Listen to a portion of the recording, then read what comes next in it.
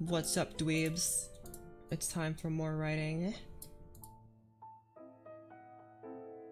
Bet you've never seen this happen before. Whoa! Yippee! Look at me go. And what about hitting one of these? Whoa! And can't I like... Whoa! Epic. OBS has a bunch of cool filters too, man,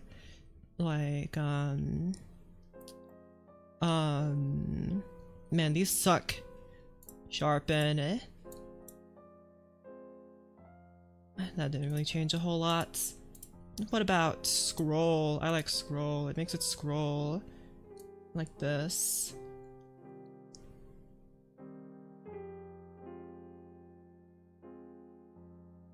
Pretty cool, right? Maybe I'll have something like this, but for like different colors. You can also make it scroll the other way. I used to have something like this. For my starting screen, I can also make it move around. Whee! And go the other way. Alright, cool. There's also this one that lets me layer an image on top of another image. What funny images do I have on my computer?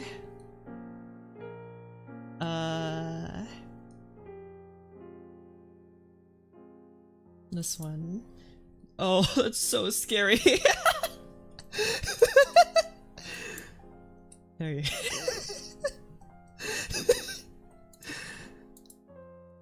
Cool, right? Man, I'm an expert at OBS. Been using this program for so long. I probably should donate to the OBS project because I use it so often, but oh well. Alright, so today we're gonna start off with some more studying.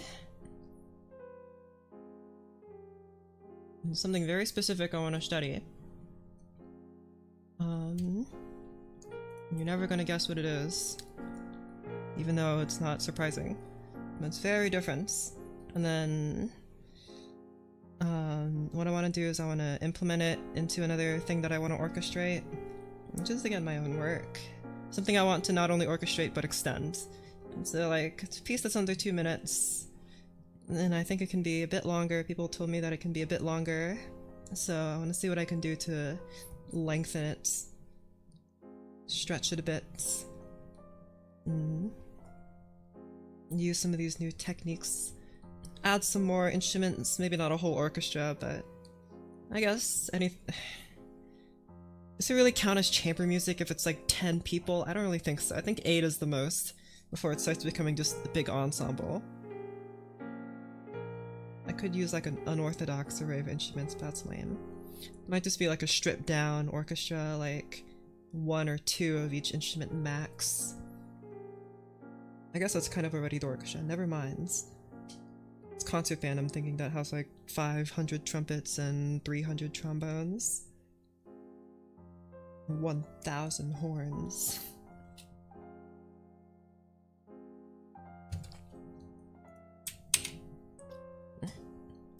Alright. Shush! Let me pull up this music here. Here, let me put y'all in here. So, just for, you know, so I don't get sued, these recordings are from the Berlin Philharmonic and conducted by von Karajan. That I found off of IMSLP. I don't think they're commercial recordings. So yeah. Alright, so this is going to be very difficult to pull off. But here we go.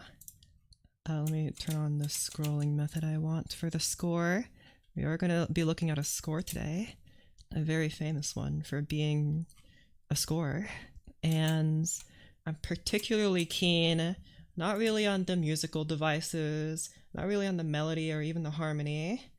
Maybe the harmony. Not really keen on, you know, anything like that. I want to know the instruments, how the instruments are put together to create different sounds that nobody had ever heard before in an orchestra. Because melody and stuff, that's a whole other ball game. I want to know how to combine some instruments in interesting ways to achieve some coolio sounds. Because we already learned from Mr. Rimsky-Korsakov that some instruments sound really good together, and excuse me, because he was all about balance and stuff, making instruments sound balanced and well-rounded together, things like that. And he was very interested in, you know, instruments that blend well. But this guy isn't really concerned about instruments that blend well, just concerned with instruments that have a certain sound to them, have some kind of quality. You know, the oboe's all sweet, and the flute's very loud and piercing, and the bassoon's very rough, and blah blah blah. No, not what we care about. And that's why today we're going to be looking at the Rite of Spring. And first of all, this is the 1947 edition. I think there's like another older edition from the earlier 1900s. I don't really remember. I don't really know the difference, and I don't really care about the difference. All I care about is what it sounds like. So let's look at the instruments here, because they're very something. How do I zoom in? Let me zoom in. We have the piccolo, not someone doubling the piccolo, the piccololo, just a piccolo in general. And I know Stravinsky, and you know Stravinsky uses the piccolo as much as he can, because it sounds like a bird squawking down and swooping up its prey. And for some reason, that's just the sound that he really likes. He uses it all the time, I've noticed. I'm not even sure how the heck you're supposed to play some of these runs, but you know, I ain't a piccolo player or a flute player. Oh yeah, and if that wasn't good enough for him, he has 2 piccolos. That's 5 flutes plus the alto flute. That's 5 flutes, and 2 piccolos and an alto flutes. 4 oboes with 1, so that's 2 English horns. 4 oboes. What are you even going to use 4 oboes? There's so many oboes. 4 oboes. How do you? The oboe doesn't even have like that much range, and even narrower range where it blends well. So I don't know how you're supposed to use 4 of them. I guess because the rest of the orchestra might be super loud, so some of the oboes double on each other. I guess that's possible. You have the clarinet in D doubling the clarinet in E flat, which I've never even heard of the clarinet in D in my whole life. Clarinet, D and E flat are like they're a semitone apart. What could possibly be the difference between clarinet in D and clarinet in E flat? If I look up clarinet in D, it just brings up the page for clarinet in E flat. E flat clarinet, clarinet family. What about the clarinet in D? Clarinet uses a children's clarinet. D clarinet. It's slightly larger. It's rare, although it was common in the early and mid 18th century. See Molter concertos. Molter, what a name. Molter. It sounds like a boss battle. D clarinet, blah blah blah. Handel's overture in D major for Handel wrote for clarinet. I don't know that. Okay. The rationale underlying a composer's choice between E flat and D clarinet is often difficult to discern and can seem perverse, especially when the option not chosen would be easier for the player to execute. They just really have a grudge against this one clarinet player. For instance, the original version of Arnold Schoenberg's Chamber Symphony No. 1 for E flat clarinet, while the orchestral version is for D. Okay, certain passages of Ravel's Daphne and Chloe set in concert D, but are scored for E flat clarinet, with the effect that some of the fingerings in those passages are extremely difficult on the E flat clarinet, which is forced to play in its B major. Maybe easier on a D clarinet, which would play in its C major. That makes sense. And I see. But it's not like Stravinsky is, he's not choosing one, what? Clarinet in D doubling clarinet in E flat. This clarinetist has got to own both of those. And I mean, I guess it makes sense if he's trying to make it so that they play in certain keys better, right? Because like A D clarinet plays in certain, like we read here, the D clarinet works better for some keys, and the E flat clarinet works better for other keys. So I guess like if the key is changing a whole bunch, then it's easier just to play it on a different instrument. Okay, I kind of get that, I guess. Whoa. A flat, the A flat clarinet, B flat clarinet is massive compared to the A flat clarinet. They're only a whole tone apart. Well, not really. This thing is it's so small. Oh my goodness. You know, do I even want to know what this sounds like? It just looking at this instrument, I can already tell it hurts to listen to. Oh well. Yeah, wait, who uses this instrument and for what repertoire? 19th century, okay, wind and band music. I guess that kind of makes sense because I guess in an orchestra you would just use your piccolo, but I assume that they have different sound qualities. I assume that the A flat clarinet is much louder, but can also be much quieter because clarinets usually have a pretty big range of dynamics, which is why they're so epic. Okay, anyway. Reminds me of the piccolo trombone. It is. It's so tiny. So more clarinets in B flat and A. So again, probably they have these different keys because they're easier to play some keys on some different instruments than others. We have 4 bassoons, 2 contrabassoons, by the way. Apparently that's super duper rare. 2 contrabassoons. But Stravinsky is a very good orchestrator, so I'm sure he uses those well. It might be a little hard to hear 2 contrabassoons though, since they're so muddy, but that's probably the point. 8 horns and F. 8 horns. 8 horns. Got 8 horns. Hold on. 8 horns. Guys, he's using 8 horns. 8 horns. That's a lot of horns. 8 horns. Also, by the way, the 7th and 8th horns are doubling tenor tubas. Which I guess are like akin to euphoniums. So that's 2 other tubas. So 2 tubas plus these 2 tubas. That's 4 tubas. 4 tubas. 4 tubas. 8 horns and then 4 tubas. We have a trumpet in D, trumpet in C, bass trumpet in E flat. Yeah, so again, all these keys. 3 trombones, 2 bass tubas, timpani, and percussion and strings, which are antique cymbals in a... What is an antique cymbal? I've heard that... What does that mean? As opposed to a new cymbal, these cymbals got to be aged in tea and kept in a temperature-controlled room. Antique cymbal. How is this different than a... Oh. It refers to this, the crowtails, which I am pronouncing correctly.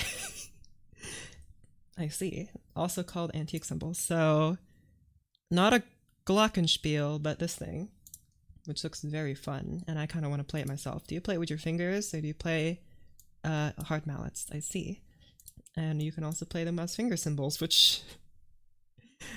Man, I don't know how you're... I don't know how you're supposed to play this in an orchestra, because I don't know how the heck you're going to hear this thing, but, you know. Okay. And triangle, tambourine. Oh wait, A flat and B flat. Like, they're different scales, or just 2 cymbals only, or maybe antique cymbals, or referring to something different here. A gyro. I don't know what that is either. What the heck is that? A gyro. What? Is that a yam? I think that's a yam with a brush.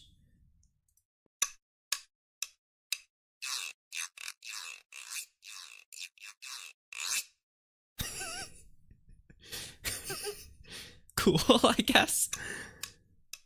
Uh-huh. Okay. Sure. Okay, so it sounds like that. It has a bass drum and a tam-tam, which is not a gong. Apparently it's not a gong. It's very different than a gong, even though it's a gong. But it's not a gong. It's a tam-tam. But also it's a gong. Each of the 2 timpani parts is complete. Okay. That's fine. Right, so I have a recording here again by the Berliner Philharmoniker, and we shall listen to The Rite of Spring, which I don't know why it's so difficult for me to navigate this. There's no, hold on, there's like a hand tool right there. I can drag around like this now. Whee! Okay, so make sure it's loud enough, because I know Rite of Spring is very hard to hear. I don't know if you'll be able to hear it through all the, something. Kabam! So again, not really concerned with like melody or weird weird temperature changes that Stravinsky uses. I'm more concerned about how he uses the instruments. And immediately off the bat, I mean, it's kind of famous now, but Stravinsky's using the bassoon and it's super duper high range. Look at, it's like the edge of the tenor clef. Where's my chart of instrument ranges? Just so we can see the bassoon.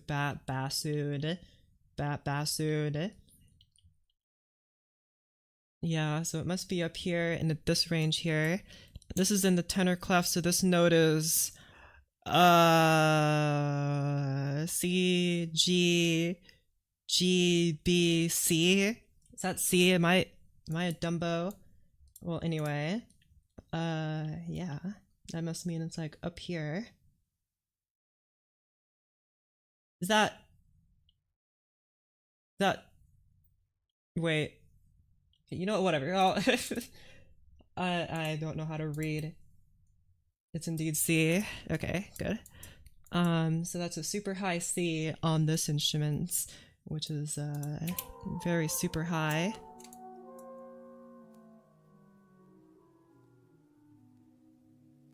Okay. Gonna be a little difficult for me to follow the score here, as I'm sure it is for everyone else who plays the music, but it's very interesting. They have a fermata just kind of in the middle here.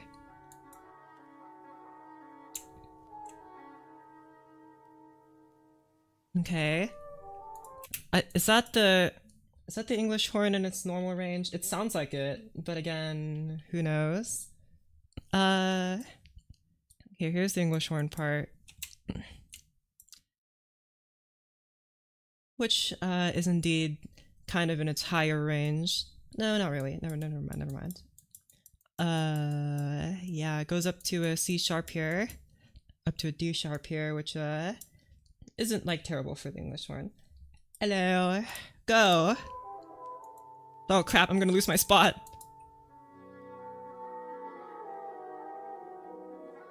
Here we go through the madness.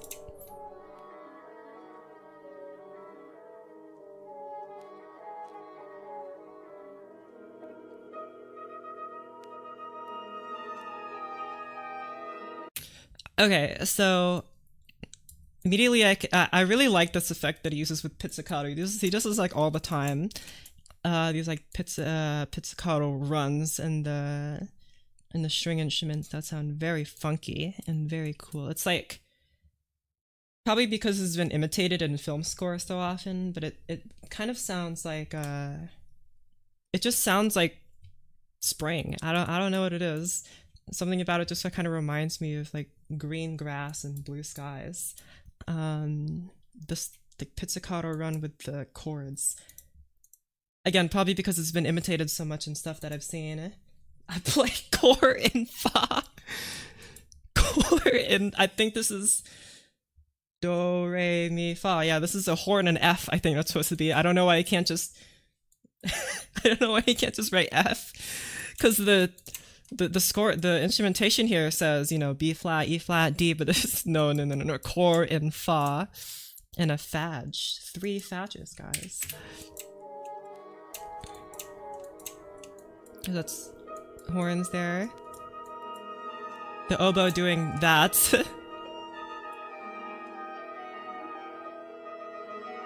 Uh-huh. I think this isn't a piccolo, right? This is just a normal flute. That flute's kind of pushing it. It's not that much, but it is pushing it. Oh crap.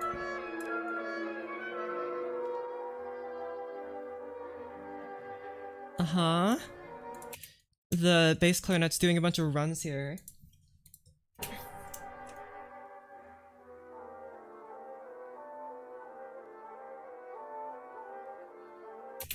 So that's the, again, because this is a very unlikely combination, might I add. So it's the English horn and the lower flutes, well, alto flute, but also the lower flutes and the English horn here. Okay, so immediately we're greeted with some very strange, oh, where did, what happened? All my stuff just minimized. Okay, no. I have a notepad here that for some reason I was just neglecting to use, so I'm gonna start from the beginning again, just because I'm gonna get lost anyway, but let's go over. You guys wanna hear me type? Play the music! So immediately we have very high bassoon notes. That's not how you spell bassoon.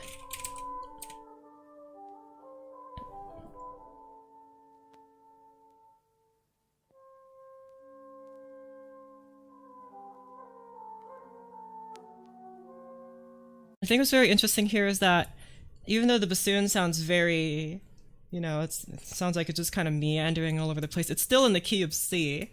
It doesn't have any sharps or flats. I mean, the harmony does, but you know, the bassoon hasn't really gone anywhere. It has like one flat here, but otherwise it's mostly kind of staying in the key of C, or I guess if you can even call it having a key, you know, but it doesn't have any sharps or flats, I guess.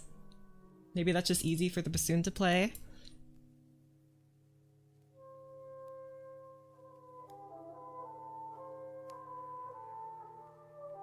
And what's very interesting here is that we have the low clarinets and the high bassoon, right? You can hear the harmony is in the clarinets, and the clarinets they're very low, and the bassoon is very high, which is like the reversal of the order, right? Because the reversal of the natural order of the instruments, because the clarinets, because the clarinets are meant to be playing the higher notes and all that. Olum Lacus Colueram by Orff. His name is not Orff. Orff. That's like the name of a wizard with a gray hat and a very long blue beard.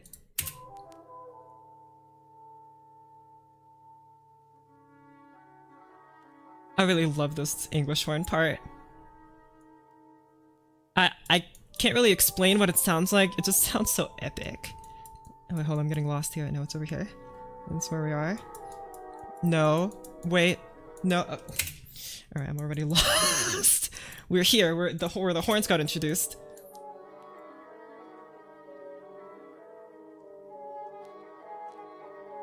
Mm-hmm.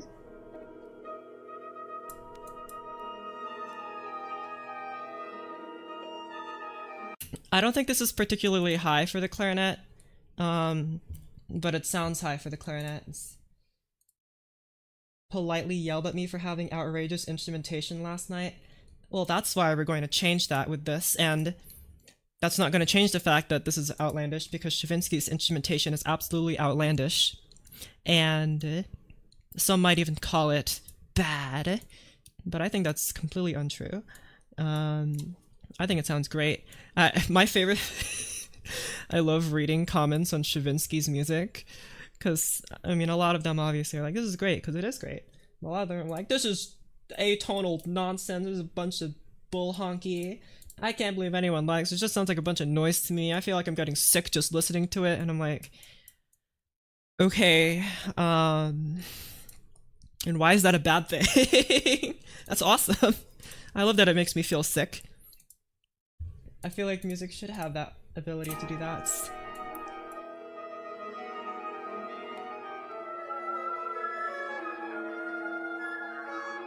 A super duper high flute here.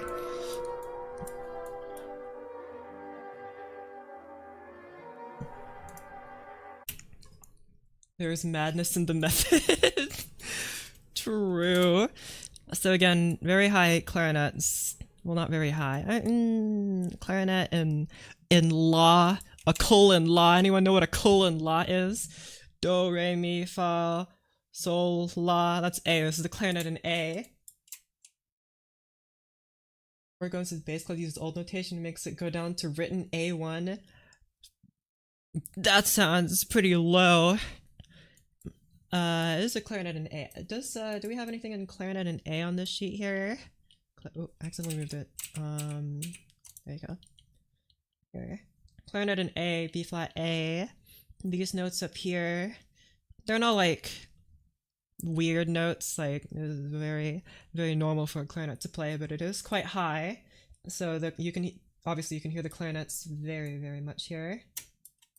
Why aren't you going into the backgrounds? My thing here. Oh crap.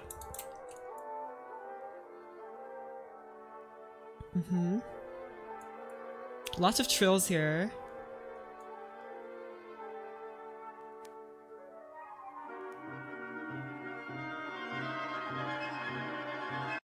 Okay, so we have this plucking here, at least that's what it sounds like.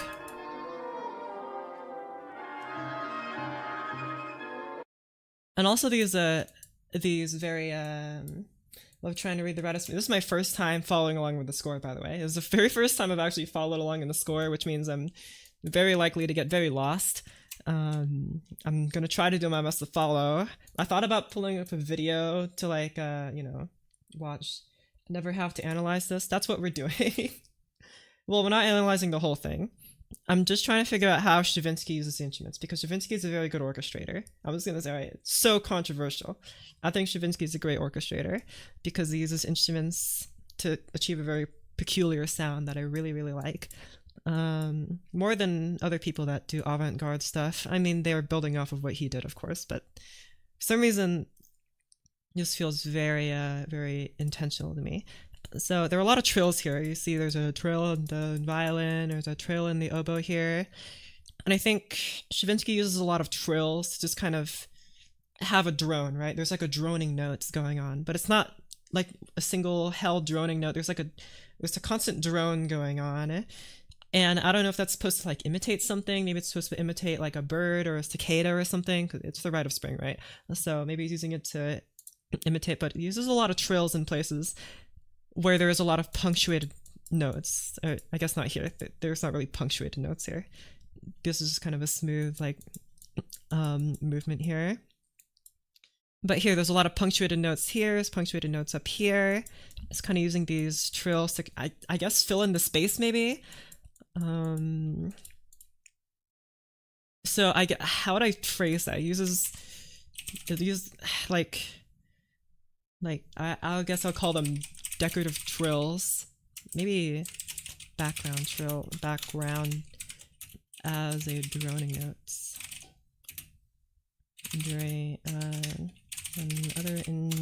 Man, I cannot type instruments are playing. I'll say percussively. I know.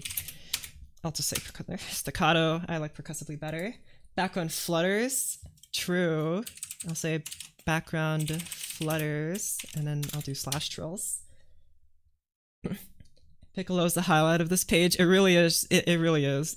And I'm trying to think what this adds, because it adds a lot, but it's... okay. So I imagine the flute's also going, not the flute, the piccolo keeps jumping here, kind of, I know Stravinsky uses a lot of octaves, right? This one goes G sharp to, I think that's not G, that's D sharp, right? Yeah. That's pretty darn high. Also in quintuplets.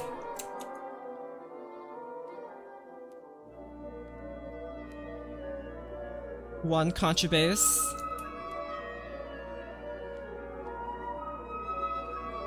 The way I've always interpreted this is that it sounds like you're tuning an orchestra, like not just like tuning your strings or anything. It sounds like you're tuning a whole orchestra. It's like every instrument gets some kind of something. It sounds like he's just like preparing the orchestra for what's about to happen. So I don't really know if there's like...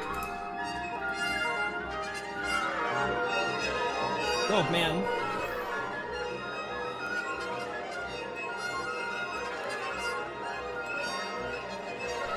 To be honest, I have no idea where we are. There we go.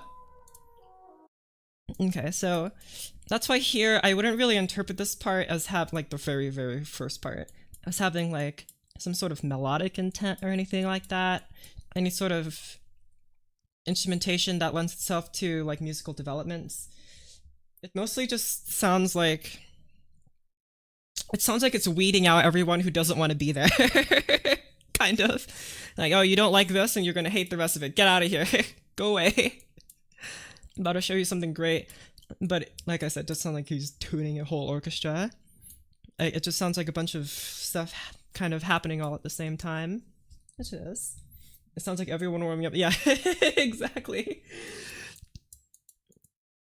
And of course there is a melody because it's this guy's playing, which I think is playing just a half step lower. There's a trill again against the pizzicato. And some harmonics here, I think that's what that symbol means.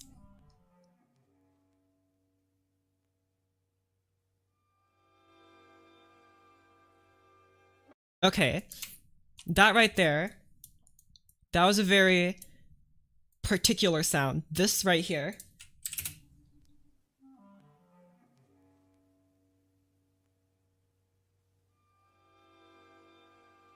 That little swell there. That is weirdly familiar to me. It reminds me of the Ghostbusters soundtrack. The harmonics there. Is that supposed to be viola or is that supposed to be a cello? I think it's supposed to be violin 1, so I don't know what instrument is that? 6 VL E? Is it VL? It has to be VL E or VL O. Violas. Okay, it's 6 violas. So okay. So not violins here, specifically violas, and the violas playing harmonics. Okay, so this chord here. VLE is viola. That doesn't make any sense. What in tarnation? Alright, whatever. I guess it's because I've never seen anyone write for specifically violas like this. Thanks, Stravinsky, for pushing boundaries and breaking rules. Only one with the alto clef? Oh yeah, you're right. There's the alto clef here. So, viola harmonics and whatchamacallit, and high R, and it's higher register. Silly Italian language, get out of here. We speak Russian here with Stravinsky, even though the title of it isn't even in Russian nor in Italian, I don't think. So, and it's high register, and specifically it's playing in piano. And what I would describe this chord as having, it's higher harmonic register. That's fair.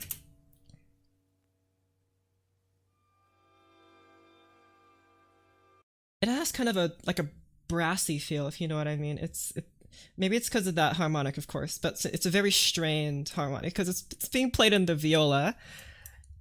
It has a very strained harmonic, which sounds like a brass instrument, but it's very quiet, right?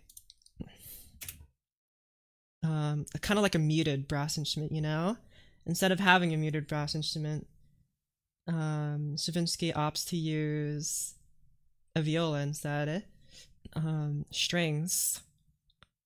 It's very peculiar, but maybe it's because he thought brass would be too warm here, much colder colors. Maybe, yeah, the brass is a bit too warm. Having the violas here makes it a bit thinner because, well, they're playing in harmonics, right?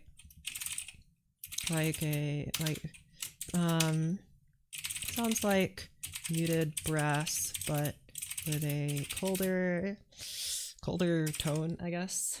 Muted trumpet. Yeah, that's what I was thinking. It sounds like muted trumpet. Oh crap. Oh goodness. No, shush. Hold on. VLC is breaking on me. I accidentally clicked somewhere. Only the top note is a harmonic. Yeah, only the top note's a harmonic, but it kind of adds that sparkle that we like. Can't wait for a polychord. I can't either. This lovely chord here. Yippee!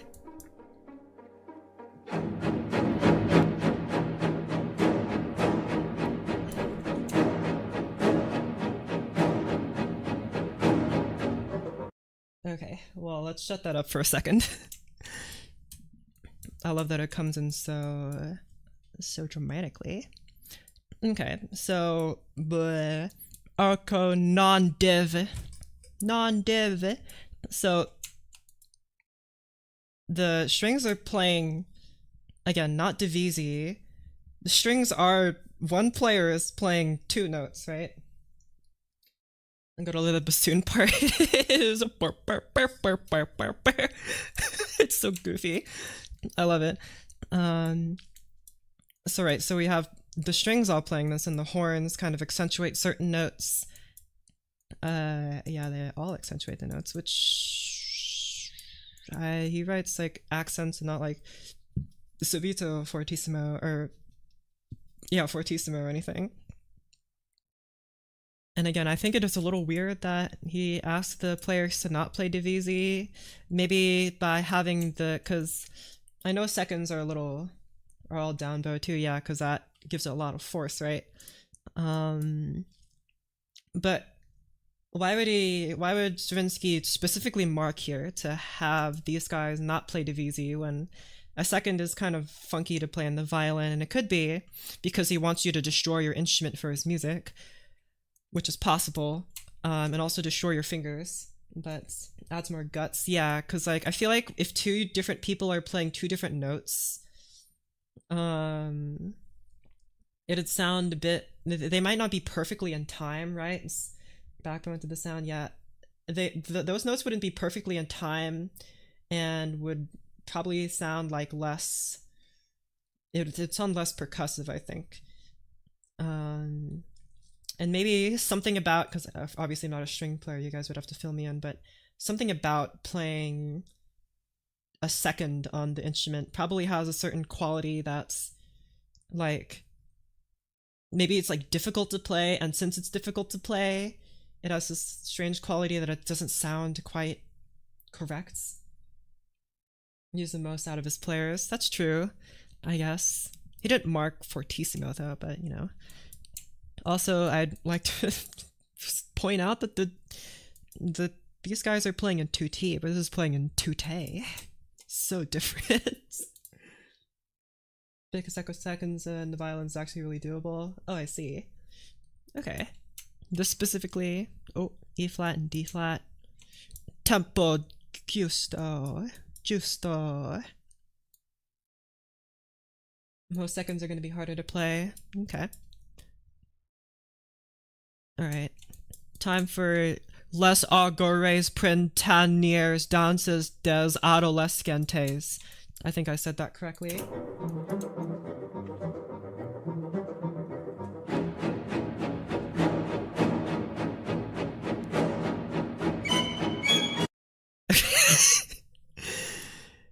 I really love the way the pick, because like I said, he uses the piccolos super duper off in here to sound like a bird swooping in and eating its food, and that's exactly what the piccolo is. I'm gonna mark that down. What would I even call that? Like piccolo what? Piccolo, because it's not just like the piccolo playing a note, it's like piccolo being forced to move so quickly in its notes. Quite the spring there. It's the spring I'm going to experience because I don't like pollen. Piccolo.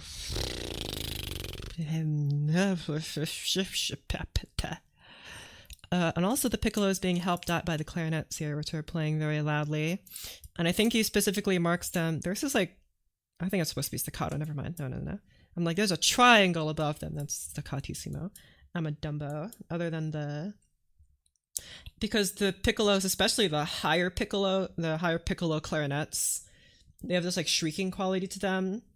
And I think he really, really, really wants to accentuate that shrieking quality by making them play staccatissimo wood forte piccolo, flute, and clarinets, and maybe staccato piccolo flutes and clarinets. Have a shriek, and I'll tell you, spell that shrieking sound. There you go.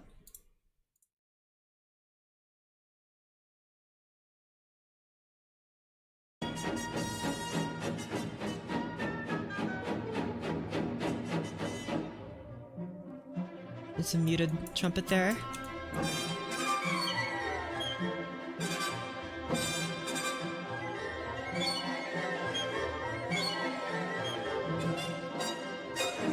Okay, so that's the...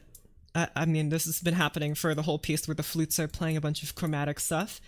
And this is actually, this is going to be a very strange comparison, but this is something that we saw at the end of Jupiter by Holst, using the flutes like this.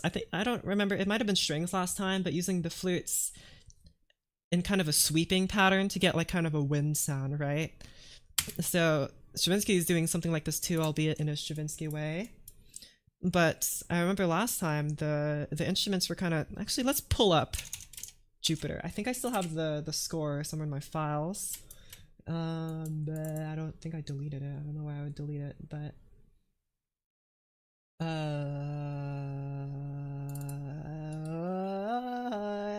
music. There you go.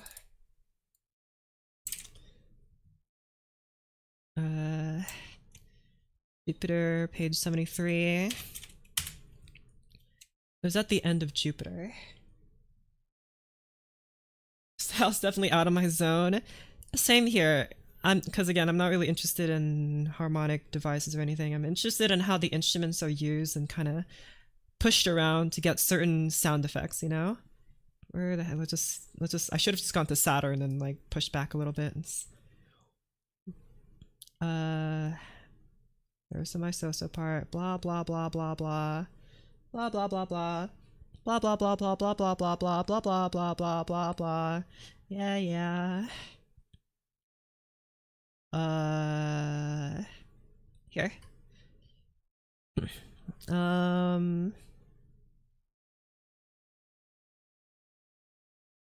I mean, yeah, you can kind of see it here already.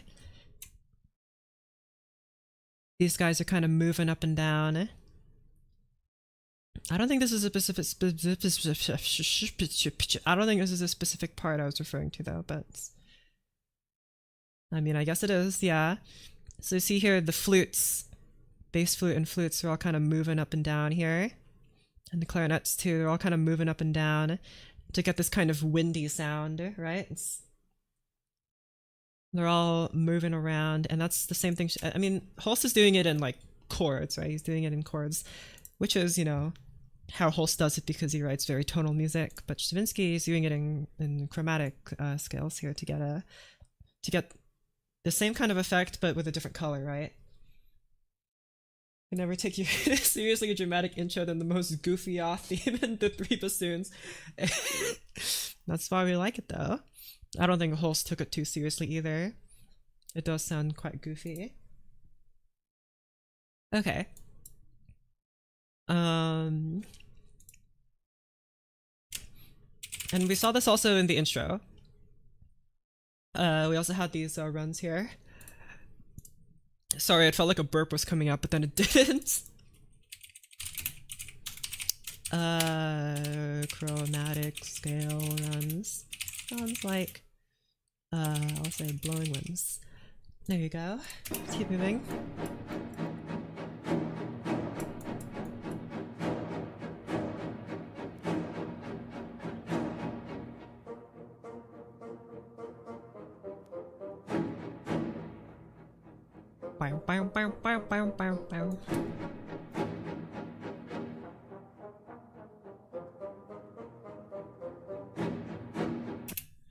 So I think interestingly here, I believe this is a trombone that he's using here.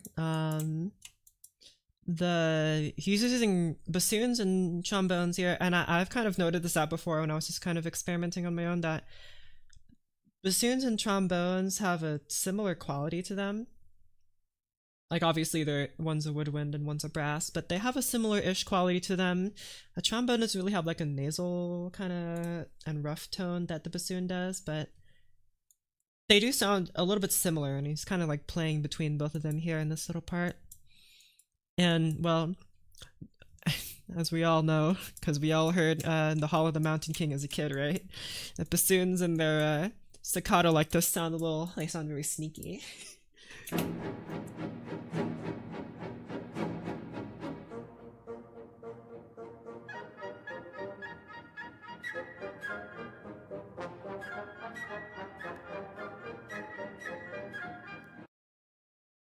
And there's this wonderful flute part here where the flute kind of quickly descends down, and it really does sound like a bird like chirping, right? It sounds like a bird song when these flutes kind of quickly go down. And are they going down like octaves or something? No, it doesn't look like they are. I mean, they are specific notes. He does do very specific notes for each of them. This is A, oh man, I've never had to read this high. A, C, E, G, B, not B. G, yeah, B. Is there like a method to these notes? Like, did he write these specific notes maybe just because they sounded good, I guess? Maybe they're easy on the flute to play. Maybe they're easy to switch between that note and the note that you're supposed to play, this one. So how can I... it's not the piccolo. Birdsong transcription for flutes, yes, and it sounds so epic. Let's say flutes rapidly. How do I even describe this? So indescribable. I could only really describe it with a score. Like, flutes doing this sounds like this, but I mean, I think I'll know what I'm talking about if I just write here flutes rapidly descending in descending octaves. Sounds like birdsong.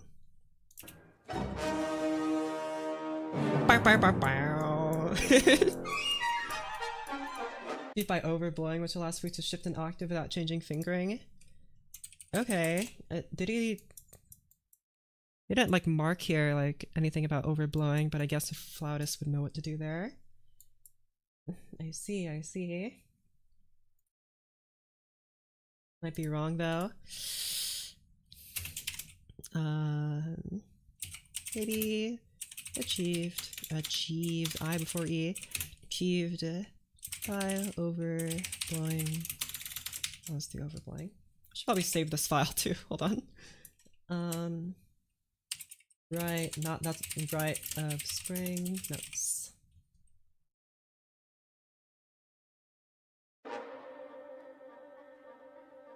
I love these trills here, they're so random.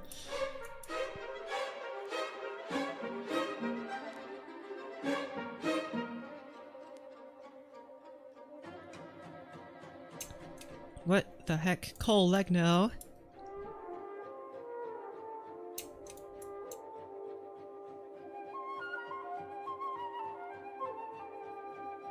Wonderful alto flute part.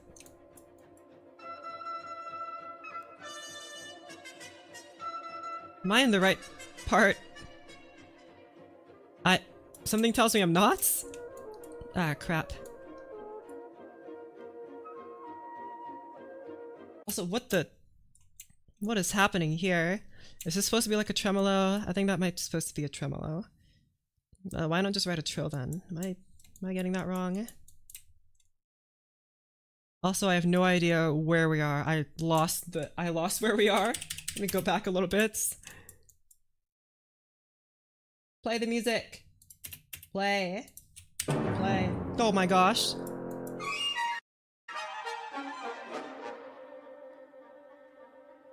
Uh-huh.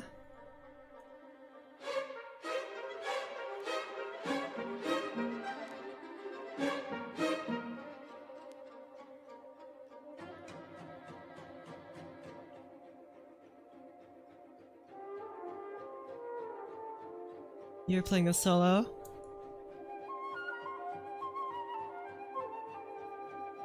Uh-huh.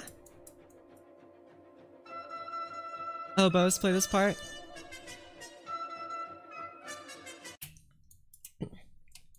Flute chirps are dirty. Well, I was about to point out Stravinsky's doing something similar here with the oboes. Oboe chirps. And look how high that note is. What a wonderfully high notes. Let's check out our instrument ranges chart. And I'm betting we'll see that the oboe is it's really pushing it. In fact, it's almost beyond here where Rimsky-Korsakov says unusual. So flutes and oboes now. The oboes, I guess, just have a different quality to them, right? But there you go.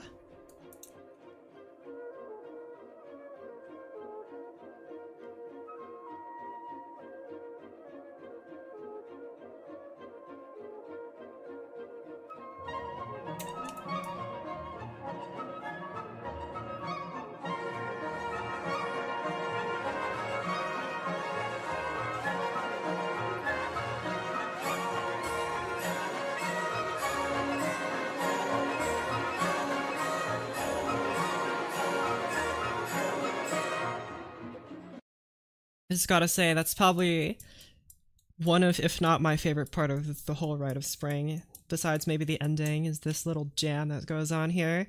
Something about it's just so addicting. I can't explain it. It sounds so awesome. Okay. So I really want to dissect this part. This is the part I was most excited to get to, because I really like the way it sounds. Antique cymbal moment, true. I think also something that's interesting here that I'd never heard before is that the timpani are playing pianissimo, by the way. They're just kind of hiding, and I don't know why. Maybe it's supposed to add a bit to the rhythm, even though it's very quiet. I also love this this string line here, the pizzicato, bum bum bum bum bum bum bum bum. It's so funky sounding.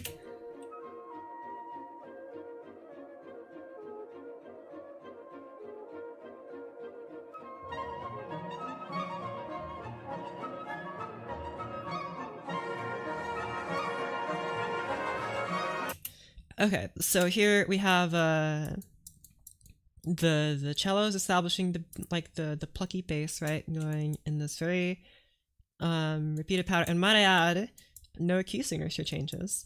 And this is something I kind of want to point out in Stravinsky's music that I was thinking about. Like, although of course Stravinsky's music has a lot of meter changes, there's a lot of rhythm changes, a lot of meter changes.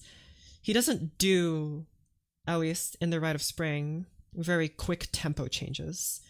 So even though the rhythm is more or less unpredictable, the pulse of the music is still constant throughout. It's very consistent. The pulse of the music is still very consistent. So you can clap along, but you couldn't, like, you know, play a drum kit along very easily. Which I think is very interesting. It's something in Russian music that I think is very, whatchamacallit's very characteristic of like Russian composers' music, is that there's always a rhythm to it. Hello. Yeah, there's always a, there's not always rhythm. There's always a pulse to it, is the better word. There's a pulse to it. So anyway, we have the clarinets here playing super high again. Col and Sib. Col and Sib. I don't even know what that means. Is that B flats? I think it's B flat. So clarinet and B flat, playing again these wonderful runs here.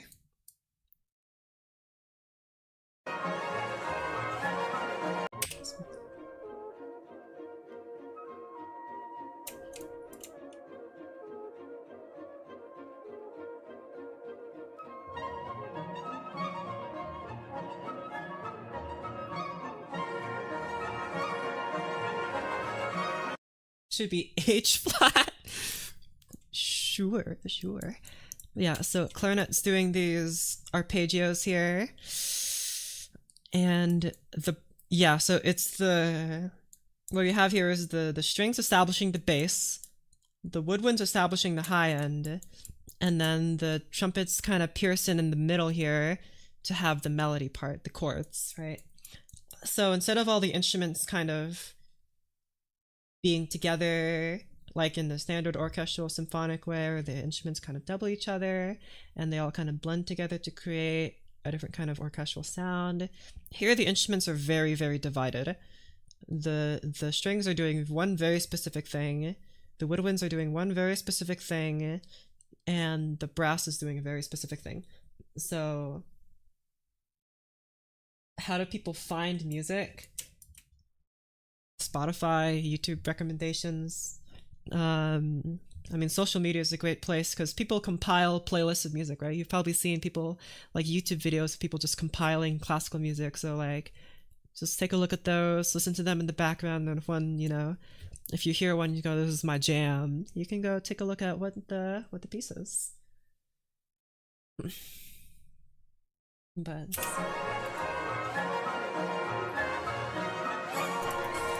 okay, I'm gonna write this down. Instrument groups do not blend, and instead do distinctly different things. I don't want to say that. Let's say, and play distinctly different parts. I'll just do that.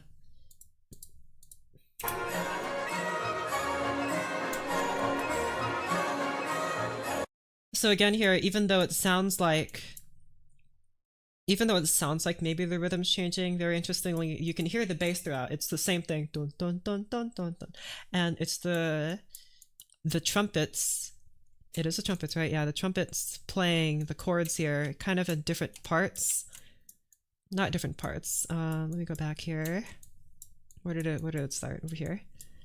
So when the trumpets come in, they play like, bum bum ba da bum bum bum bum bum ba da bum bum bum ba da bum. And it's not like the rhythm isn't changing here. It's just like the space in between the length of the melody, even though it's repeating, it like changes, right? Okay, so that makes it feel unpredictable while still having this very regular part in the bass and very regular part in the high end.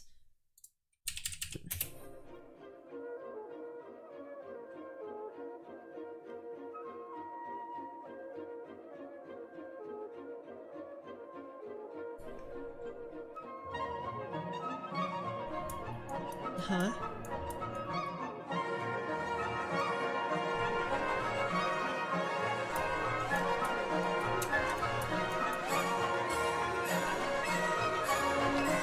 Wonderful triangle and cymbal parts here.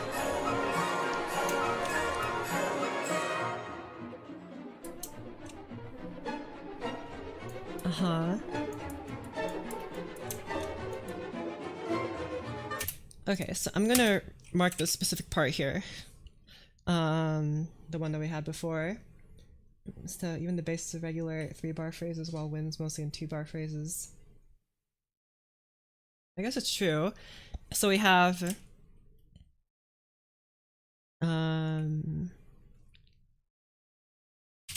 instrument groups have different phrase lengths, but the same rhythm, pulse. Because I know like there's meter, there's rhythm. They don't really have the same rhythm, they have the same tempo, right? They don't all have the same downbeats, but they all have the same beats, And so I really, really like that.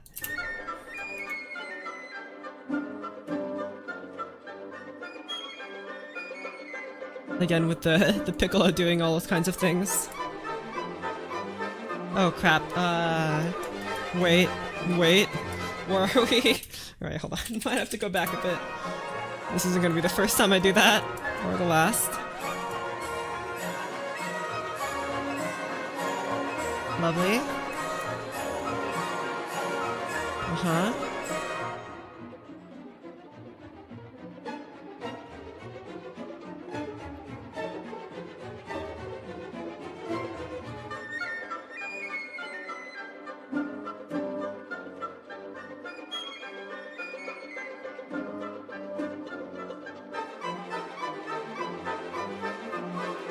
Uh-huh.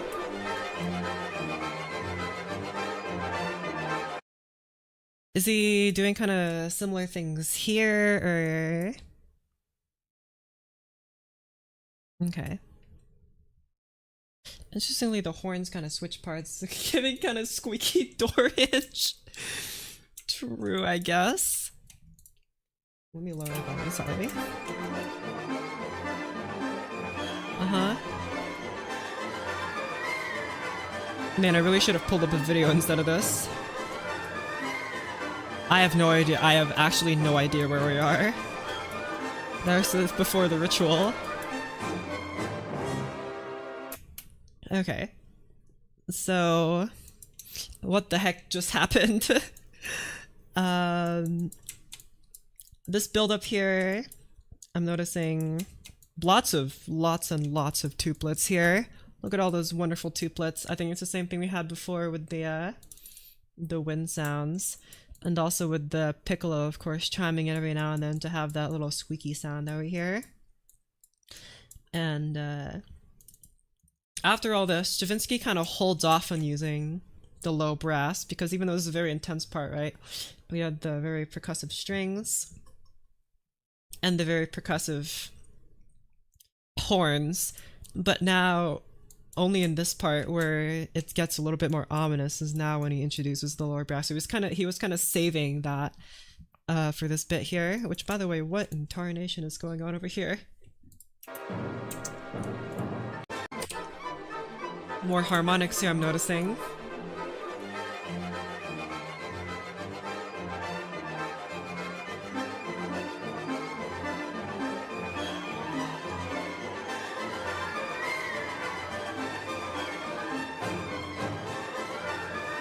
And then before he has these very short percussive notes that kind of bleed through here, the bass kind of ran out of room for violins. The score page isn't big enough, yeah. But the what was I gonna say? You could hear the bass the bass is very strong here, right? It gets darker and darker. But then kind of lifts back up. Bass kind of disappears here. See, it's kind of gone now. And I think that's... the bass kind of disappears to make room for those percussive chords. The bass kind of lifts.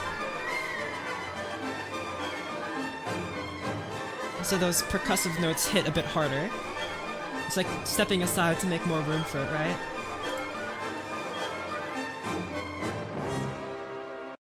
Beautiful. So I'll say here, bass notes become quieter, or I'll say bass notes lift to make room for heavier orchestral stabs. Boom, boom, boom. I love this part. It's like a very crappily played, like, Yankee Doodle Dandy. It sounds so goofy.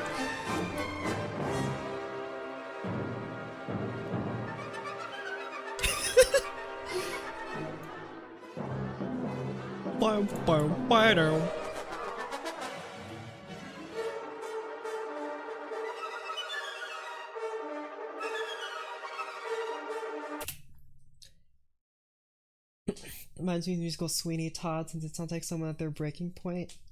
It really does. Okay, so here, let's go back to the beginning here. Let's just kind of look at what's happening. So we have lots of tremolo here, but the tremolo isn't like sustaining one. Well, for the violas, not the cellos. The violas, they are kind of sustaining one note in tremolo, and also they're playing not divisi again. But here the violins keep like changing. They keep changing what notes they're playing in tremolo, right? Which I think I'm not trying to listen for it. It's a little hard to tell. Trying to listen for it.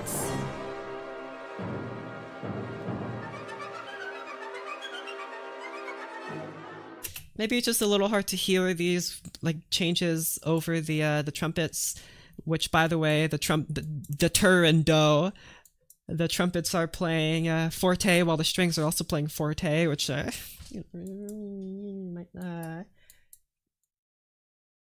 forgot piccolo trumpet was in here. Yeah, tur, pick, and re. We have a tur and do. We have a timpger. We have a GC. It gets absorbed into the texture. It really does. I'm trying to listen for it, but I just can't really hear it, unfortunately. We have a bunch of core and fa. And this marcatissimo, which is the first time I've ever seen that marking. But it sounds very cool. And these guys, you are a G, A, and A, so that's just second. I think, are you guys always playing in seconds? That's probably what's contributing to this very disjointed, out of tune sounds, that you guys are always... Well, you're not always playing in seconds. No, you're always playing in seconds. I think major seconds. No, not always. Well, is A here, is B flat here. That's not really a major second, but you know, they're playing in seconds to give this very strange out of tune sound for the clarinet and the flutes, right?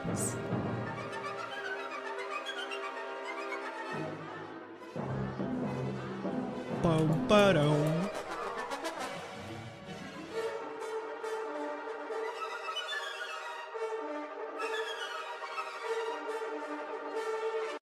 Here, it's not the strings that are making that weird tremolo sound, it's the trumpets that are making that very weird tremolo sound. I love the sound of the cutting. It can sound like a bassoon. It really sounds... Thank you for using the proper name of it. The cutting. That's basically what it is. So the trumpets here. Let's go back a bit. Uh-huh.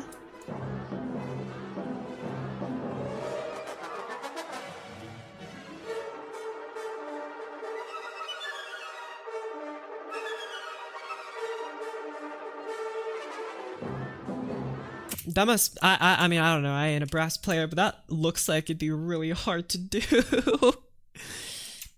Luckily, Stravinsky's nice and gives you rests here, so you can rest, but...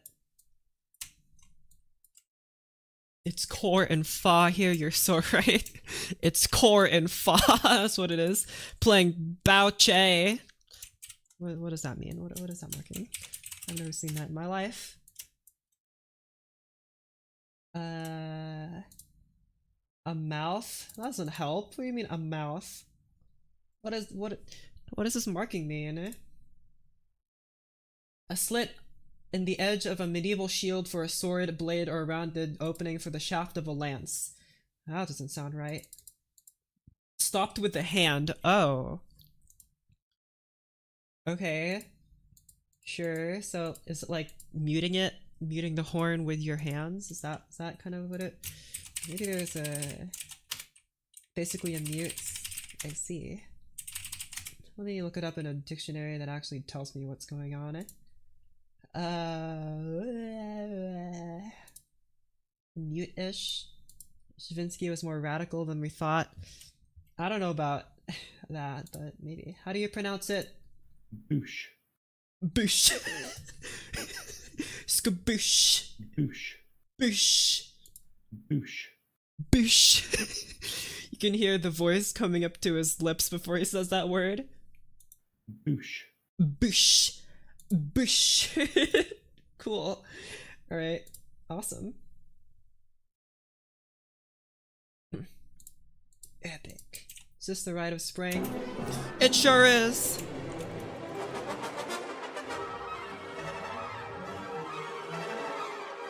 Okay.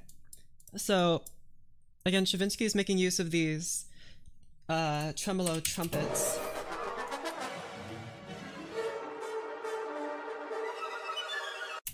And it sounds really, really strained. Like, this doesn't sound like it should be possible.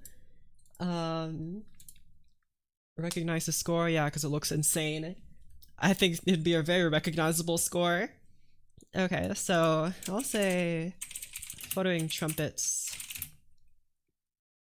What am I gonna say about these? I'll say tremolo trumpets. They have a string sound. That's what I'll say about them. And the lovely horns giving a little mating call. Bum bottom. Again with the fluttery trumpets.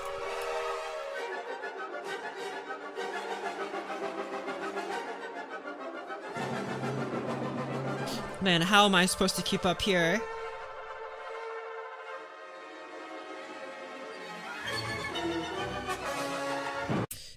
Okay, I know I cut it off at the best part, but I don't know what's going on over here.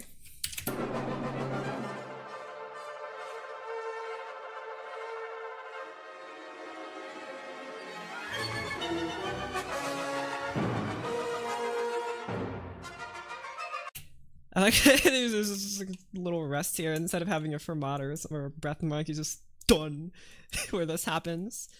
And by the way, it's I've noticed here the timpani is being accentuated by the by these guys. Let me write that down. Timpani hits are what's the word? Emphasize, very supportive by low strings, not low brass, not anything else. Low strings, not playing in pizzicato. No, they can't because they're marked staccato. So. Yeah, muted clarinet when? I actually don't remember if the clarinet is muted. I remember reading about mute. I don't know. I think it's like the flute that isn't muted. I think it's only the flute that isn't muted. I think technically there's a way to mute a clarinet, but I don't actually know what that sounds like. I just remember reading in a book.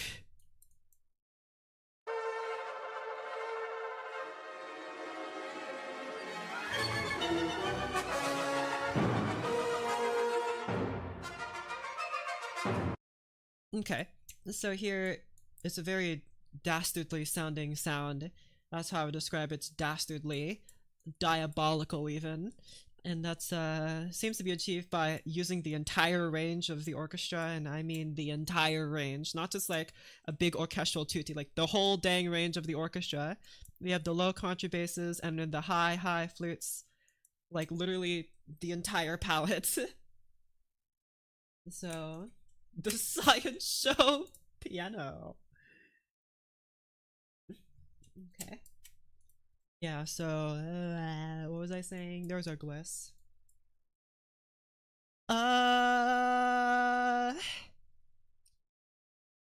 They're all playing tremolos here. Okay. So for darker chords, how do I even describe this? It's not even like a phrase. Darker sounding phrases. The entire range of the orchestra is used. The entire, and I mean the entire range. The whole range.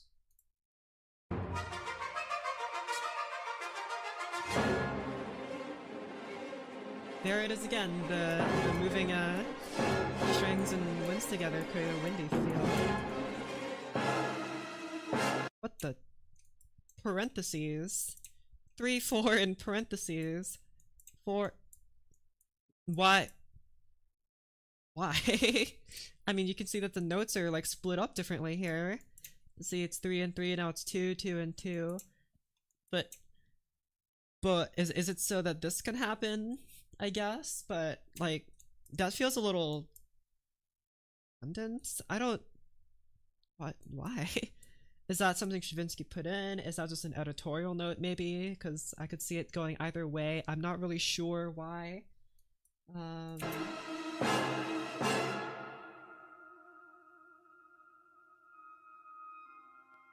This is one of my favorite parts too.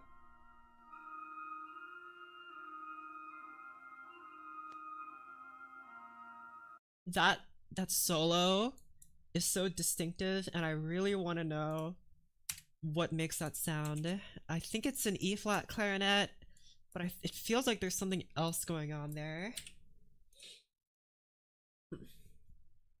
That the subdivision should be accented. Yeah, okay. Hold on, let me go back here.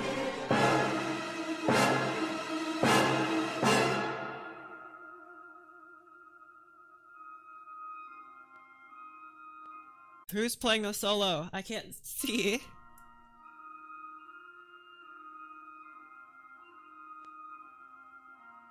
Am I in the wrong place? Should be spring rounds, right?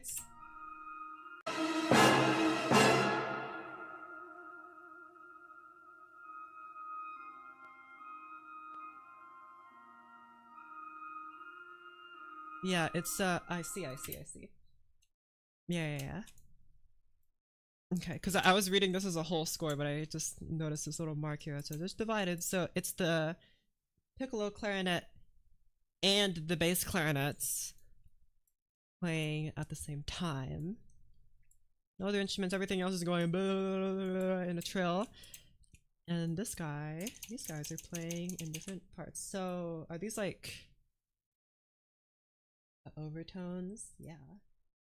Not good enough to just have one tone. We gotta have overtones, bigger tones. Here's my little chart here of instrument ranges. This is a cool pick and mib, which I think means this guy, the small clarinets. Not piccolo clarinet, but you know, small clarinet. Very different. Do, re, mi. I think this is an E flat clarinet, so E flat clarinet playing all the way up here.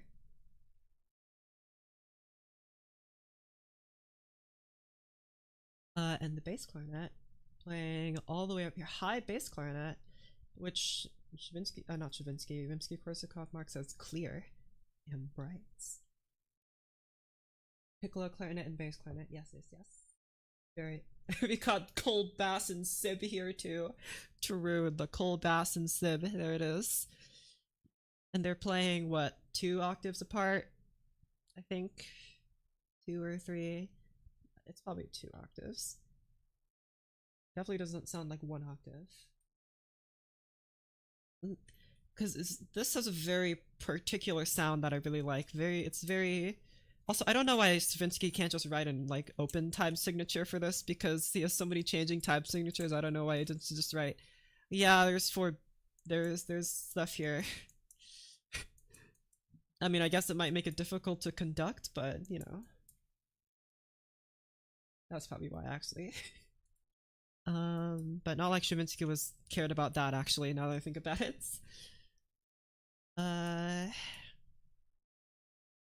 Okay. So, let me mark this down here. Whatchamacallit. Piccolo and not brass clarinet, bass. Clarinet. Bass clarinet always sounds like undertones here. True, actually. The bass clarinet, you can like barely hear it because of course the piccolo is playing. So, and to keep the flute parts in time with their changes. Yeah, that makes sense, but you could have just written it in 4/4, but he didn't. It's not like there's like accents going on here, but you know, whatever. Same-ish difference, whatever. It's what he chose, so who am I to say? Um, we'll go in bass clarinet, double in multiple octaves, I'll say. Double, I'll do that. In multiple octaves,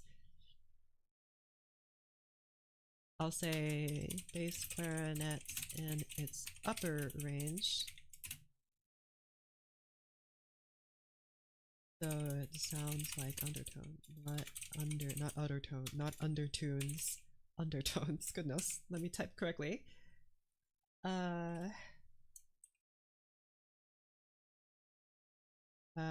What would I even call the sound? Like, it has a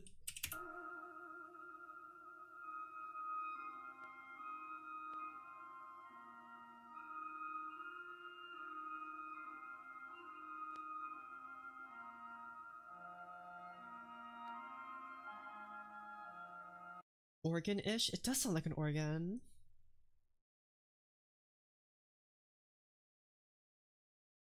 But E flat bass clarinet when I don't know, man. You can write for it and just have the instrument makers figure it out for you. You know, that's what Wagner did. So why not you? I want a tuba that can do this. Sure, you're the composer, bro. I love this next part coming up. I do too. It sounds so villainy, and that's epic. Like a pipe organ. But like pipe organ. Man, I'm not very knowledgeable about pipe organ. What kind of like pipe organ sound is this? But it really does sound like a pipe organ.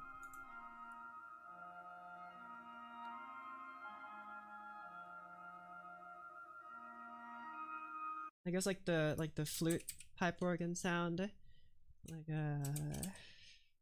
like pipe organ's flute sound.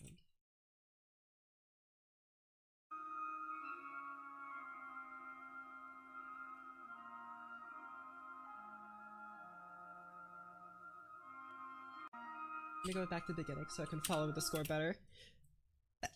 And also I have to sneeze.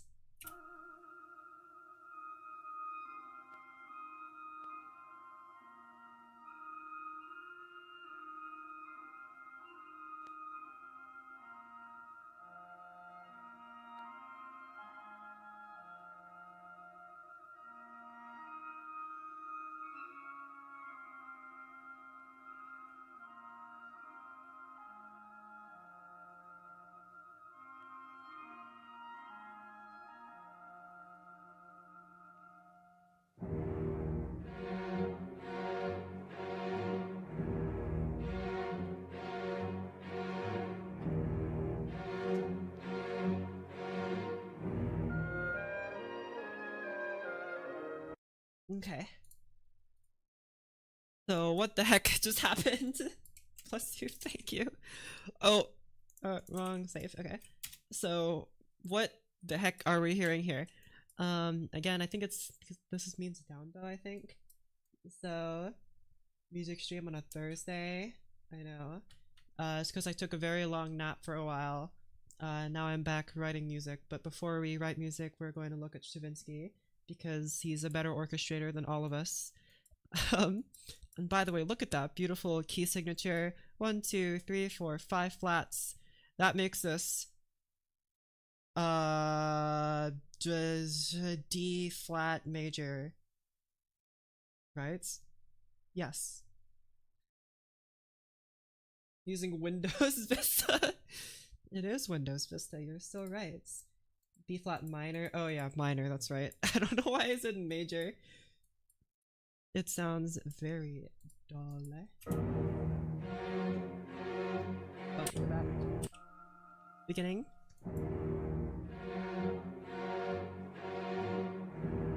Well, like E flat minor. Yeah, it might be like a mode or something, right? And so, there's this hit here from the GK. What the heck is the GK? Am I supposed to know what that is? What is that?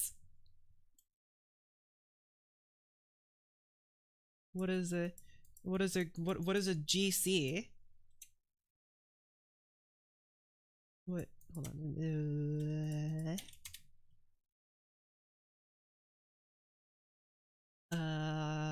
What could it be? Is it a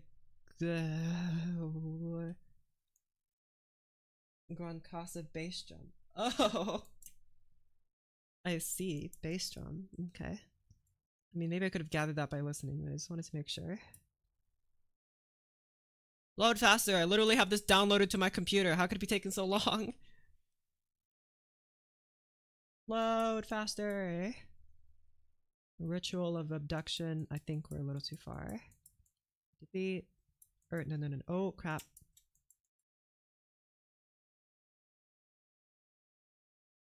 Were we just on like spring rounds? Yeah, hold on. I need to go a little further. Yeah. Okay.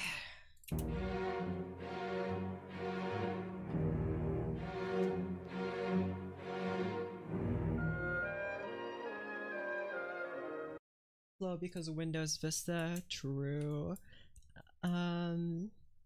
Okay, so let's see.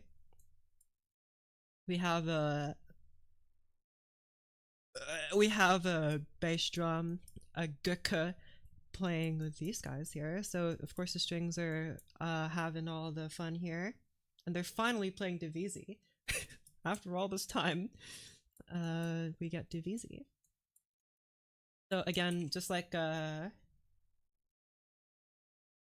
have timpani hits are supported by low strings, but also timpani and bass drum hits.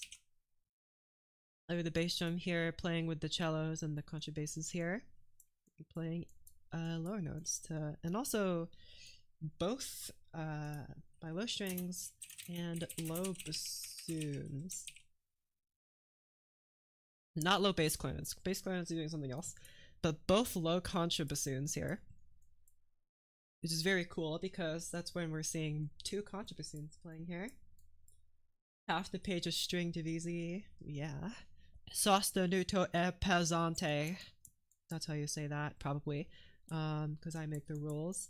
And then after that, we have this like moment of, after this very dark stuff, we have this very juxtaposed moment and different instruments in like a more major key. It sounds more singing, right? Which is very strange.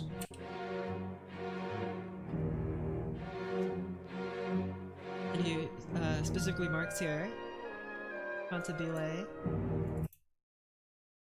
And it's very peculiar here because I looked at it and I believe you guys are playing in octaves. So the bassoon and the oboe are playing in octaves, but like very widespread octaves, right? This is kind of what we saw here. The piccolo and bass clarinet are doubling in multiple octaves, and we also have now the oboe and bassoon double in multiple octaves. My goodness, multiple octaves.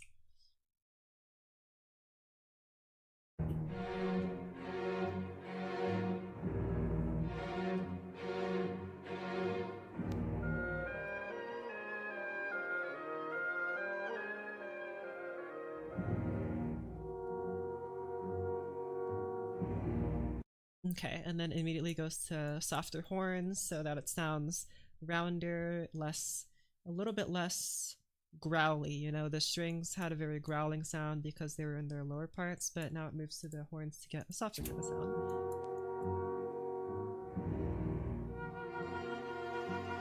Low flutes here, lovely.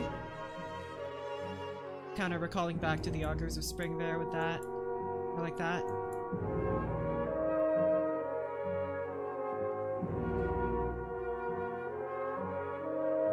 That's lovely. So yeah, I mean, this is a little bit interesting because it is recalling back to a theme that I was playing earlier, right?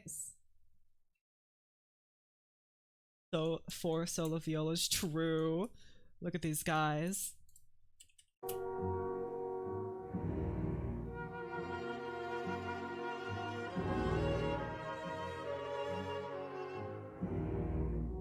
High B flat in the horns, yeah.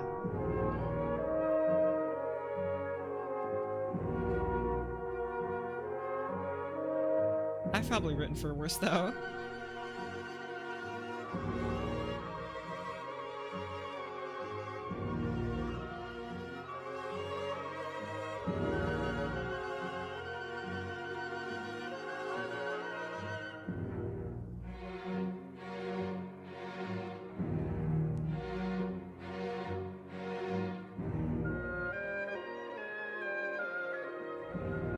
Hey, wait.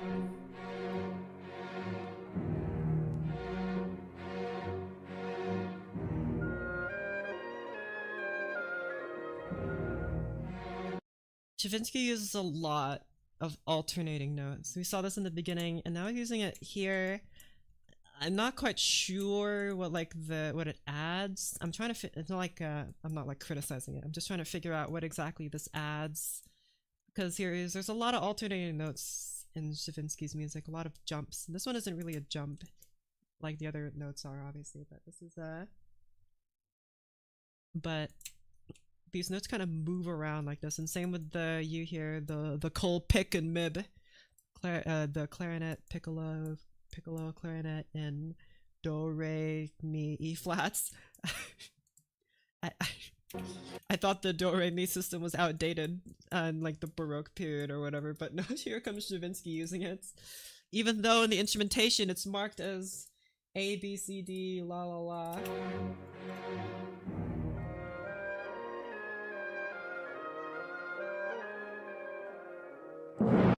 Oh my gosh! Stravinsky jump scare. Alternating notes are filling the octaves and the winds.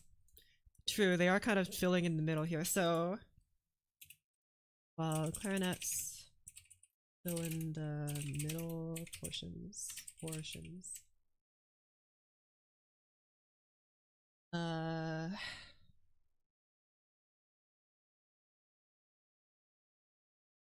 Okay, so as I was saying, so this kind of goes against what? Where's my notes? These are the notes. Why are you out of line, my friend? Go back. This kind of goes against what the notes that we took in Rimsky-Korsakov's book, because again, very different composers, so they have very different ways of thinking. But follow natural order of register. We definitely don't have that. I don't know if Stravinsky's done this. I haven't really looked out for this. He may or may not have, but definitely doesn't follow this rule. I don't know about this. Actually, I don't know about 3-part harmony. And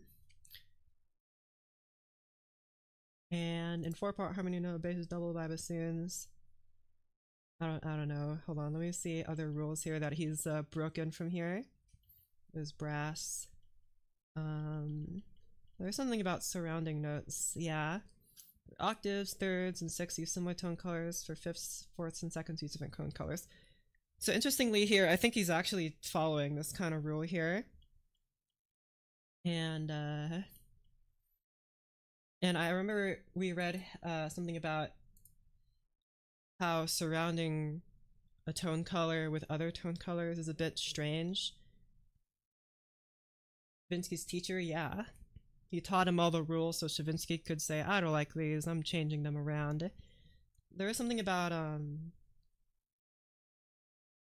instead of having two instruments, two similar tone colors of instruments surrounding another color of instruments. For example, here we have the bassoon and oboe, similar tone qualities that surround the clarinets, which have a softer tone quality, or at least a less piercing one in this context specifically. That's kind of a big no-no, at least because Rimsky-Korsakov again was obsessed with balance. What he said that would do in the book is that some instruments would really pierce through over others, and maybe that was specifically because he was talking about chords.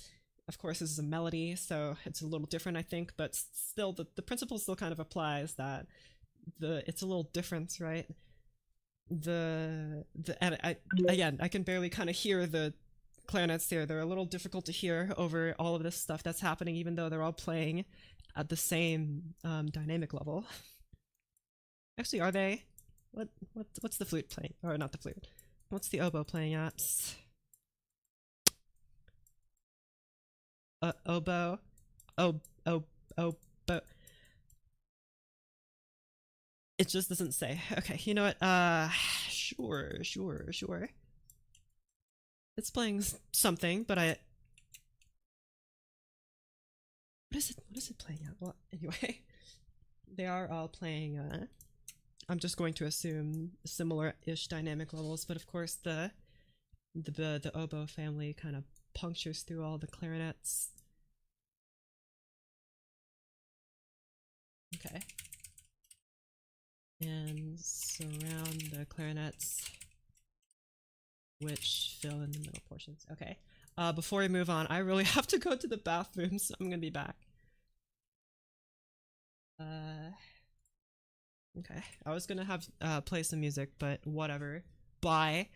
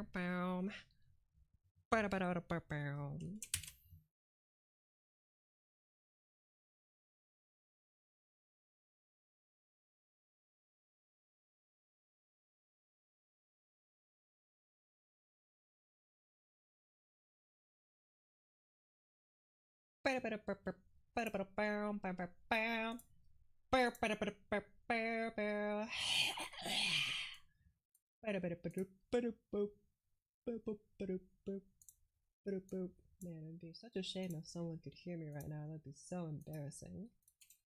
Hey guys, I'm back. Take a swig of my sweet tea.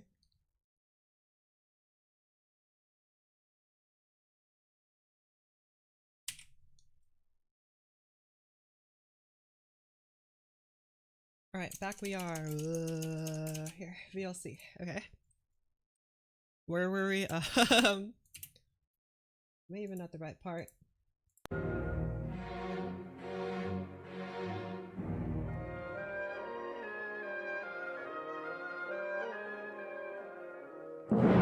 Here.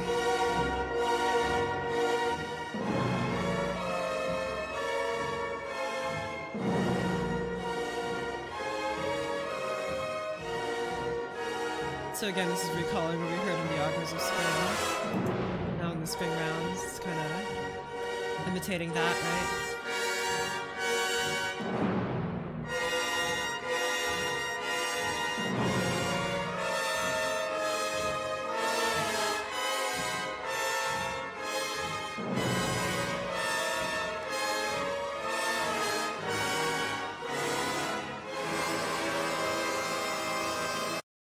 Lovely.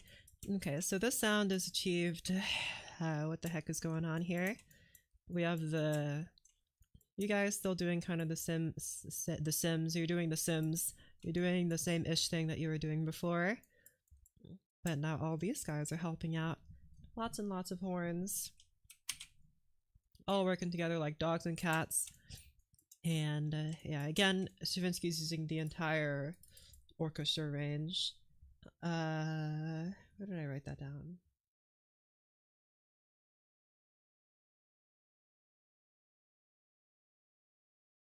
Here. For darker sounding phrases, the entire, I don't know why I put a period on this one specifically, entire range of the orchestra is used. So yeah, this is a very dark sounding place, and the entire orchestra is being used here.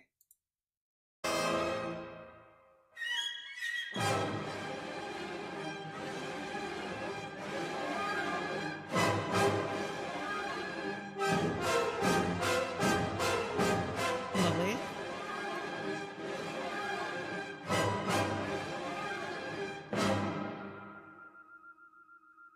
Oh, there's this part here, which I think is technically a different part. No, it's a recapitulation though. It goes to here. So again, this part appears, but also is with different instruments. Last time it was with the piccolo clarinet and the bass clarinet, but now the bass clarinet isn't doing anything. And now it's the alto flute that's doing this part. Hello? Play the music. Play it.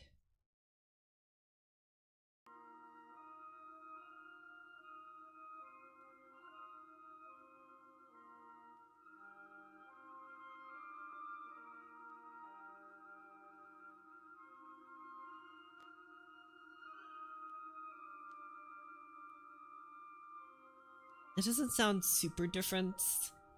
It's...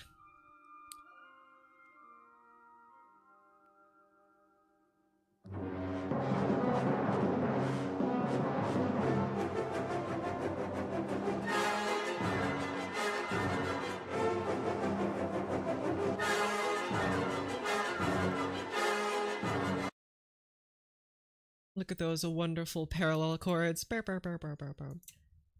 They sound so epic. So yeah, something about Stravinsky I've noticed a bunch. He's very heroic sounding, brassy melodies. Right? And then he just kind of puts everything else on top to make it sound like Stravinsky music.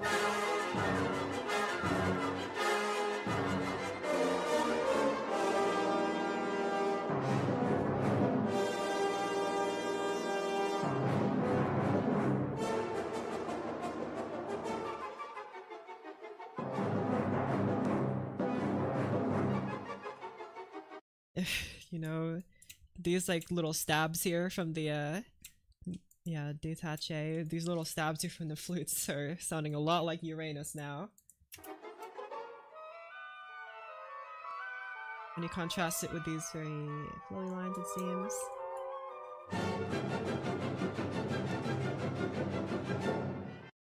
See, this technique on its own doesn't sound super, like, doesn't sound super modern. This part here, where it's just like a bunch of stabs here, doesn't sound super duper modern. It could even be a little classical or romantic, right? That part there. Like host planets, yeah. And also your anus. See these very heroic lines Stravinsky puts in and then immediately contrast them with something ridiculous. Like this, whatever this is. Interestingly, I don't really notice this before, but these are like, they're like sweeps up to the notes, like a glide, you know? These little notes, they're like gliding, and apparently the contrabassoon is doing something.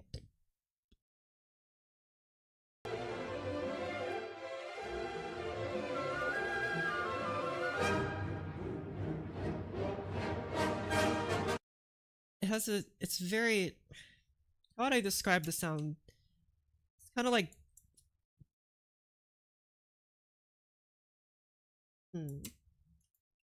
Hello and contrabass pits, yeah, it's going bum bum bum bum bum bum bum bum bum. He does that a lot, and also see the repeating notes going up and down. It really sounds like sounds like a fish like blowing bubbles. That's what it sounds like to me. Blup blup blup blup. That's what it reminds me of. It's a little goofy, but I like it. Low. Windows Vista, please. Please. Play a song. Please. Do it. Play it better. It's taking so long. Oh my gosh. Maybe I should upgrade to Windows 8s. And that way it would play better.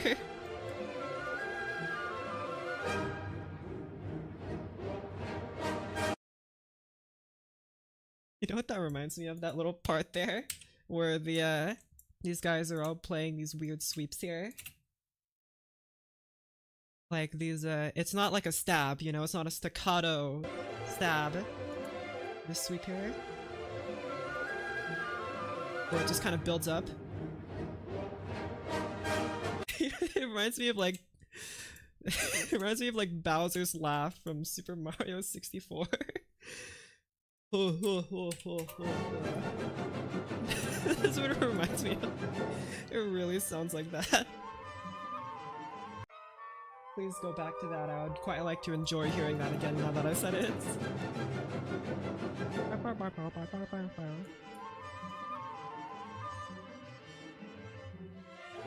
It does. I know, right? It does.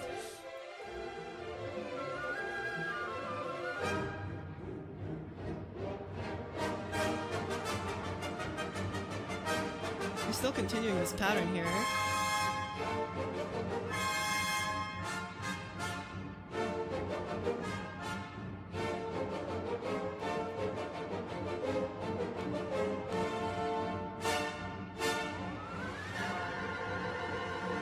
Uh-huh.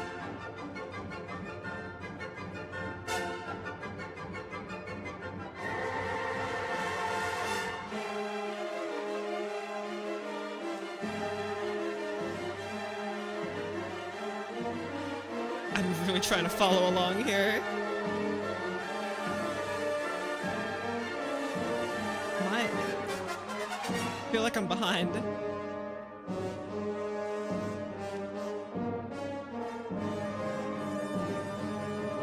I gotta go back. I'm so lost. Oh.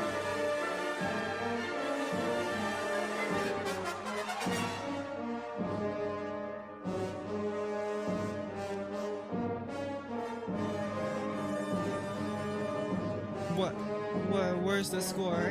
Where? Is it over here? I'm so lost.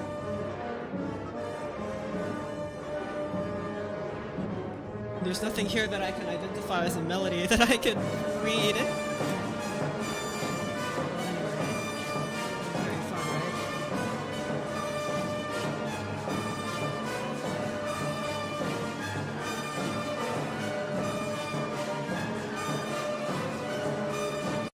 There it is again. Those like you can hear. I think it's a muted trumpet here. Score looks chaotic. It doesn't get any better than this. You can hear the trumpet playing those alternating notes, bum bum bum bum, and it's very Stravinsky. I should write that down. Throughout me,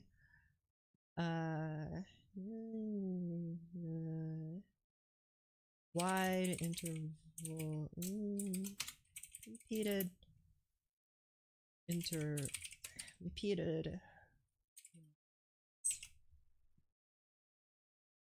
This is true of like all the instruments. The strings are doing this. See, you can hear the bassoon's doing this. He does this a lot. And there's the end of that. So, what the heck? Oh, you guys are playing different kinds of trills, I see. Lots of trills. Lots and lots of trills. Listen to that part again. So yeah, they're almost, these guys are playing trills. You're playing trills. Is anything in the brass doing trills? No, it doesn't look like it. But they could be. Maybe.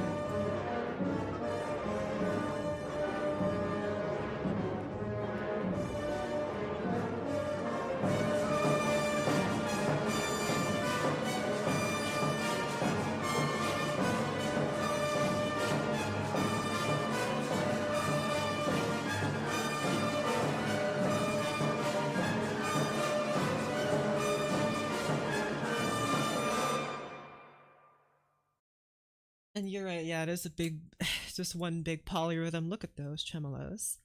And again, flutes being pushed up to their higher parts. Everything else is kind of, I don't know if that's its higher part. This is the piccolo, not a flute. That's kind of a wild note though, that double sharp. Wonderful. Nothing's really playing in a range that is super duper strange, except maybe the contrabass, but it should be okay. Heavy Machinery Factory, true. Like Black Mesa. So you have like 4 here, against 3 here, against 6 here, against 2 here. Very. I mean, it's not like an unusual polyrhythm. It's like, you know, it's not it's not any 7 against 11, that's for sure. But it's still a polyrhythm, of course, and a very cool one.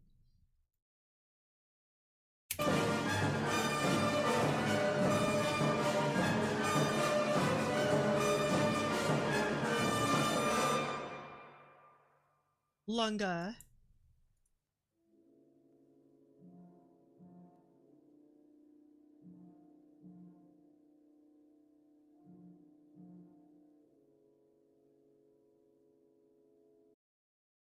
So easy to play without shifting, can go pretty high.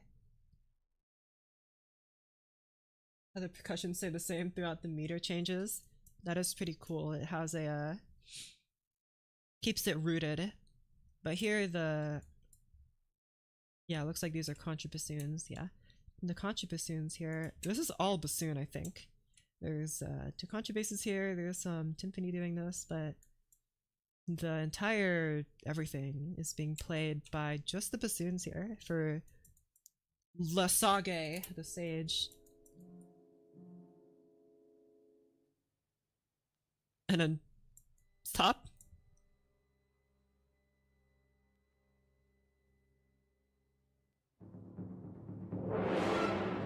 There we go. So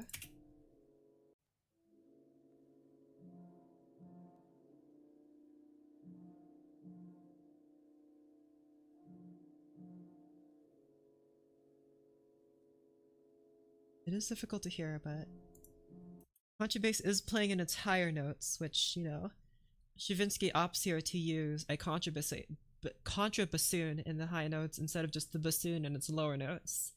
And it's probably to get that really thin sound of the contrabassoon here. Also, he writes out 6 staves for horns. Lovely.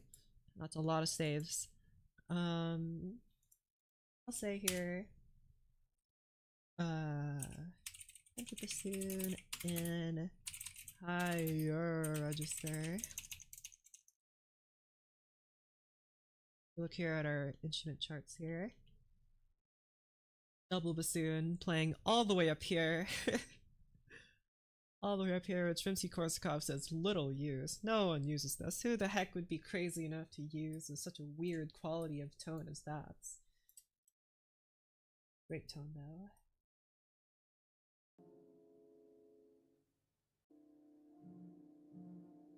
It's a little hard to hear it though, but it's also being played here.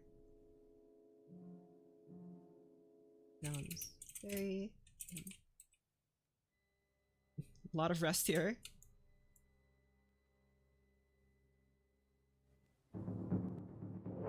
And I think a chord was supposed to play there, but I couldn't hear it. I don't know if you could hear it, I couldn't hear it.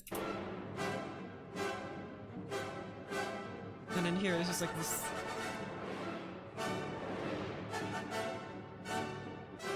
there's a lot of brass lines going on here in Stravinsky. Over a very regular kind of pattern here. Again, with a lot of fluttering going on here. Hope the recording I've got. To be fair, this is an old recording. This is like a recording from the 60s. It's pretty good quality from it being there. I've had to tweak it a little bit though to make some parts louder, but I couldn't hear that at all. I know this part just kind of keeps going to the end, so I'll just focus on this part here so I can kind of look at it. Look at that! What the heck? Look at those glisses.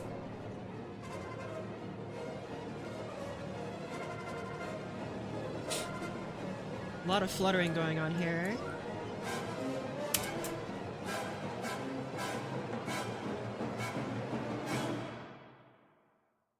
Oh man, the recording that I like to listen to, which is the one by conducted by Theodore Krensis.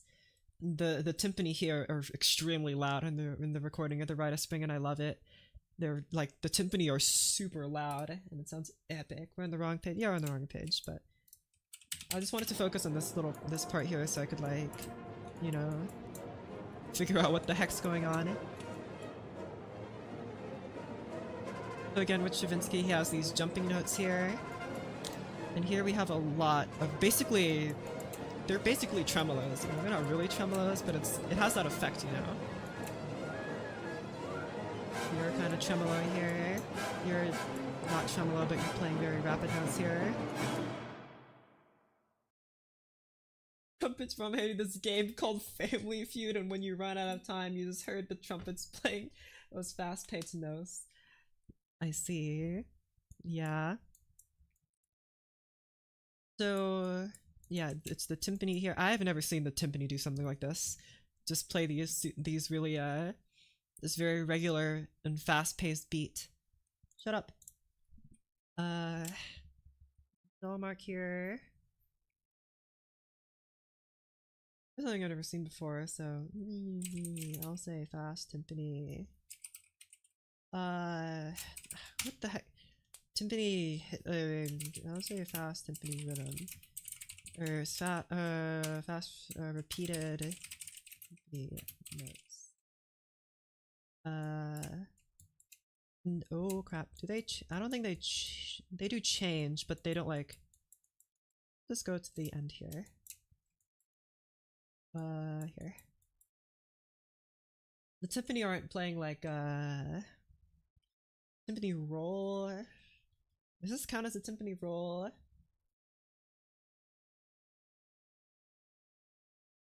Mute a tuba on a music notation software I use. Like, excuse me, how? They ask for a laundry bin and they shove laundry into the tuba, and that's how you mute it. Or alternatively, you can use a fist. You know, like the horn players do it. Just stick your hand in there. I'll mute it. Probably. Don't quote me on that. That's the end of part 1 of the Rite of Spring. I didn't write here. Fast repeated timpani notes, and also again, this appearance of a bunch of stuff moving like this sounds a bunch like wind. Lots of wind. Sounds so weird too. I don't even know there was a muted tuba, to be honest. Muted tuba. What does that sound like? The big tuba mute. Show me. Hello, Medina students. We just got What's done up? playing a concert and I used this. Oh my gosh! Is that actually a... That is a big mute. That is we that... just got done playing a concert and I used this. This. Oh, man, look at that thing. What a mute. To tell us to make sure that we don't play too loud so we can actually hear the trombones and the horn. So we stick our tuba, the mute in the bell. Oh, and it sounds man. like this.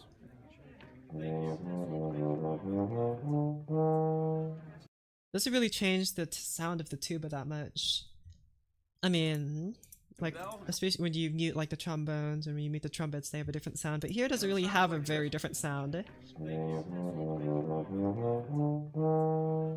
a little buzzier sounding than my normal. Yeah, a little bit buzzier, but like sound. not a whole lot.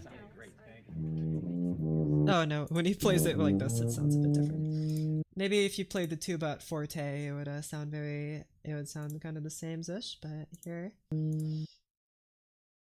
That is, yep, that's someone else holding the tuba mute. I thought maybe he just said this one's called the big tuba mute, right? But no, all tuba mutes just seem to look like that. Tuba mute. Look at that thing. That thing's massive. Trumpet mutes. Tuba mute. Very cool. How to palm mute a guitar. Cool. Get out of here. Okay. What was I saying about these?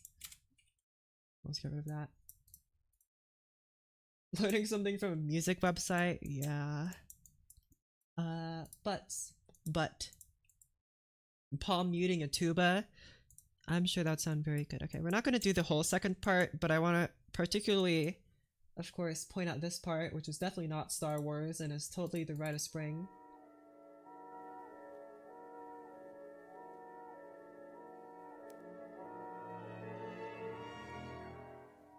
This is a very particular sound that I really, really like. So what's happening here is that we have the flutes and clarinets playing in contrary motion. I think this piccolo clarinet is kind of helping out these guys here. But you guys are playing and the clarinet is above the flutes here. 100% liminal space vibes, yeah. Cool. So again, kind of violating that order of register. Clarinets higher than the flutes.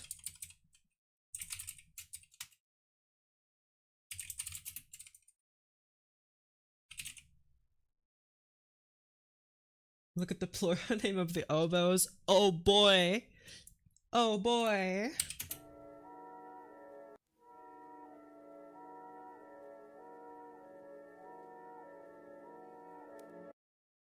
So how would I describe that? What I like about this, the oboes are playing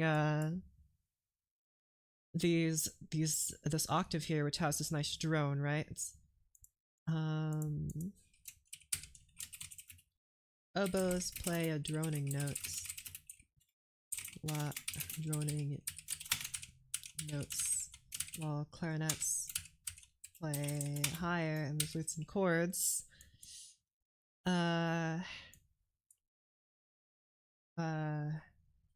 I'll say in contrary motion, actually. And then, of course, we have you guys playing the bass, and that's it, actually.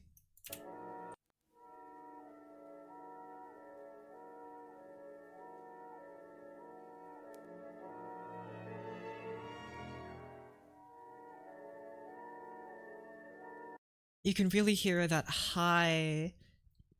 here it's a clarinet now. It switches here to a clarinet.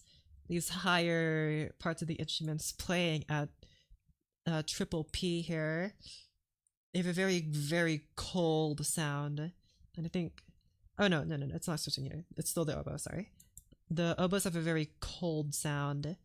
And I really, really like that. So... Also for this little stab here, we have the bass clarinets kind of coming in. Did music play, please? Please, please, please, pretty please. Right, you know what, fine, I'll just keep talking about it then. You guys are playing harmonics again, but also the trombe-and-dos are also...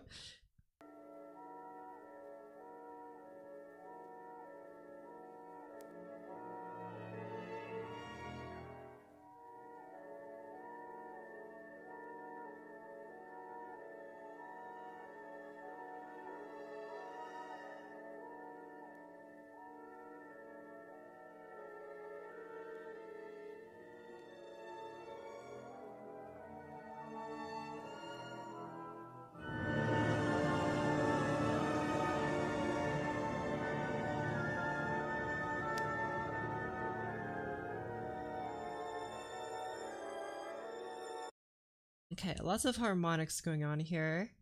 So let's just start from the beginning again. Last sacrifice.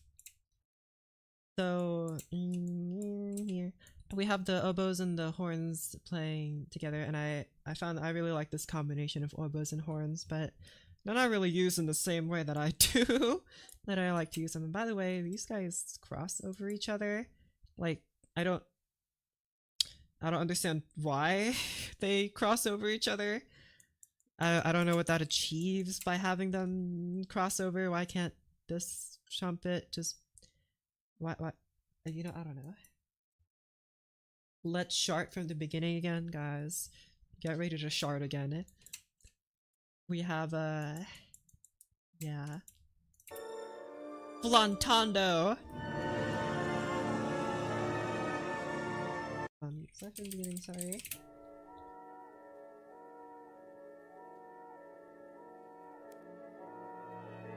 Bottom line doesn't have to repeat a note. Yeah, but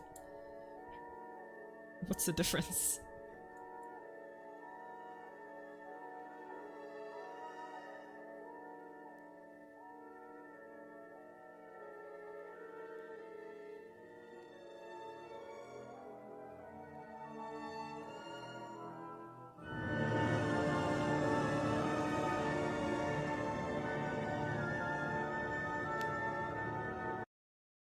So notice here that during this part, when the oboes are busy doing the melody stuff, now the piccolo picks up and does the droning notes.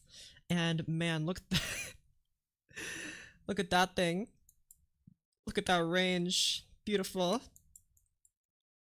And these guys stop because it must be, and we have a lot of harmonics going on here.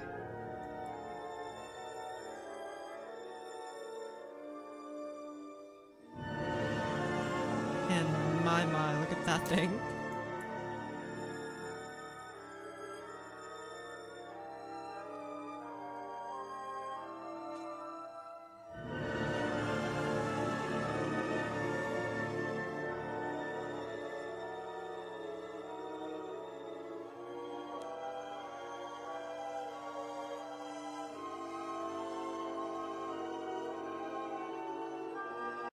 Okay, so some stuff I'm noticing just by like listening to it. So of course we have the oboes playing the notes and the clarinets and flutes at the beginning there were kind of doing that thing, but then when the big swell hits, right, when the whole orchestra plays, in the middle of the performance to count the ledger lines. Oh yeah, I don't know if anyone's sight reading Stravinsky, right? I don't think that's happening. And if you are, then man, that's probably the most impressive thing that anyone can ever do on an instrument is to sight read Stravinsky. But other than that, right, the what was I gonna say? During those parts where the whole orchestra comes in, we have lots and lots of harmonics. Did I say much about harmonics here? Harmonic. I didn't say here. We did say here about viola, but also like just in general, we saw their string harmonics. We saw cello harmonics, violin harmonics, viola harmonics, or just string harmonics in general. We were used a lot here, and they, like I noted here, they sound like muted brass but colder. That's very awesome. Sounds very cool. Okay, so this is going to be the end of the notes for now. Notes, get it. And what did we learn from this? That Stravinsky is a weirdo and uses a lot of weird notes, but there's a lot of, method to what he's doing here, and a lot of Stravinsky's style, now that we read the score, or at least glanced at it, there's a lot of meter changes, but the pulse doesn't really change. It's the same beats. Still the same beat throughout the thing. There's a lot of jumps, a lot of leaps and intervals. And when there are staccato notes, usually he uses some kind of droning note, and it's not like a chord, right? Not like a chord playing over the melody or playing under the melody or anything like that. It's always something a bit bizarre, like a trill or an instrument playing in its weird register, or like we saw there, the harmonics playing there, and like we saw in the beginning of the sacrifice, the oboe playing in a not super high register, but pretty high for the oboe, I'd say. Yeah.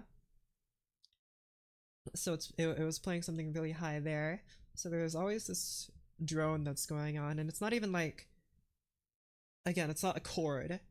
It's just like one or two notes that are just kind of there, kind of filling in the background, but he doesn't need to use a chord. He doesn't need to use like a dissonant second or something, or a seventh or a tritone or anything like that to have a very dissonant background noise. He just kind of takes advantage of the weird sounds that instruments can make in order to get that colder kind of sound.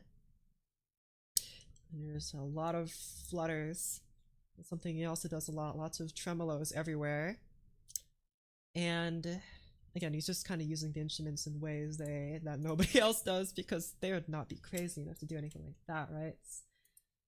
And like we saw in Jupiter, the end of Jupiter, where the flutes and the strings at some points were kind of moving up and down in waves to kind of imitate the sound of wind.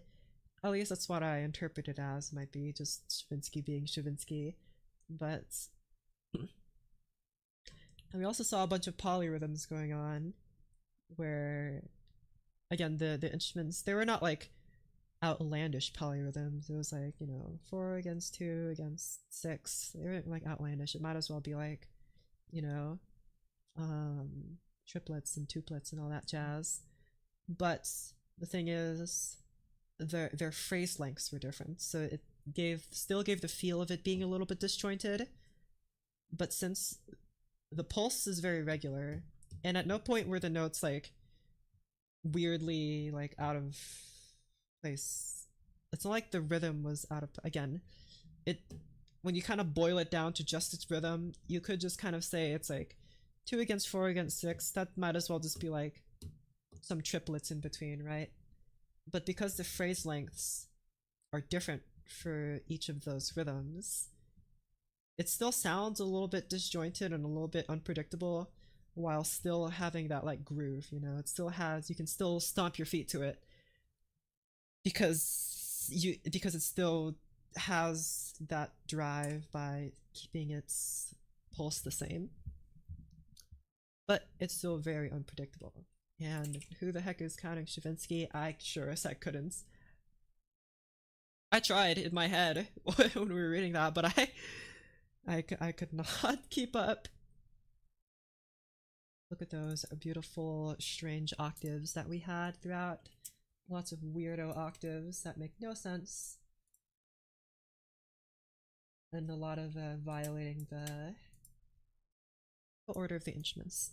So what we're going to do now is switch to something completely different, which is my music, because I mean, that was the idea. I look at how Stravinsky arranges his instruments, and I'm not going to try and imitate his music or anything.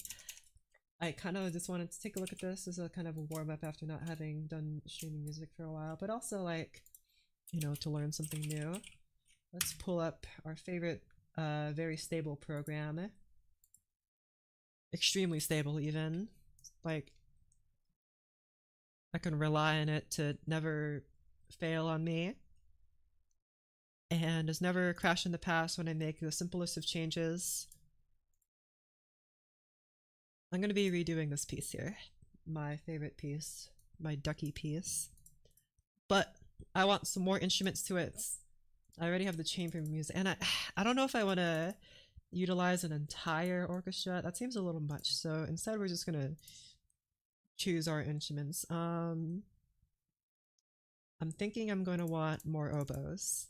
Or maybe I'll replace an oboe with a flute here. Excuse me.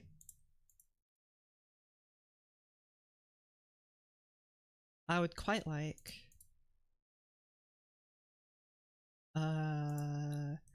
saxophone. I want a saxophone. And I also want clarinets. Let's just have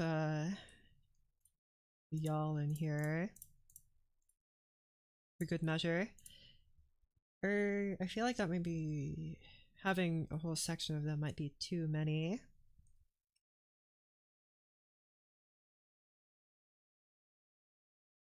Definitely want bassoons. And I kind of want to experiment with using that high contrabassoon that Stravinsky used. It might sound really dumb, at least in my context, but I do want to try it. There's also those saxophones that I can use instead, maybe. Having the saxophones play in their higher register might be cool. Okay. And I think that's going to be all. No, we need bass clarinet. Get in there. I can always just add more instruments as I need. But I'm gonna start with these guys. Actually, no, I want a clarinet in E flats, not a clarinet in B flats. Get out of here. Boom. And I'll add instruments as I want to. I'm also going to pull up here my old piece that we're going to be transcribing.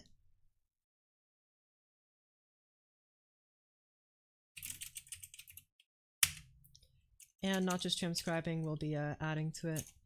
But let's just take a listen, and I'll talk about what I think I can improve and what I want to change. I have actually made a bunch of changes from the version that I published onto my YouTube channel, but I'm gonna go talk through what I think I want to change and what I think I could add, and also why MuseScore instruments suck and I hate them. So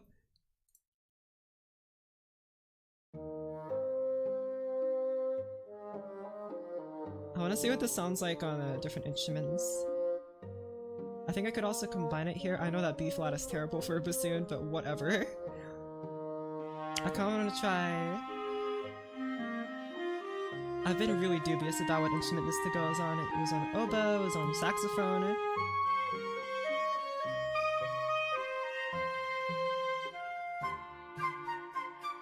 I really like the flute playing this. I feel like I could make better use of the instruments here to have these weird sounds that I have that imitate a duck.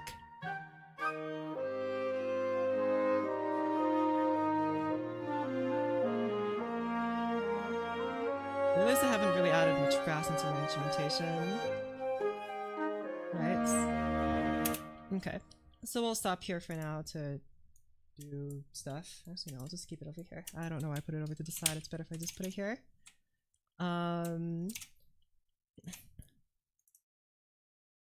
These guys probably don't need to be a whole section, do they? I haven't had a whole lot of brasses in here, but I don't want to have too many instruments here. I kind of like that this is kind of a small instrumentation. I just want to add more to it by using some of the stuff that I learned, because I think having some weird sound effects here would really improve it. So, and also, I've been experimenting with the key of this. It's originally an A flat major, but that's just my bias because A flat major is my favorite key.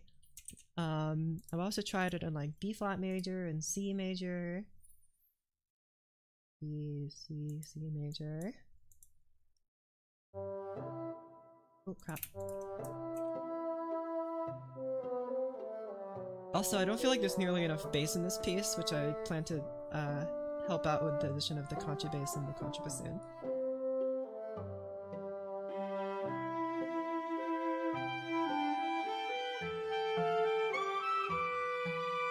Like, that clarinet's really screaming. I kind of like it in C major. It's just that all these instruments are super high now, so it sounds really strained.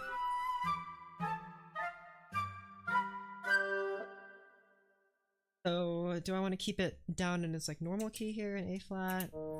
B flat doesn't sound much different in my opinion.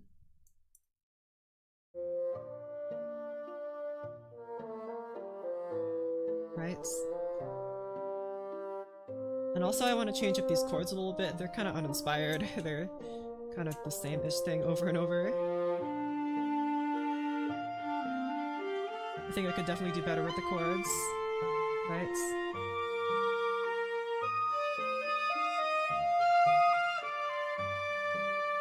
Okay. So, let's get started. And with any good orchestrator, you know, we're just gonna have a kabame. Oh yeah, and the key. I'll keep it in A flat actually. Maybe we can just change it at will later. I also need the tempo marking here. Quack quack. And the key signature 4 flats kabame. Okay. So also I need to change some of my sounds to my preferred sounds here, because I have some preferred sounds that I kind of go to. You're fine. Fortunately, we don't have any other kind of saxophone sounds to use here, so we'll see that. And violins, viola, cello. I know we only have one violin section, but we'll see how many instruments we really need for this.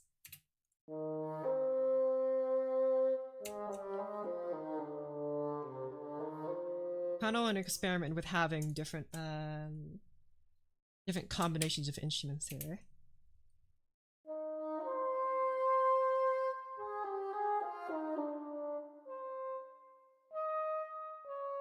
Look at those wonderful high notes. I mean, they're clearly possible, but, you know, the bassoon player might hate me for it, but I'm just kind of curious. I want to experiment here. Hello? Is bass clarinet in the room with us?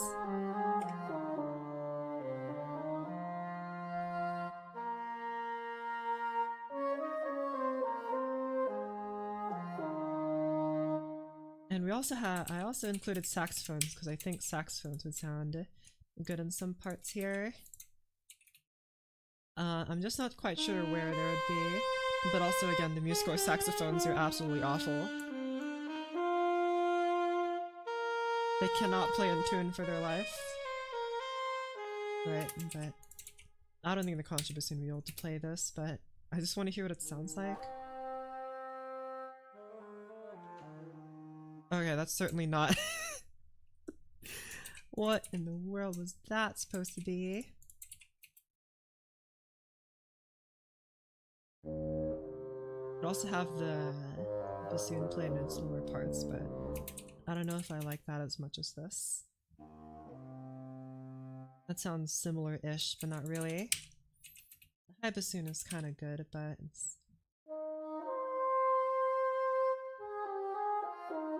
Part of me kind of just wants to use this high bassoon part. Even though that must be very, very difficult to play, I imagine. If I go over here to my little chart of stuff that the bassoon plays, you know. I don't think the bassoon really likes this part here. It's very difficult to play. Look at that, 5 ledger lines. 1, 2, 3, 4, 5. Hardly possible, even higher than Stravinsky. It is. I'm just bending those rules, you know? But also the soprano sax exists, or not soprano, alto sax exists. But again, that... Hello? It just doesn't sound very good. You know, maybe instead I'll swap you out for an English horn.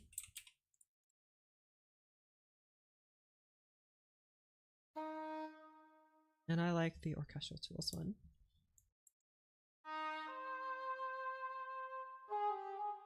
And if I do like this, actually, curious, have you guys play in big hello? Why are my instruments on strike today? Have these very wide octaves.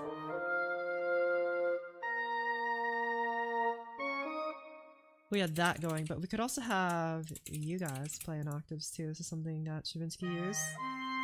These high octaves here, going like this. I don't think he went this high. It's just kind of the key that we wrote in, but these guys playing in big octaves too.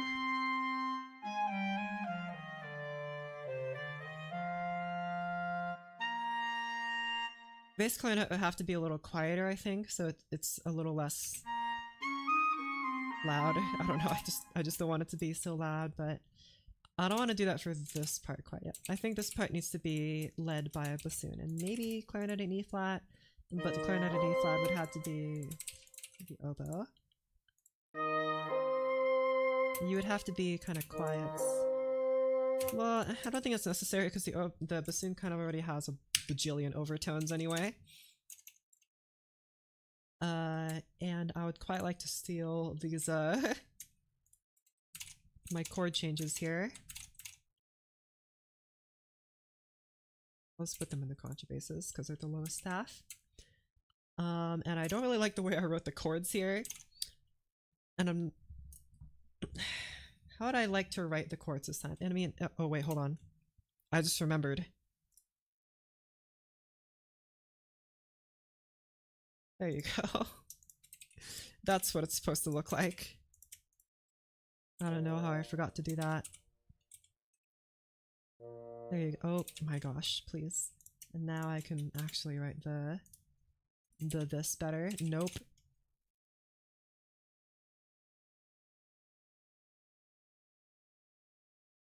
There you go. And all you guys, kaban. And all you guys, kaban, because that's gonna bother me if I don't fix that. Okay. So last time I just had like this pizzicato here. I think we can do better than that, but I'm not quite sure what I want. Definitely some different kind of instrument. I could try using that droning quality that Stravinsky used. I'm curious what that would sound like. But I would have to switch around because this is going to a very tonal kind of music, right? And so let's have all you guys play pizzicato, is there you go. And you guys start at 5, I believe, because you go from E to A, or E flat to A flat, so, you know. I could have you guys start here. But since you guys are... Hello? I would quite like to hear the contrabass when it plays, thank you very much. But I just can't.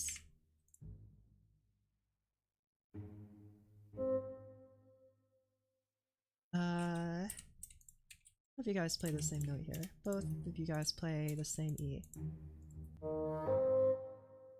That's a bit loud. I was just thinking since you guys are playing pizzicato, you'd like to be a bit louder, but the bassoon is kind of quiet in its range like this. Unless I combine it with something else, I guess.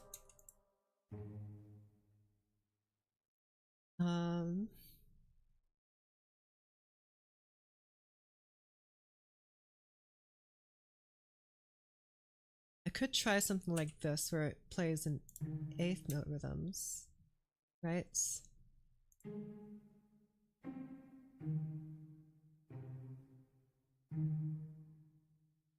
And you guys just play the normal chords, right? So you play C and E. Hold on.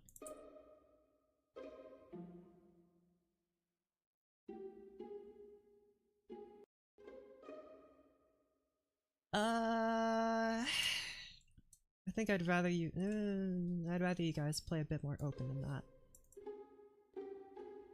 Be like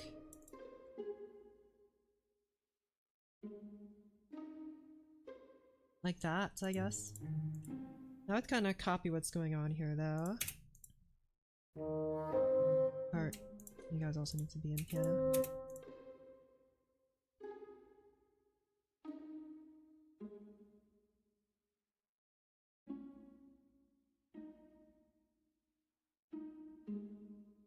And then I'm kind of curious what this would sound like.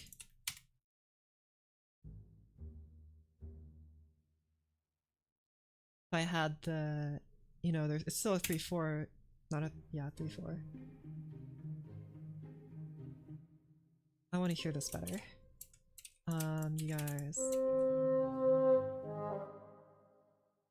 Maybe maybe that little run there should be played in something else. Also, I cannot hear the violins for the life of me. Please. This high note is, I guess, might be really quiet in pizzicato because it doesn't really resonate. But I'd like it to be louder. Louder! I don't know why you can't be louder. Sforzando. Loud. That's so loud, never mind.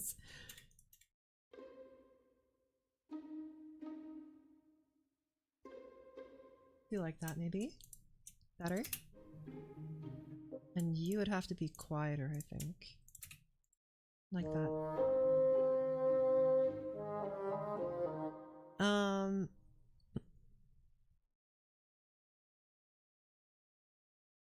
Uh-huh. And then, do I want any of the other instruments to kind of fill in these parts here? Like have you kind of imitates what the heck is going on here? What the contrabass is going on? What the contrabass is doing here? It really looks like you have this accent on here, but that's not it. I would like to hear what you play to.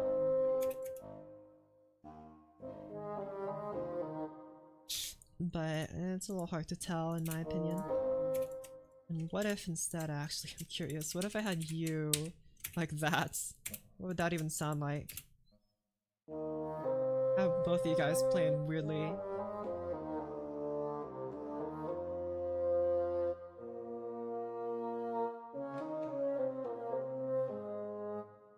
What if I have you guys separated even more? That sounds really goofy. I kind of like it, but you know. And then we have a weird chord here that I wrote, which is just a normal 5, so it has a raised fifth, so that's D natural, which is a very peculiar chord. And that means you go like this.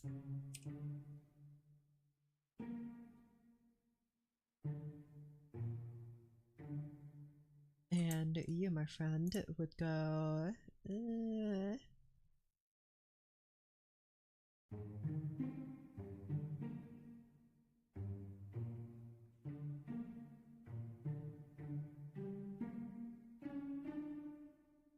I might prefer this.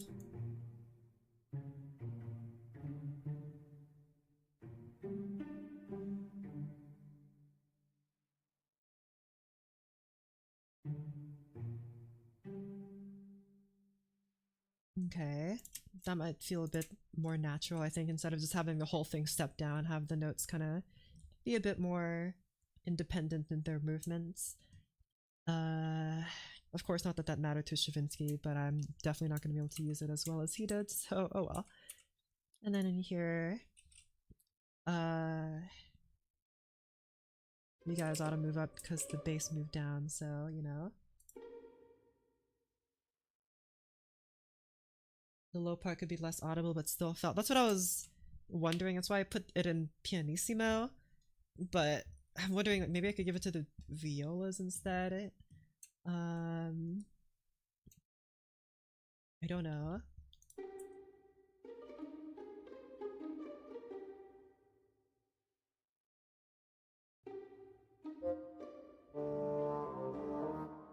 And then you are a 2 chord, which means you play B flat and major.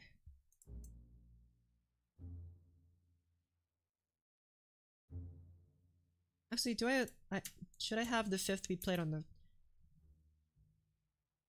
also contrabass is so, look at that, it's barely making a dent here.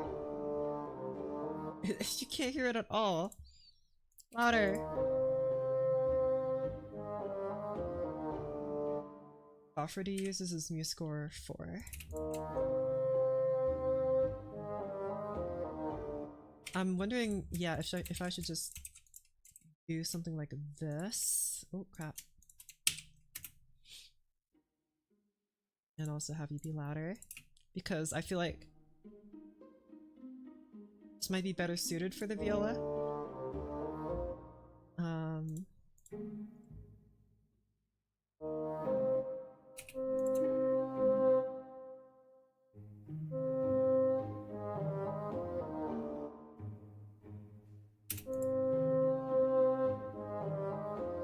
And that the contrabass, bro, please contrabass, play.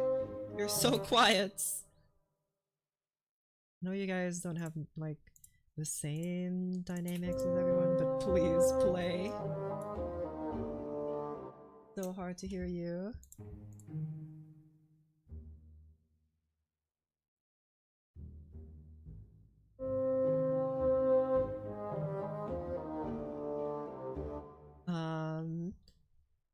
Not quite sure if I like it here instead, actually, now that I've put it there. Listening for the violas here. And also you don't have a dynamic mark.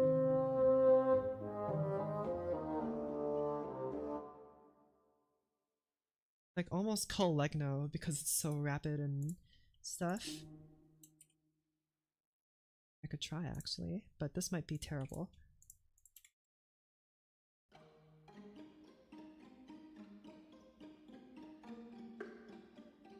I could try this.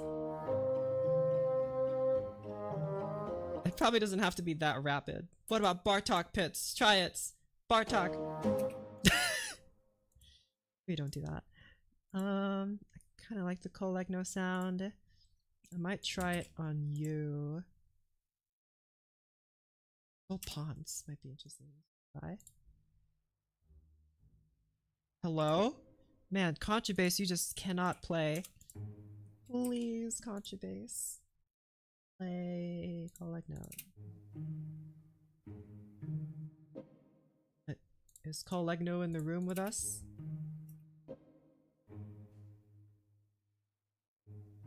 Am I just a Dumbo? Bartok! It's not changing! Change it! I don't know the terms, I wish I knew them, just make it bouncy-ish. I see, you've gotten your point across in very musical something. Oh, it's because I have pits here, that's right. Put it in Colegno now.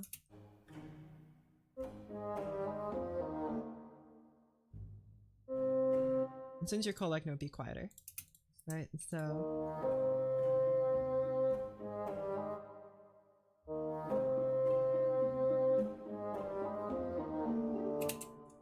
And you would have to be like...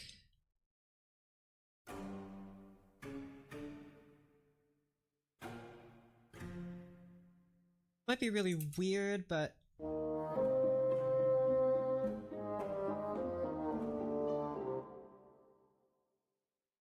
Better.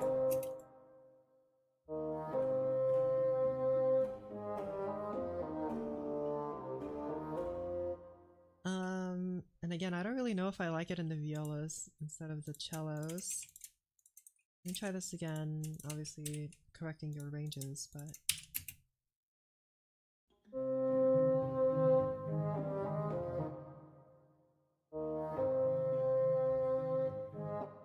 Maybe louder.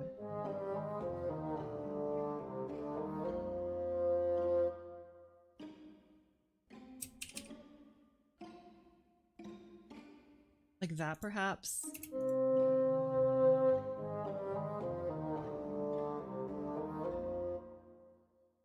And then you would move. I'll keep you here.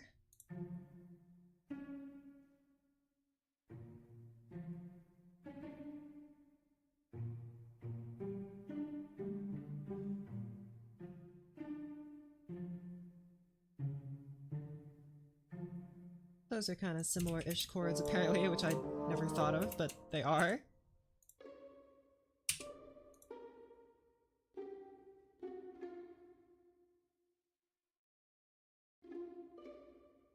How do you like that? And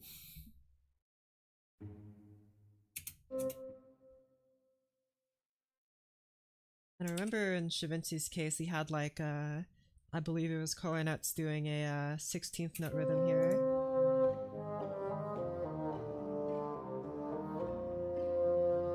I don't know if I want that though, but I'm kind of curious to see what it would sound like. High note somewhere.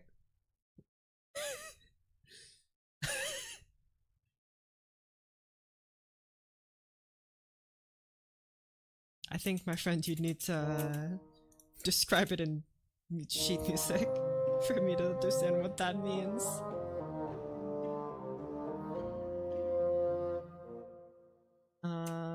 And if we have that, I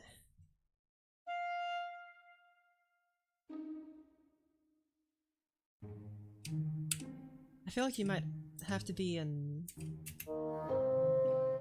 You might have to be in different notes, you know? Like, you guys are playing, you know, normal stuff. I also want you to be slightly quieter. You're a little loud. And I also just have you guys all play mezzo piano. That's fine. Right. I feel like this could be a little different though. What if let's try different other things instead of pizzicato maybe. Let's try sol pont first. And have you play staccato here. I can't hear you at all. Please be louder.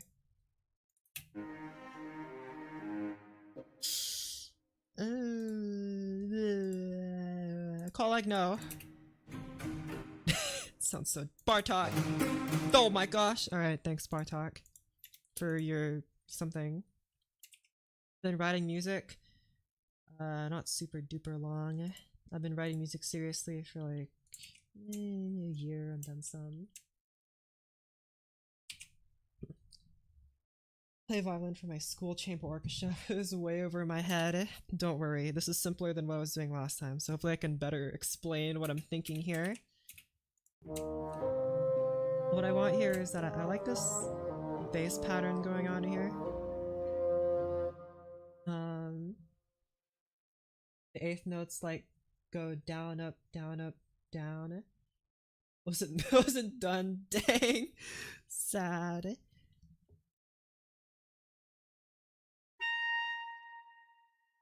And I was thinking like, hold on, before we do that, I was thinking like the cellos could play like non-chord tones, like sevenths. I know sevenths aren't chord tones, but like, you know, nothing. I have some extensions here that might sound a little goofy. Like have you can be the same, but especially for the seventh here, where it plays B flat, no B minor instead of B minor diminished. It plays B minor. We could have you play like, or no, not B minor, G minor, G. We could have you play F instead. But if you made you play F, you'd just be playing this chord.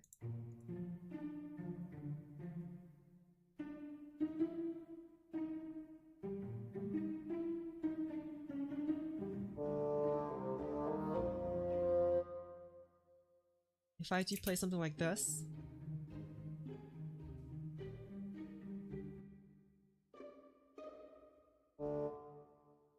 That's like an entirely different chord though. So that would be the fourth, G, no, that'd be the sixth. Which would make that a 1, 3, 5, 5, 7, wait, 7, wait, no, what the heck, here. That's 1, 3, 5, 7, I have to count this. 7, 9, 11, 13. That would make it a 13th chord, technically. If I had that there.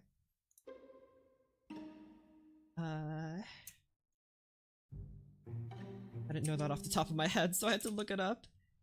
If I had you continue playing D sharp here. Eighth notes, down, up, low note, high note.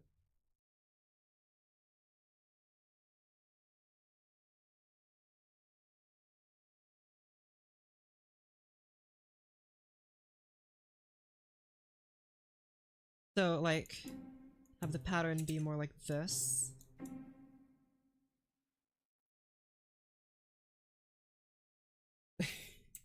If it was confusing. Dang.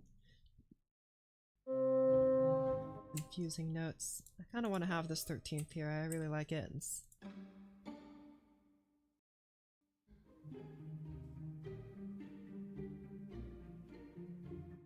I think this could definitely be a 7th chord here, so that should be like that. Wonderful. I'll have you do that instead. There you go. And then it goes back to 7th diminished here. And I don't want it to be...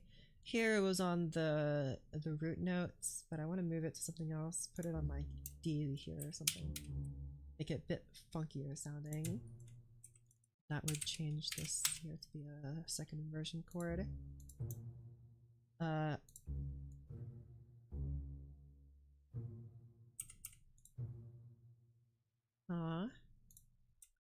And since the bass is moving up, I think you have license to move down.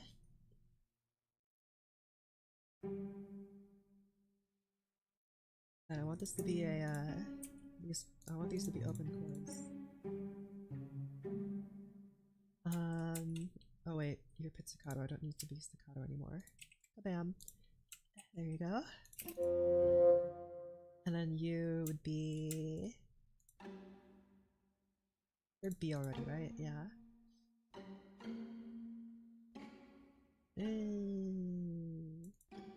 Like that, I guess.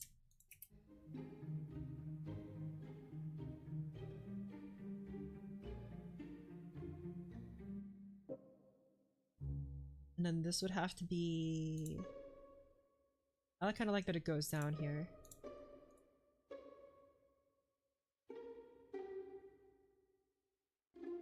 Like that, perhaps? And then moves down to 3 here. I'm very fond of this 3-1 progression. So 3 here would be C minor.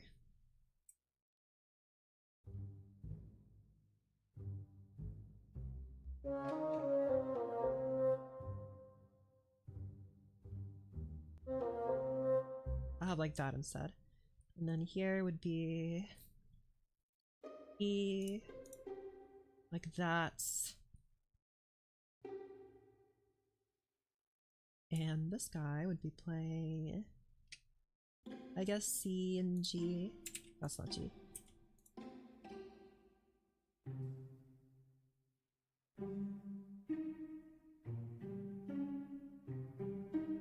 That's sufficiently different enough, I think. Yeah, or you could start on C here, but I think you originally started on, yeah, like this.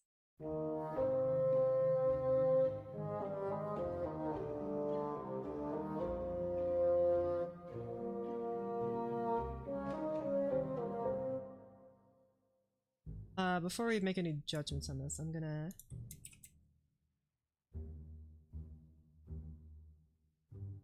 This is supposed to be E flat major, right? But...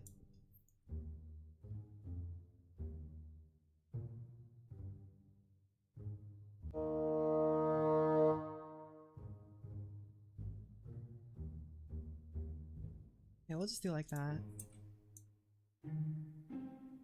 Or actually, you know, you can be an incomplete chord because you're not necessarily the end. I'll keep you maybe here, make you an inverted chord here. That might be cool.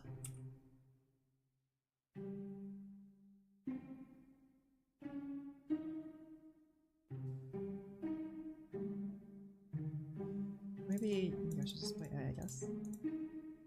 And then you would play E, your E major, or E flat major, so play... That would be better. Or... play D.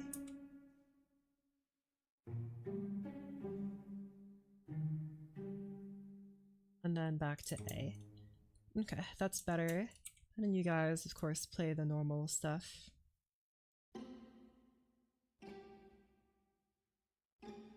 And you play... What do I want you to play? I want you to move down. So play G... That's not G. G... E... I guess. And then you just play these notes here, so...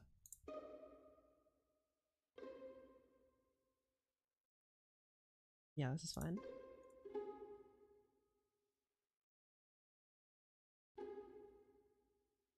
Nice. I'm not sure if I like that. I don't know if I like this octave here. I might as well just move you to A then. And also I've been forgetting to put you guys on accents here.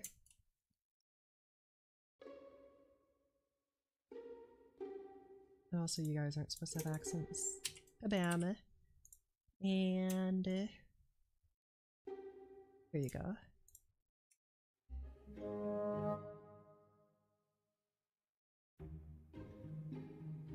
It's mostly pizzicato here.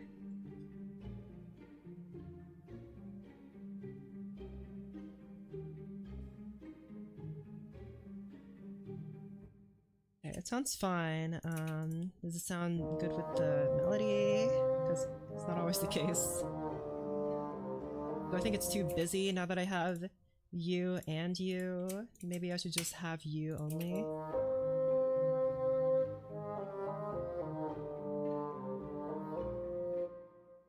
And I'm thinking maybe you could have this and this.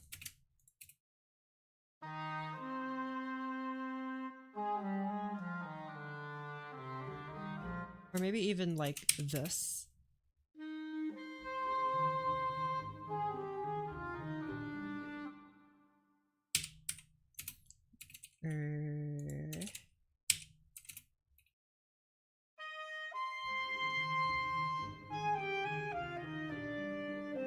Have an oboe play this instead.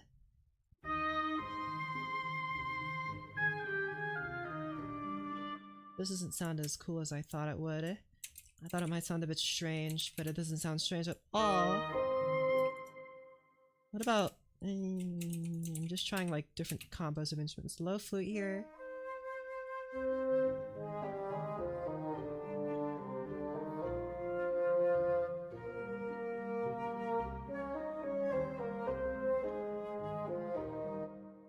Now that we have an English horn here, it doesn't really fit because of the low notes, but the bassoon really doesn't like this B flat, because it's a bassoon.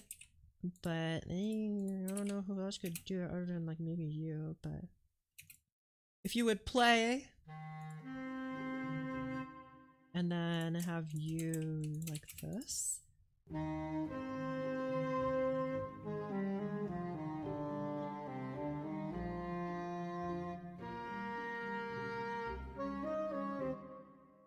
Louder, higher.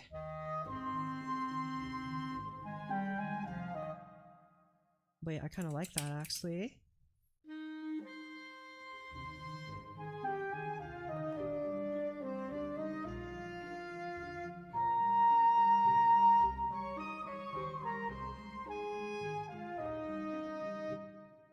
Kind of like that. What about with English horn now?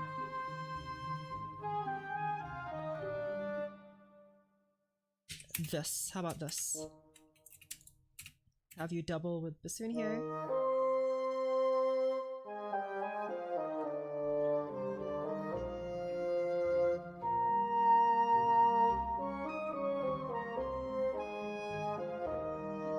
I really like that saxophone sound there. I think it sounds great. It sounded better in combination with the bass clarinet though.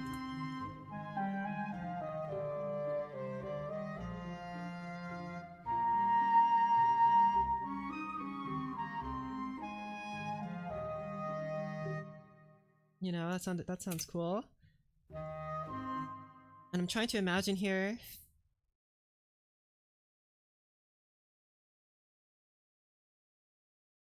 what it would sound like with kind of droning notes. I don't think that would sound very good though.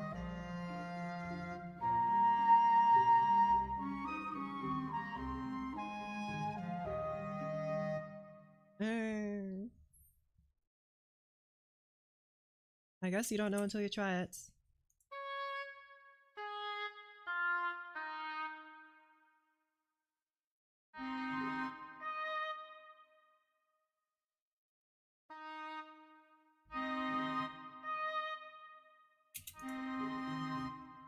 And that would make you guys play like this. I'm just curious what this would sound like if I had two of these notes here. Oh. These. Have you guys, or maybe just an oboe for now, have you play a trill over everything. If I could remember where the heck that is. Here. You have. I don't like this trio here. Can you play a third, please? Or maybe not a. Play a major second. That's not a. That's not a major second.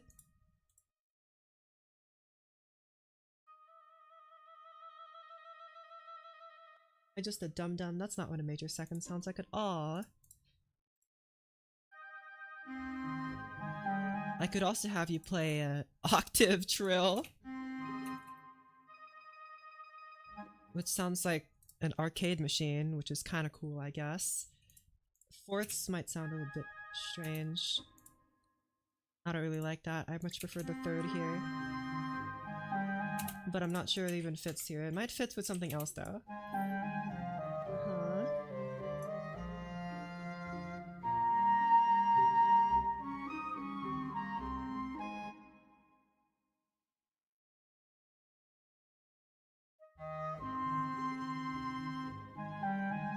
There needs to be something else, I think. Something filling in the middle portions.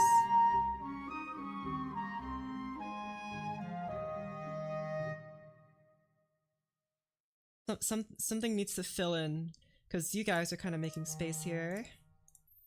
Something, maybe the bassoons here. The bassoons in English horn are kind of doing nothing. They can kind of fill in some of the notes here, I think.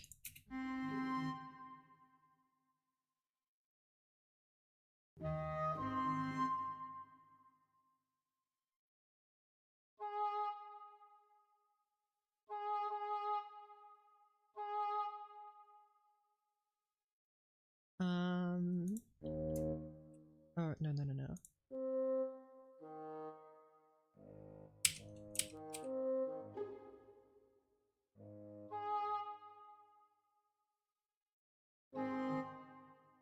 Yeah, so...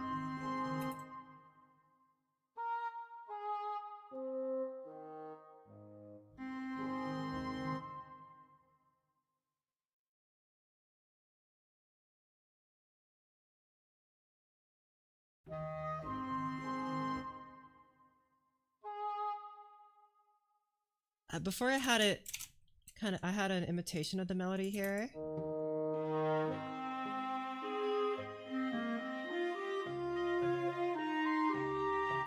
And I was wondering if I could do something similar like that here, but I kind of want these to be chords.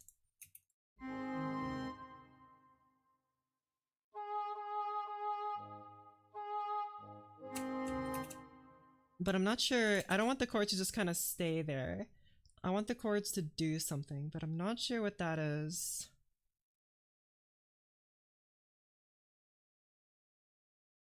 I don't want them to just sustain because the melody is kind of sustaining, right? So I want them to do something else. Right, so...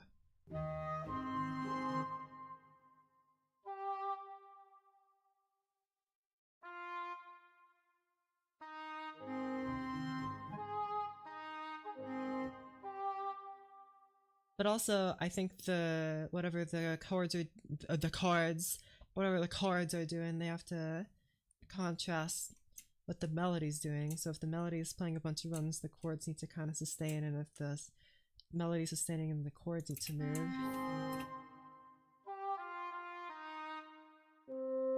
Just a thought, though.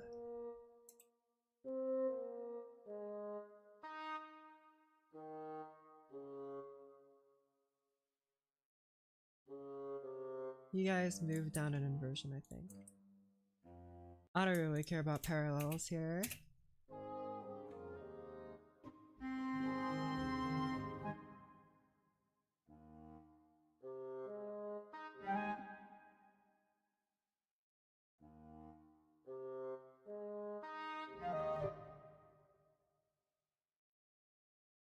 And then 7, that's G minor, that's right.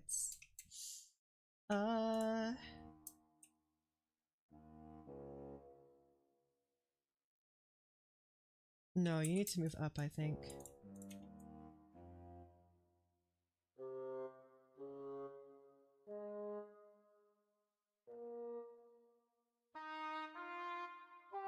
These guys are playing parallels here.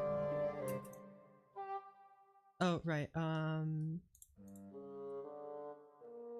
You would need to play... Ah, crap. Naturals here. Uh-huh.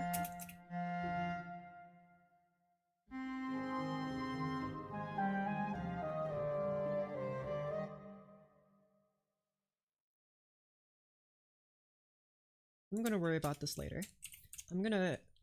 I might just experiment with that on my free time. But here, I wanna at least get the melodies done.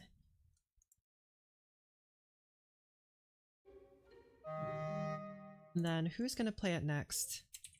I could try English horn now.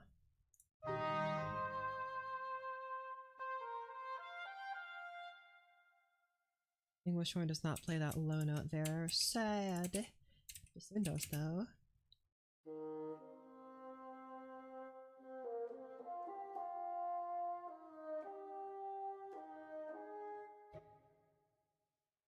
Uh, I kind of want oboe instruments to play this part now.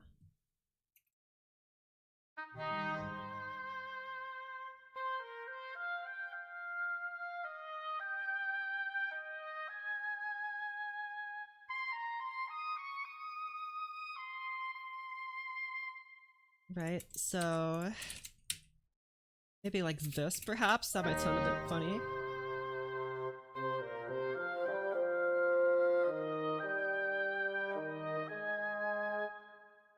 What about this?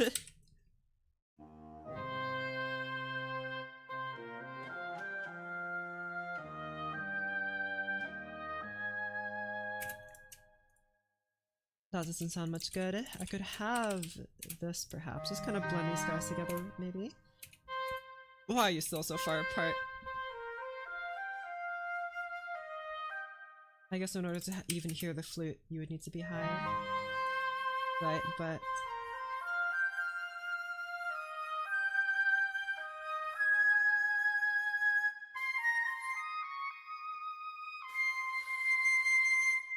that's already super high. This would be a job for a piccolo, right? I don't wanna get into like piccolo notes quite yet, but I could also have the E flat clarinet do it.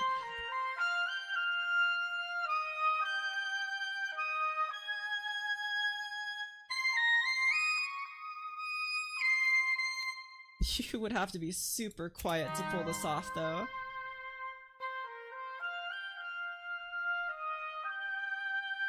Kinda like that though.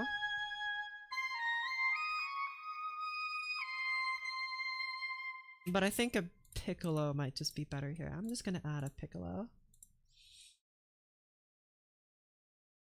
It doesn't sound like that.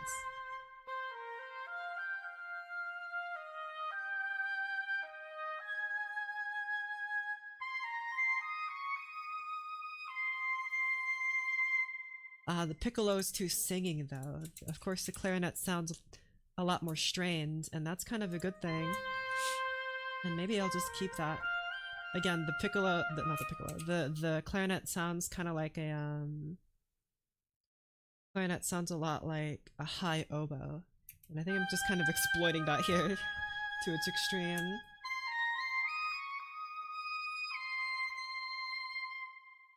I don't even know if the clarinet can play that high and be quiet, as evidenced by the fact that the clarinet player is struggling here. But, you know, whatever. And I did say that I might want to try something going on here. To, like something contrasting the melody here.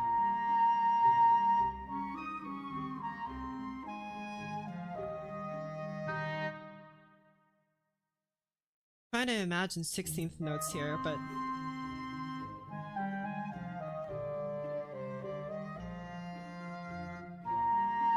I think they would work. I just need to be very particular about which ones I choose. Where'd you learn your music knowledge? I first had a teacher when I was studying piano performance and also music theory, but after that, I read books. I did these streams here, like where I, you know, studied a few things. of dubious quality my studying was, but you know, I did do it, and I also did read a few things. There was like bajillions of YouTube videos that you could watch. I don't know, wait, why are you like this? Yeah, you could just watch videos, which is also perfectly valid. There are a lot of resources out there. I'm thinking about making music theory videos just as like like a video editing exercise, but I don't feel like writing them, so I haven't done that.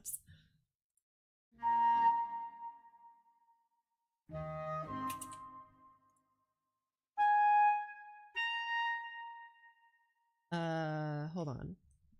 A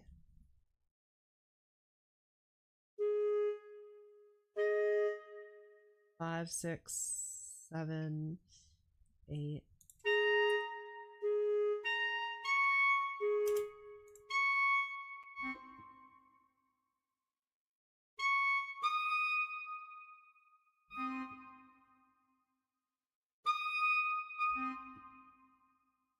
Um,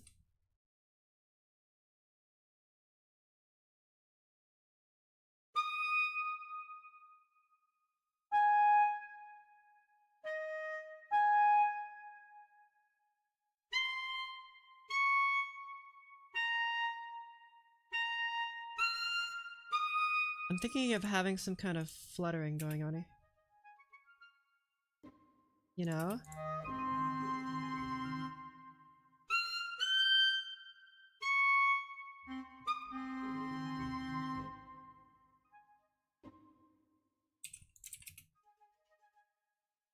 Maybe you here play a little louder.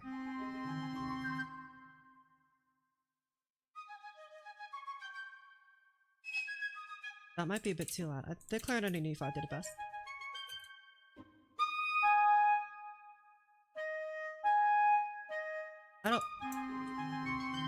I'm not sure if I like that low either. Kind of like that G there though, it sounds very funky. I'm not sure about this note here, D. Just be C, I guess. It could be like F instead.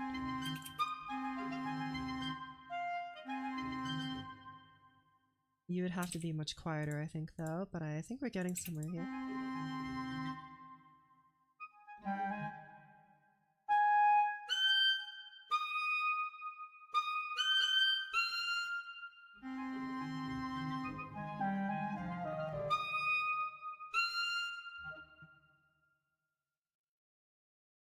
And I think I want something similar going on in the oboe here, but like higher.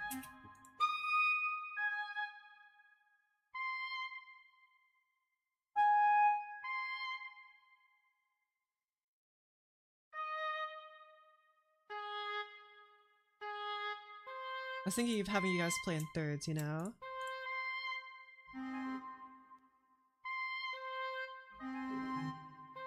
Instead of having you flutter around, you could just play staccato notes instead.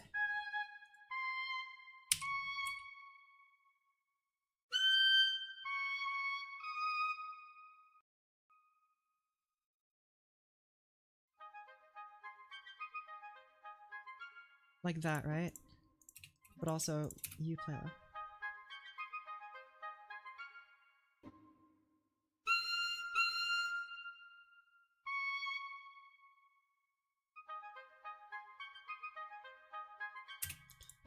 And then...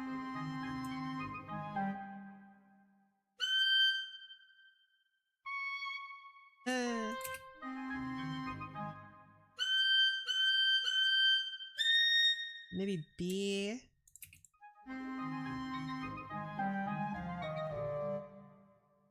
Not sure. G is also good. It could be both, I guess.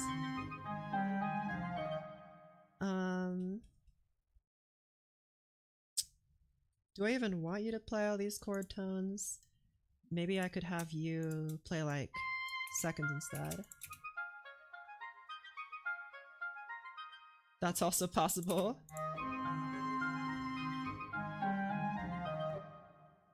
That sounds, you know, like something. And then, you know what, before we continue writing this oboe part, I'm gonna write out the clarinet part first.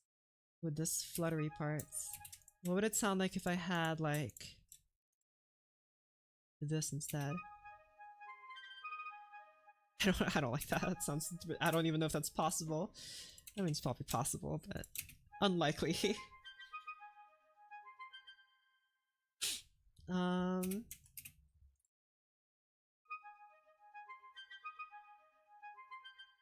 Kind of following the same-ish pattern here, though.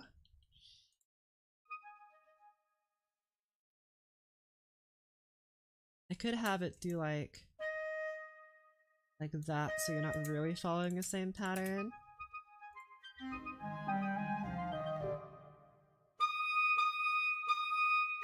Have you play C here instead?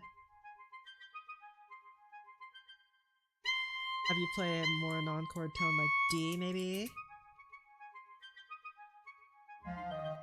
That might be a bit better.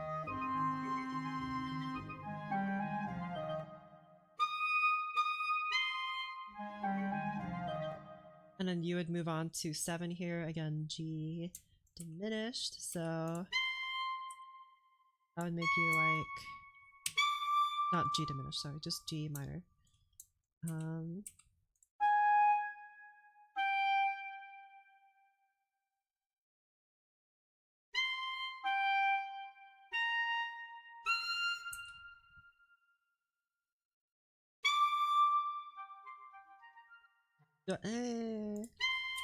This chord sounds kind of weak.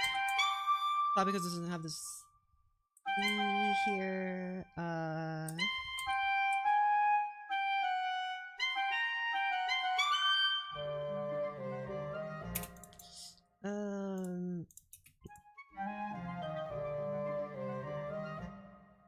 Not sure if I like that though either.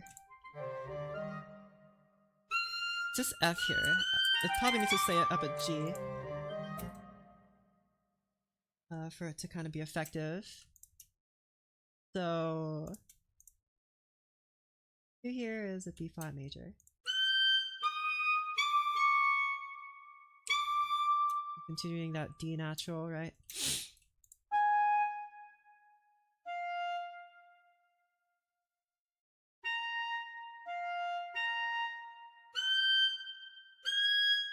Be even higher here, just kind of really push that.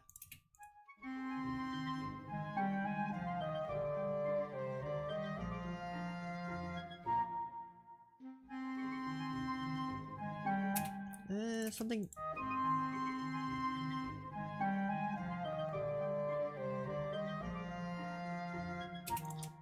I don't really hear what the oboe sounds like if I move this just a little bit lower.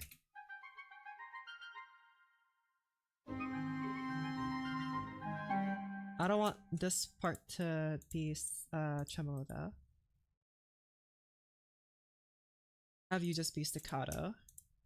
Maybe even just flute here, but let's try oboe first. Maybe instead play a third.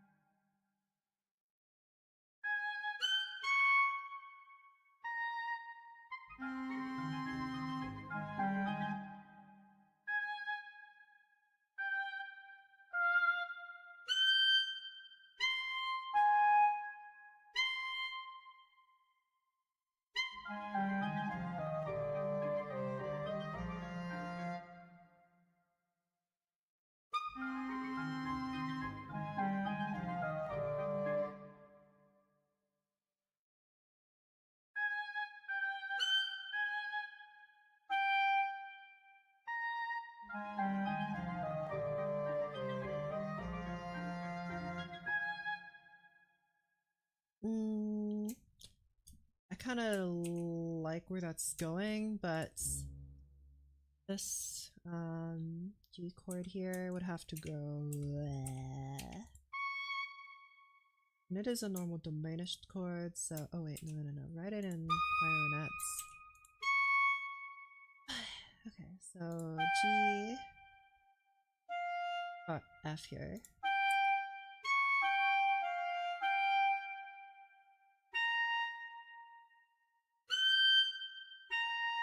And it goes to 3, right? Yeah, so C minor.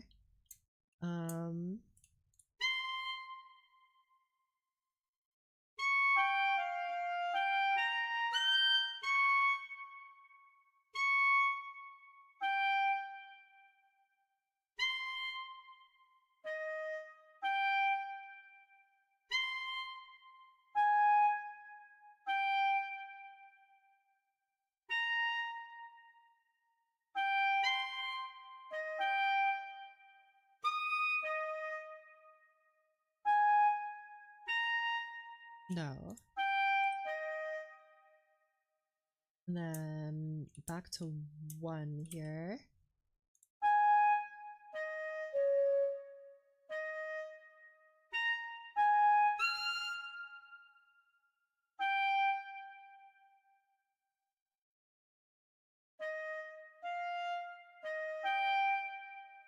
I have you like this. Oh crap. Select you, then add this. How'd you play like this instead? How would I feel about this?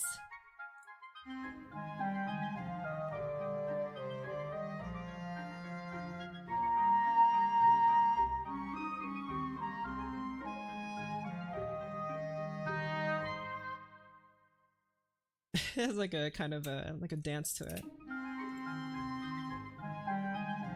Can't really hear the call legno in this no more, but maybe you don't need to.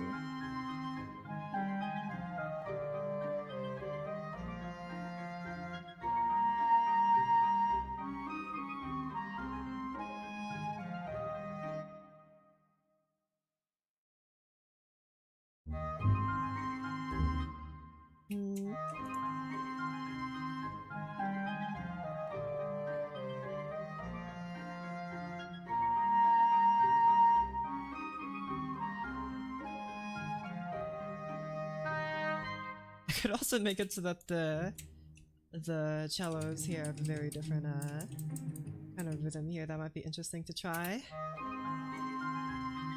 Right? If I had you guys be like...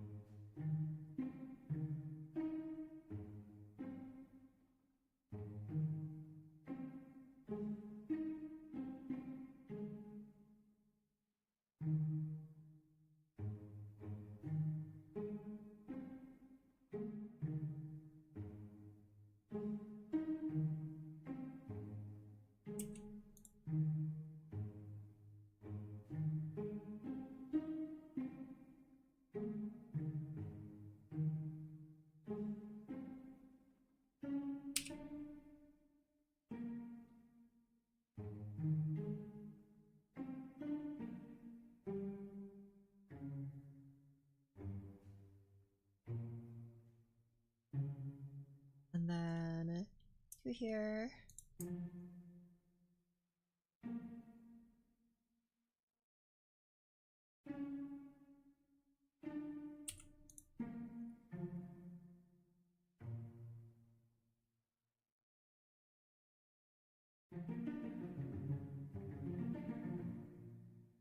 And then again 7 here, but on D.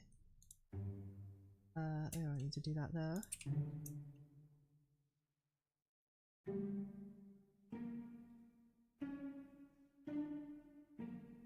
And then you.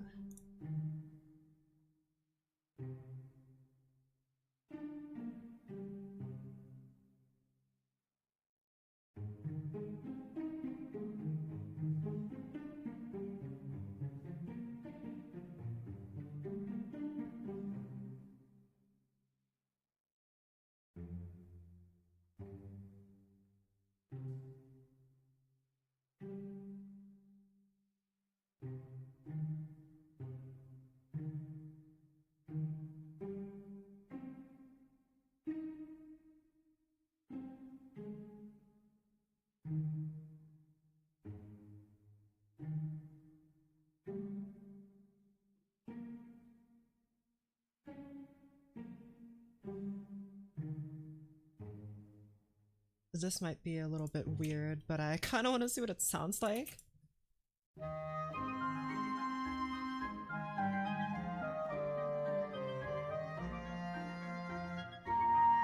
Have you guys be even quieter, I think.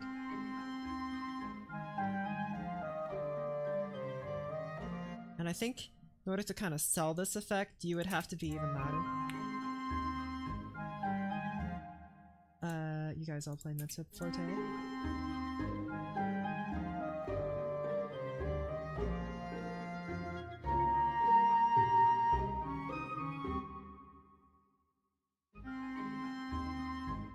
I don't really like that this is so loud, but there's not really an in-between, and you guys be loud enough.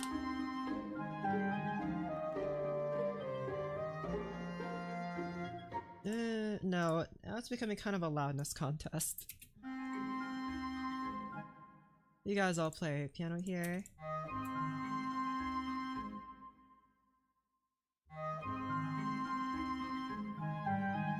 Uh-huh.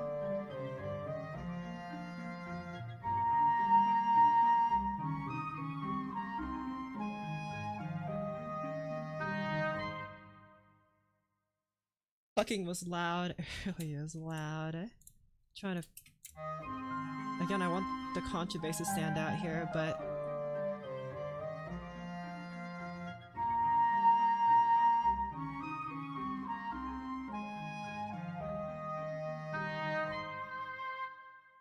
Just kind of focusing on this one part here, right? I want to get this rhythm correct. Because what I've done here is I've just basically made this play in 4/4.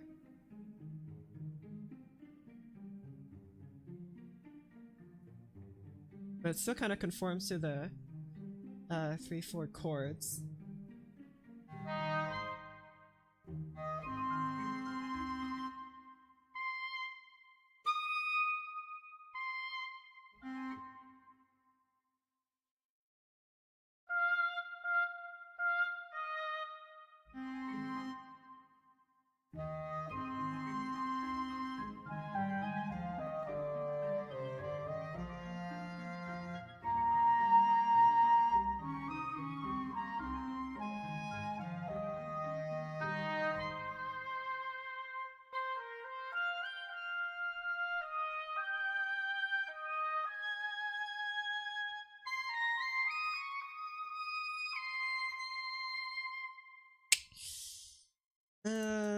The more I hear this, the more I really think it should be given to a flute or something instead. Or no, the piccolo. That's right, it's too high for the flute somehow. I feel like the clarinet would just not really work here. Also, we can kind of boost this.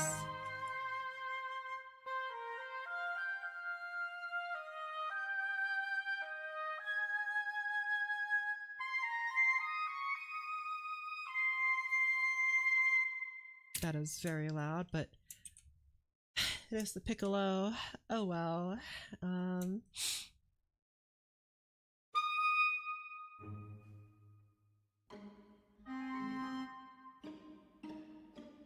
feel like I should get rid of this second beat here. And instead have you guys kind of be accented. I guess you don't really need accents, you could just erase this. Because I can't hear this note at all.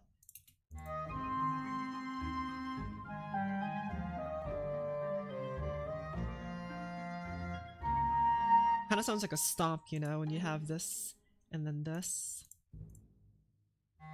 Again, I don't want the contrabasses to be too loud. Or not contrabasses, contrabasses. Eighth notes, you start it with a like a pickup note, like a after the half note.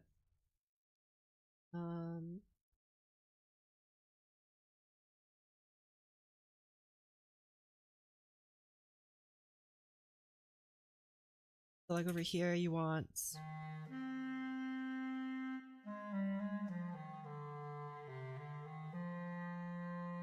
music terminology, dang, sad.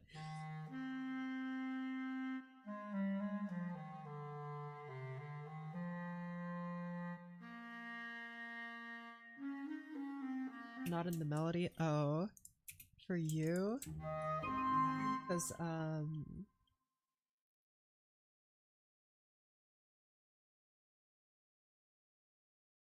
do you mean by pickup notes? Where would it be? Where would it play?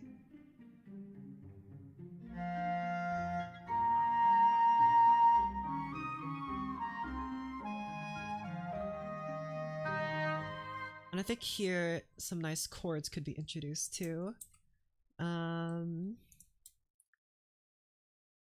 want a few more clarinets if I'm going to do that though. Or I could use you guys, which aren't doing anything right now.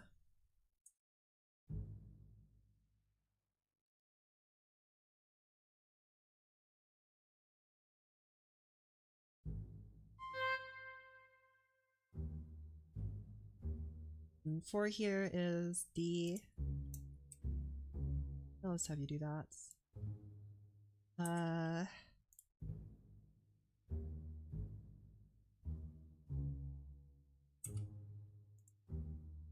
You are G minor, so could do that, but yeah.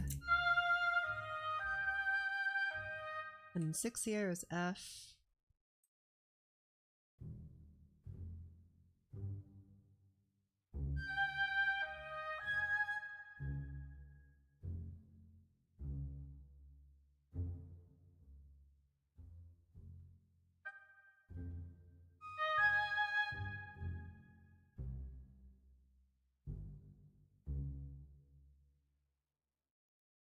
Three here is this.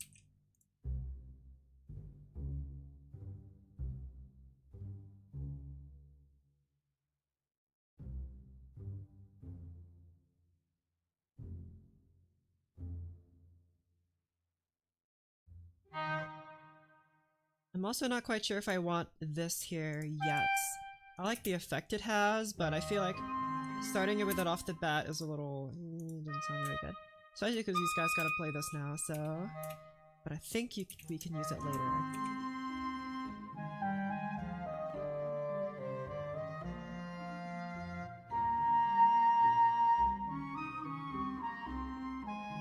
Opening cookies wrong? I mean... Yes and no, depends on what kind of cookies you're getting, like what package they come in. Like in some ways it makes it difficult to close again if you open it wrong, but I don't know. It depends on the kind of cookies.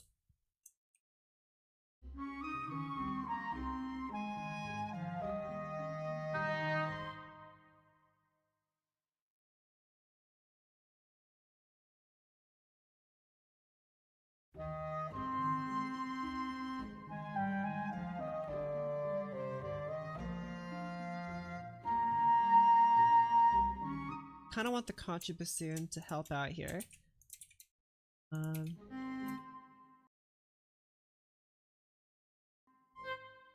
You guys would have to be staccato though.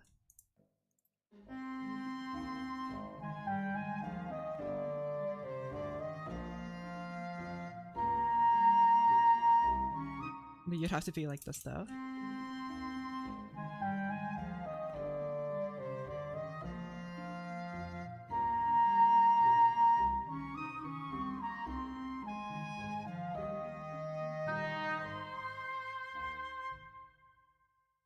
You, my friend, are going to need some help here. Start with an 8th rest and then have an 8th note, half of it, and then we get into the 8th notes doing their up and down sounds. So like, want like a little pick of rest here. Oh, whoopsies.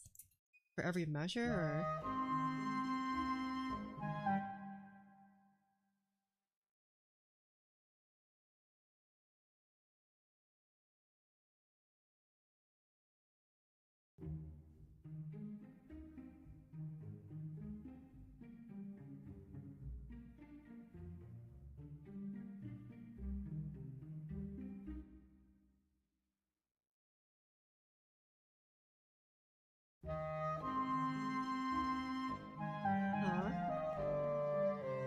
Like that?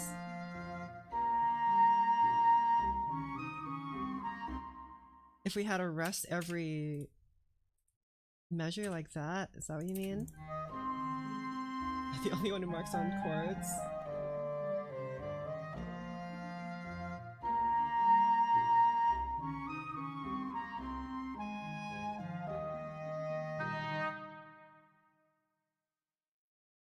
I mean, I can hear the difference, but it's not a huge difference. What if it might be a bit more noticeable if I put you in a different instrument like the bassoon? So of course, a bassoon can't play pizzicato. Or can it?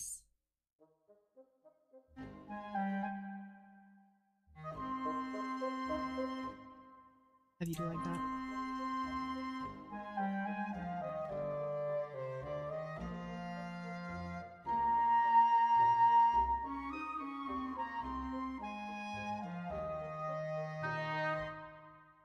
It was better in the cello, or not? Oh yeah, the cellos. Does sound pretty funky.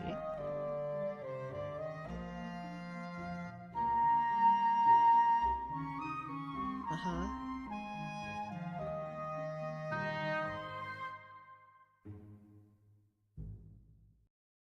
You guys would have to sustain here. Or maybe I'll have you guys play.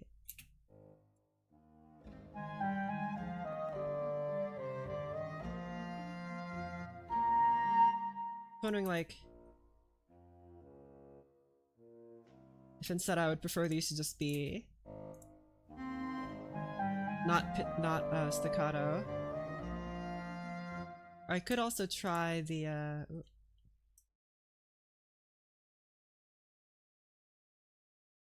try where the heck is it here? Articulations. This guy, the tenuto staccato. Yeah, that's what it's called.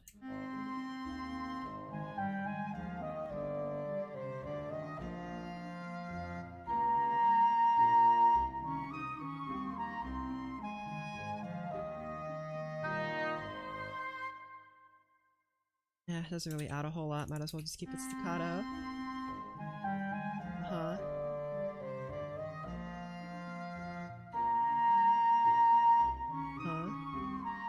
And I think over here we want to introduce some chords, right? But first I have to write all of this junk, so...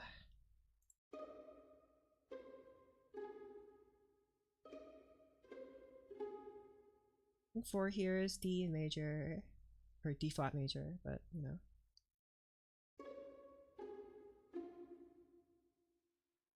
And then 7 here is G diminished.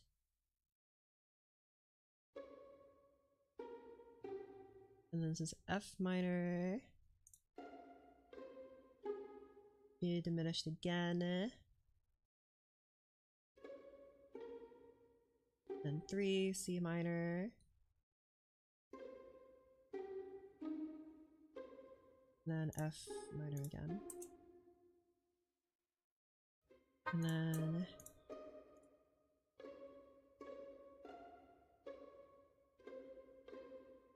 those first notes are accented. Double cello and bassoon. Do not listen to this. I have not used this before. I'm curious what it sounds like though now. I think bassoon would have to be a bit louder though.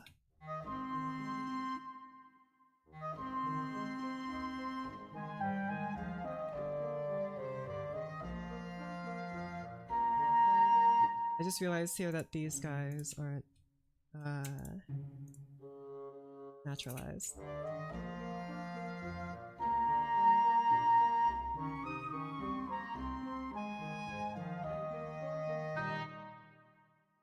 They sound a little goofy.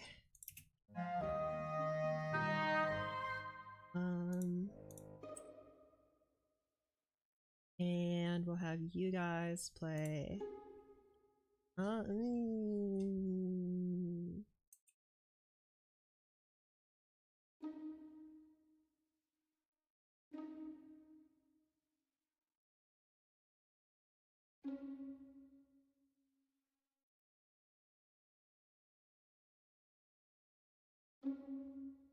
don't really think about using this pizzicato here in octaves, but Let's do that for now, till I can think of a better way.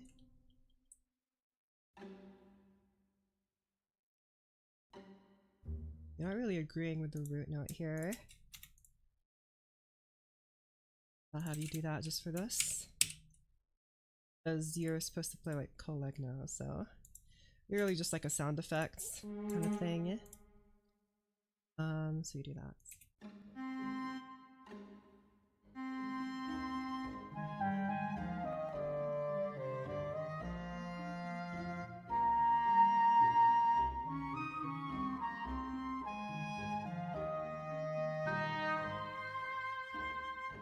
Man, I really loses something when I lose this thing. Okay. I will be back.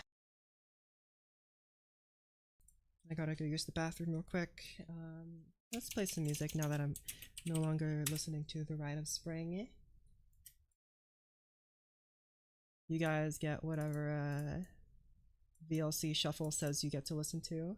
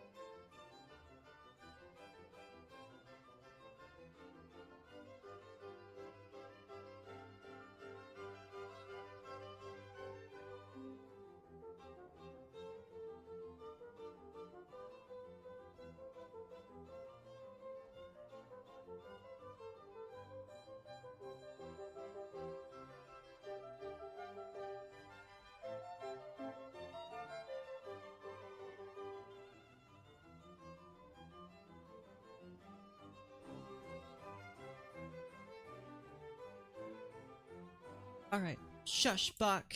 It's time for more stuff. Alright, what I was doing here. Alright, it feels a little empty without this cello part here, so I'm gonna write the cello part in.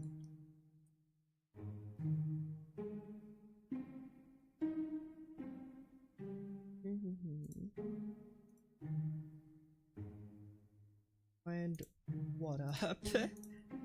And then you rapidly change here.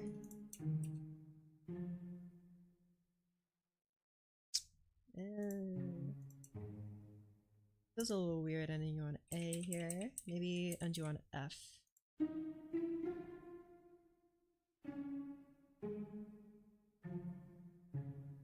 Yeah.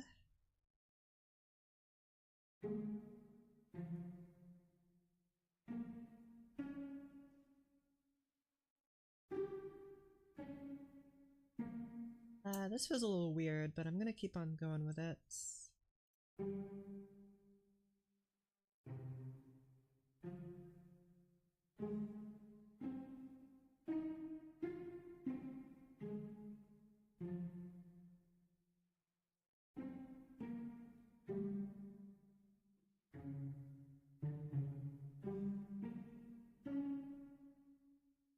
3E.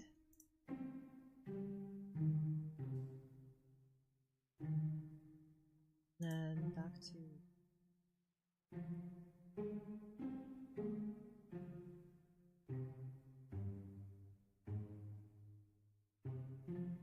so then if I continue the pattern that I'm doing here and add a rest at the beginning of each of these, and the accompaniment would sound like this.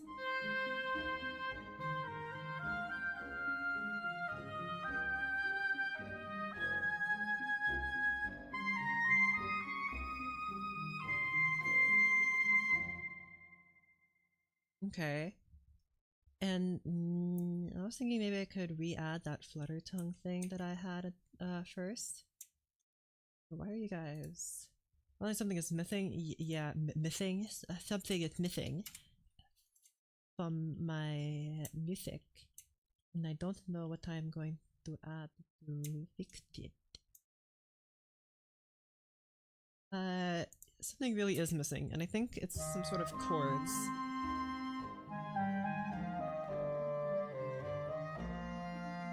And let me just start adding them here and just see what I think. But you guys need to shush.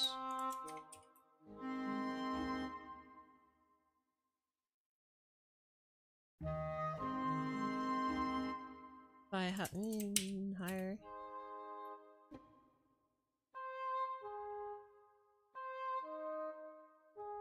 This is already super high. I might as well do like this. Ooh, I don't know if I like that. I'd much prefer if y'all were like this.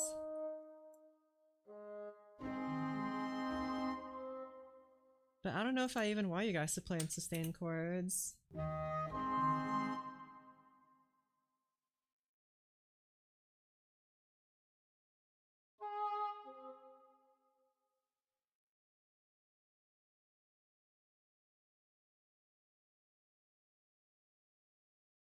Could try something like this instead, I guess. And moves down, so y'all move up. E to D, just G. Takes away from the melody. I'm trying to, yeah, that's why I'm trying to maybe add them in like staccato instead. I feel like it might be a bit better if I do it like that. And then 2 is flat, and the bass moves up again, so you move down, flat.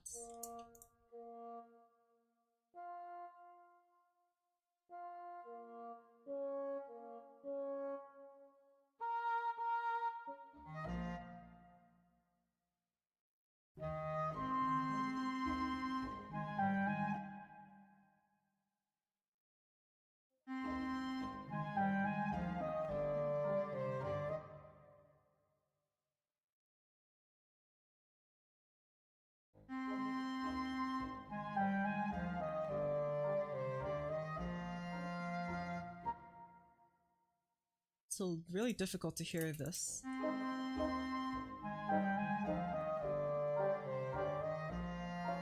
Oh, that's right. You guys are supposed to be raised.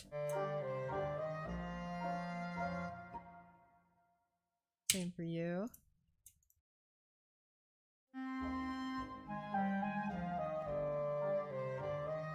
I think if I want this, I'm going to slow down the tempo slightly.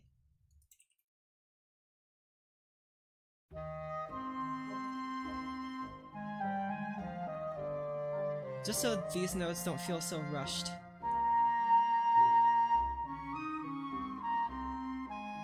That feels a bit more of a waltz vibe. Well, that's what it was originally. I just made it weird by having all this junk.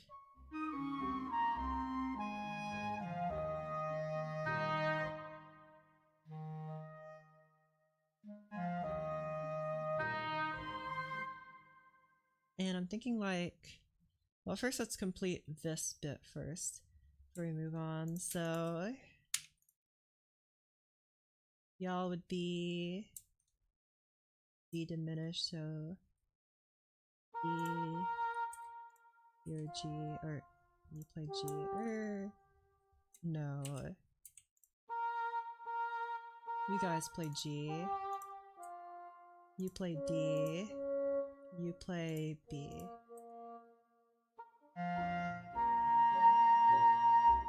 And then you would play C minor.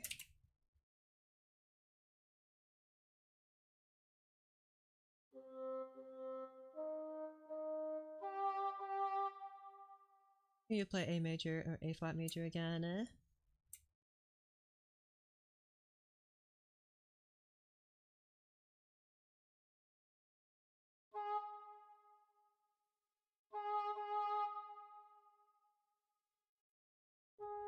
No.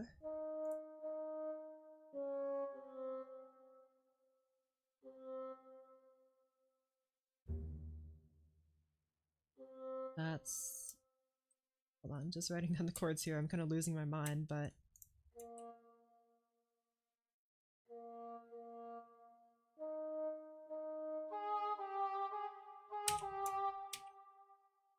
Try this now.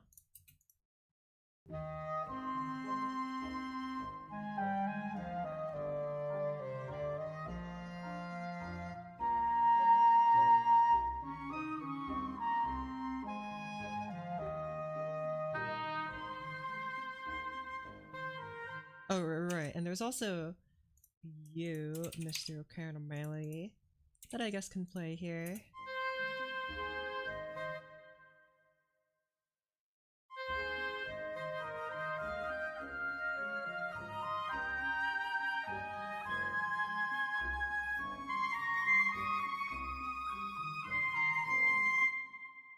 It's kind of hard to hear it over everything. It needs to play in like a soprano sax, right?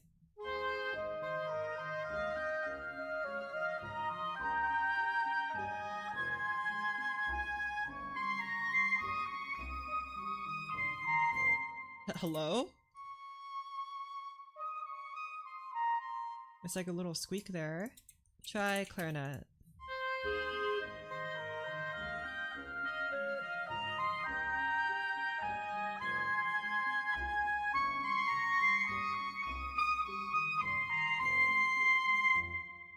This is like super piercing. Because you're all playing C. I'd have to move you down like this.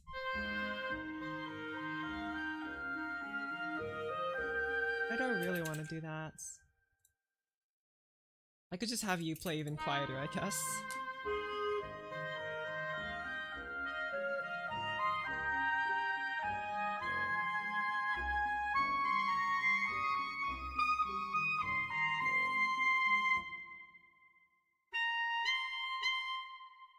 Might just have you play different notes so you're not blasting C in our ears.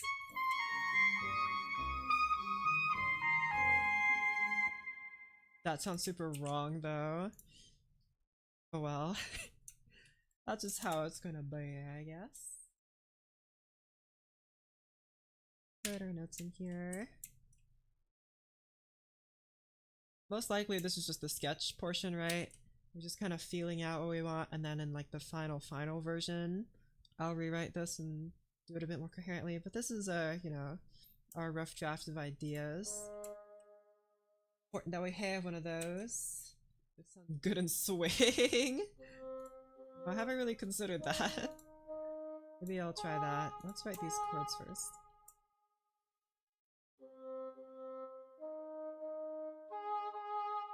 And for D flat major.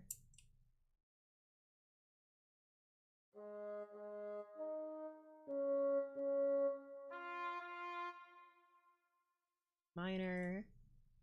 Or G diminished, sorry. What the bass is doing to see how I should move the chords, whether I should move them up or down. I'm gonna move them up. Bass moves down here, so I'm gonna move the chords up. Okay.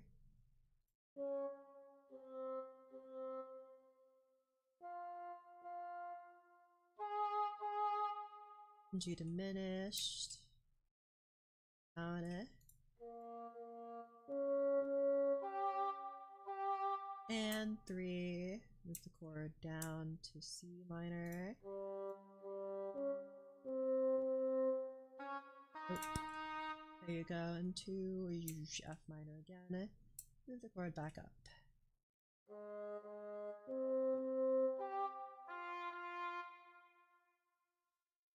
Now just for giggles.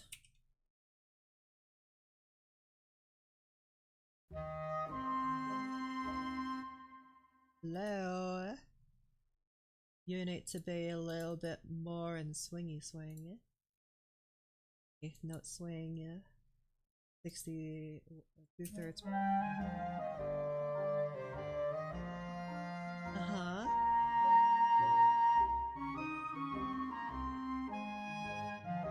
Maybe a lazier swing would be better for this instead of a very strict swing.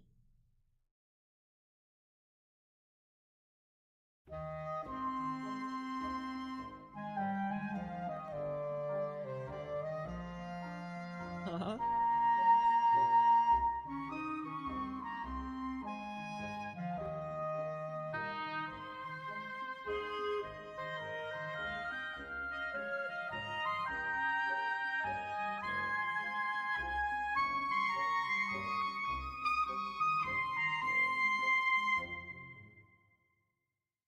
I don't know if I like that more.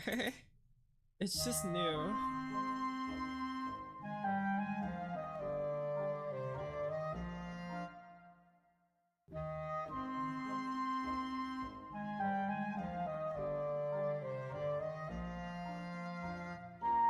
think it works either way.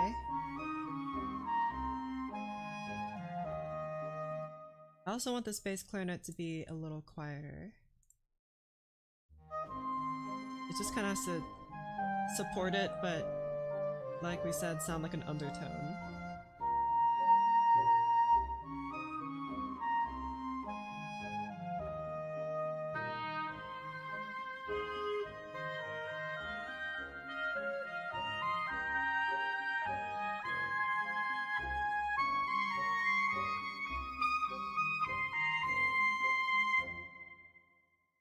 And part of me wants to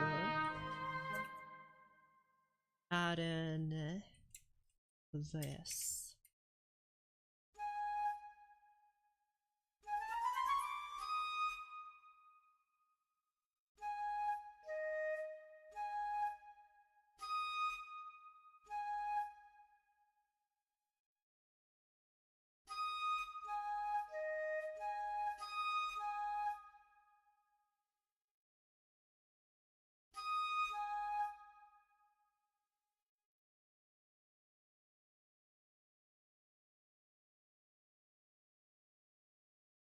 The S sax and sib here.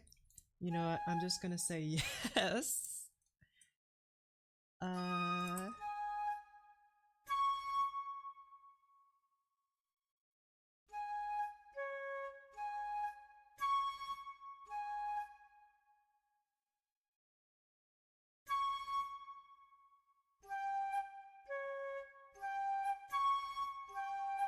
And you would be F minor.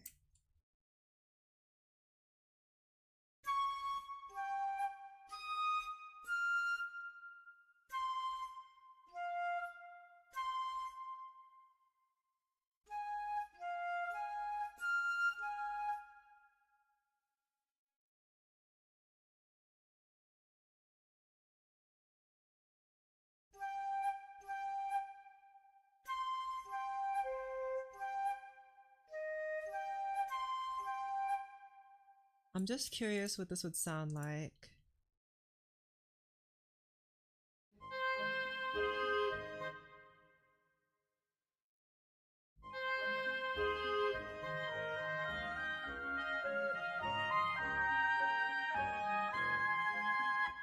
Can barely hear it.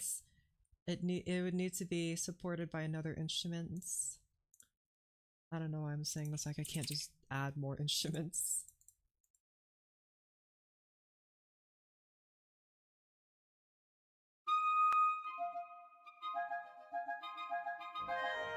This might sound really dumb, but you know, let's just see what it sounds like with one clarinet first.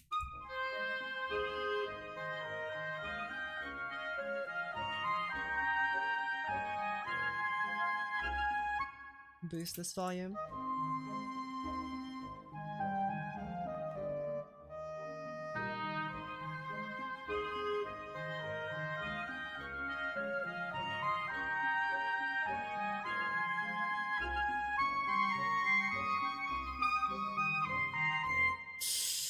Yeah, we have too many things fighting for the high end here, so I might have to get rid of this. Just to make room for this guy.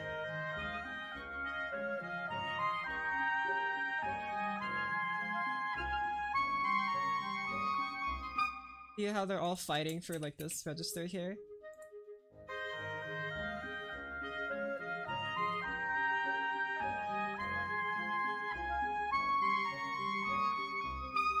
This doesn't sound the same like this though. The other solution would just be move all these down, right?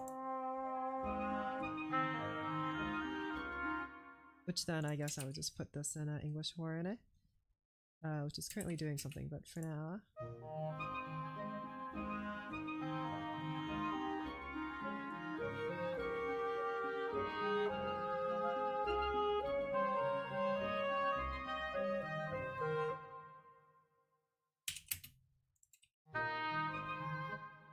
Let's try flute.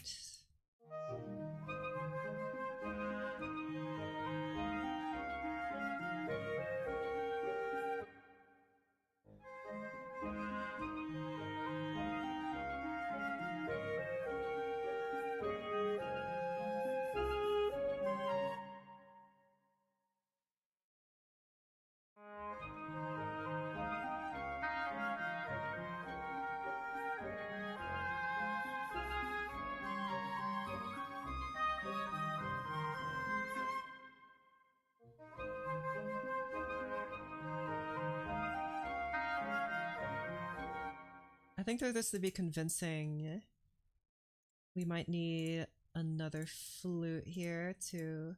Not convincing. In order to like kind of emphasize it, this would need to play, I think, in a...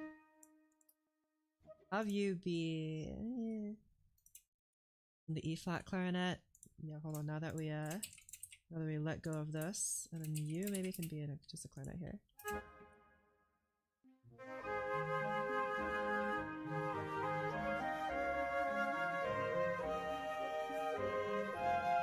I think that sounds pretty.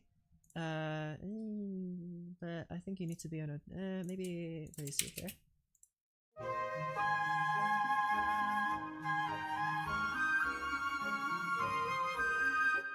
No, that's gonna start sounding very strange. Here, just change you to be an alto flute. So that it sounds a bit better. Let me change you to be an alto flute sound, which we should have here. Hello?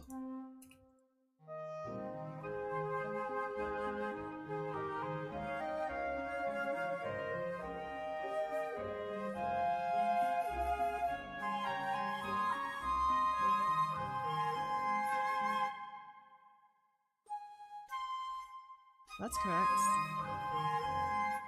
Surprisingly, you don't have to make any alterations to these notes to make it sound good. It just works in thirds already, which is good.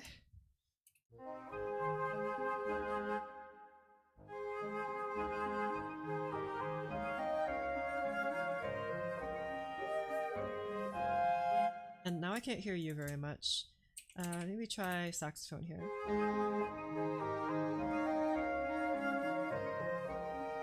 You would be better suited to an alto saxophone.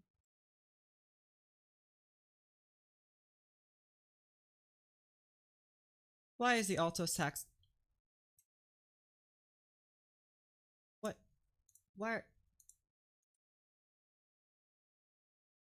There you go. Goodness gravy. The flute vibrato go crazy. It is very something.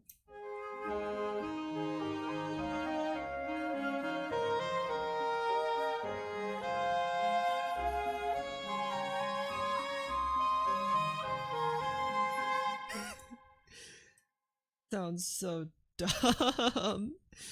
Come on, guys.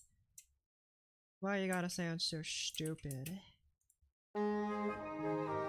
Soprano saxophone sounds better in the alto range than the alto saxophone.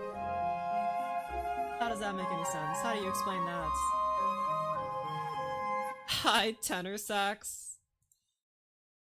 Yeah, hold on.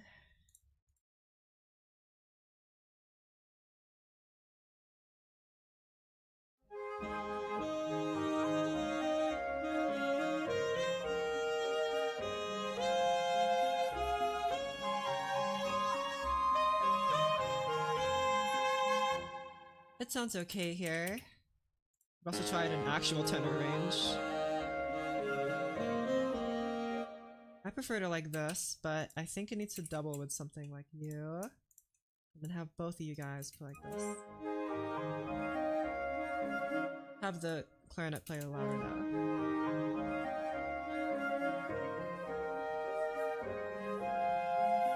That doesn't sound half bad though.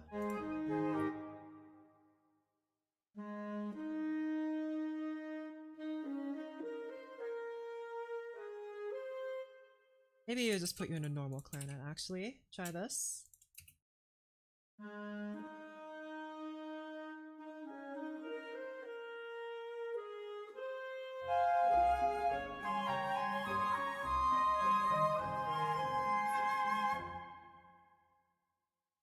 Better. What about you? Have you guys double in octaves?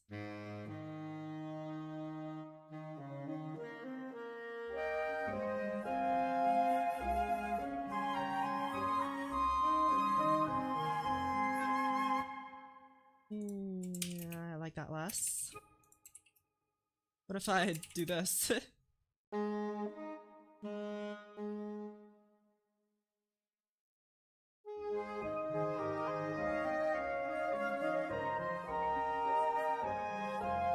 That's pretty. Of course, saxophones playing in octaves will sound pretty, but, you know. Oh well. There's this piece that I had that had a saxophone, not solo, but saxophone melodies. I've been thinking of rewriting, but with the tenor sax player thinking these high notes, they would murder me and say, why don't you just give this to the alto sax?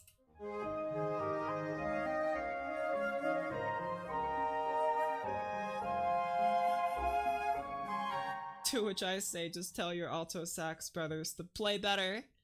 I'm just kidding, that's MuseScore's fault. Put you back in alto sax.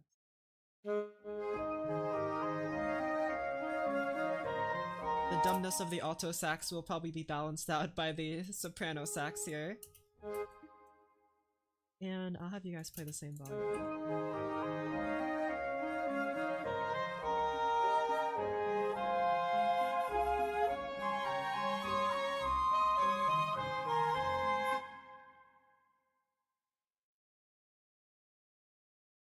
I want to continue this fluttery stuff. What if I have you play a second lower? What does that sound like?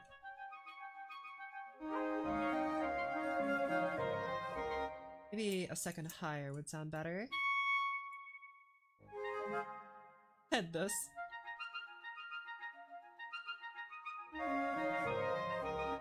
It would make more sense though if you guys were swapped.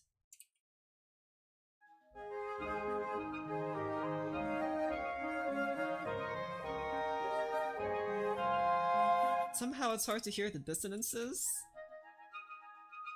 They're like weirdly subtle. It kind of works to our advantage here. Somehow I just forgot to write the last parts. Sopranino saxophone.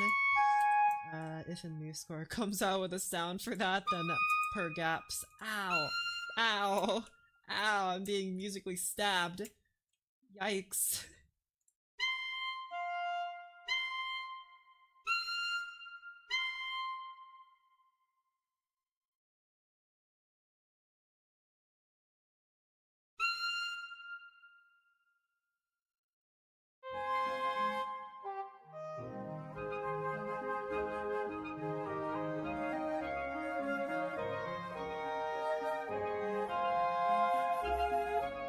Can't really hear this anymore, unfortunately.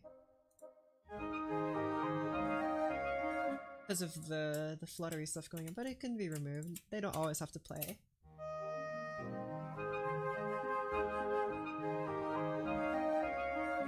I guess I should be there rather than not be there, you know?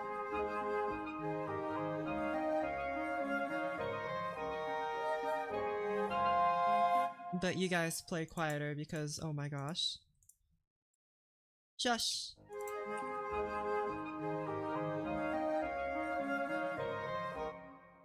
Again from the beginning.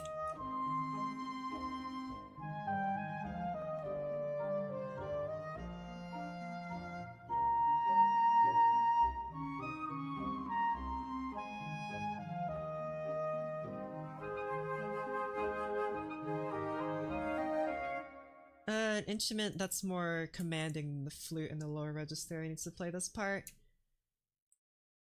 You, clarinets.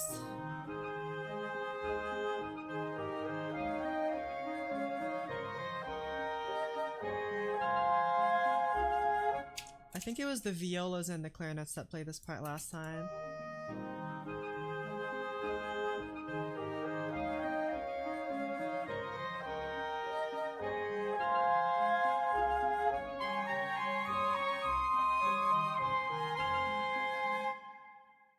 How about oboe here?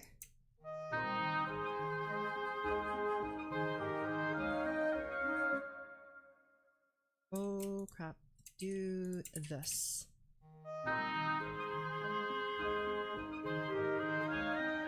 Or, you know, just add another oboe. Okay. This is coming out great, thank you.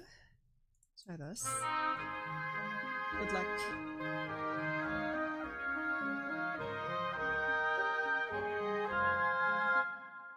Okay, I don't have any. Fortissimo is a bit much, just play forte. Huh?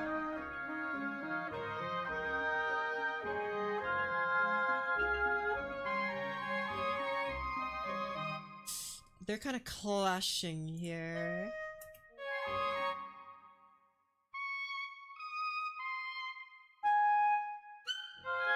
It shouldn't be that bad, I guess.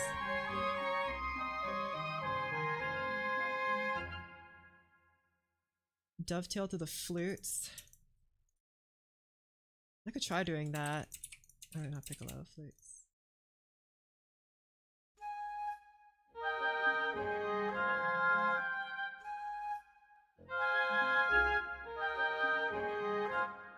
Have you play also the pickup note here, just to make it a little bit more seamless.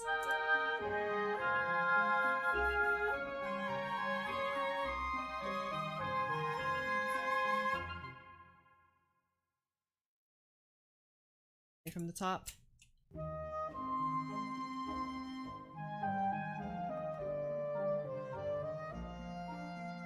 This line is a bit more dubious than I thought it would be. I thought it might be a bit better, but this feels kind of weird.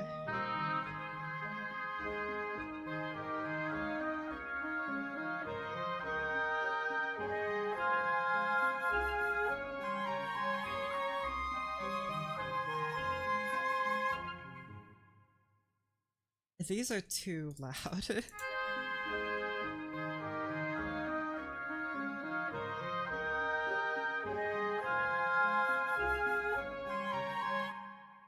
I don't really know.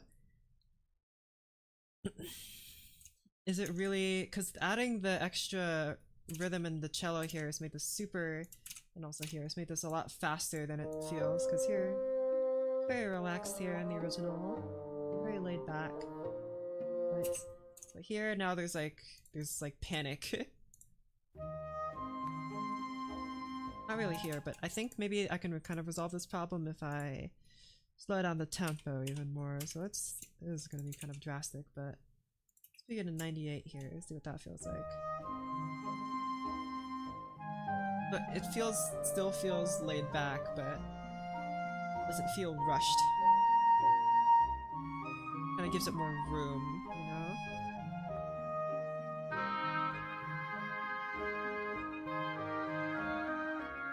A little bit slower, I think. Let's set you to 95 BPM.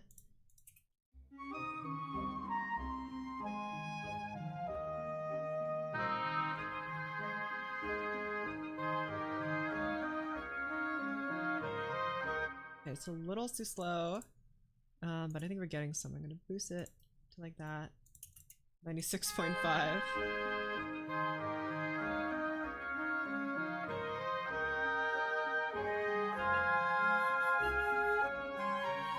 Maybe instead of clarinet, have you be in piccolo instead. Piccolo might be... maybe piccolo and flutes. I'd have to move you though. Hold on. Put you here temporarily. Maybe just change you to be a normal flutes.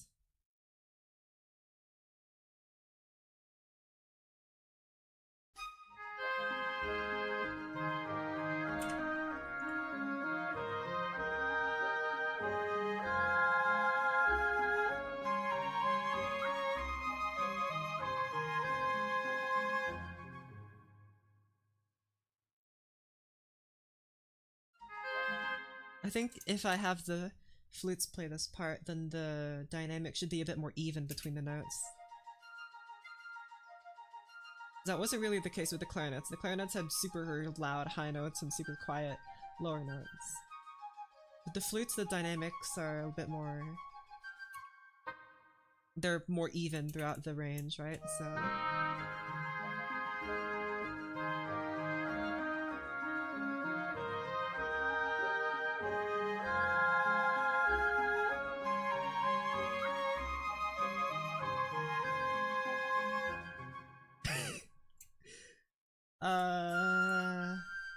this part here is a little weird, but whatever, it's just a sketch. Okay. Well, I'm gonna have to stop it here because it's like almost 11 o'clock and I gotta go to bed. No, I'll see you around, and also I need to drink my sweet tea. Bye bye. Make sure to subscribe and join the Discord, and make sure to eat your bok choy because it's delicious, and bye bye.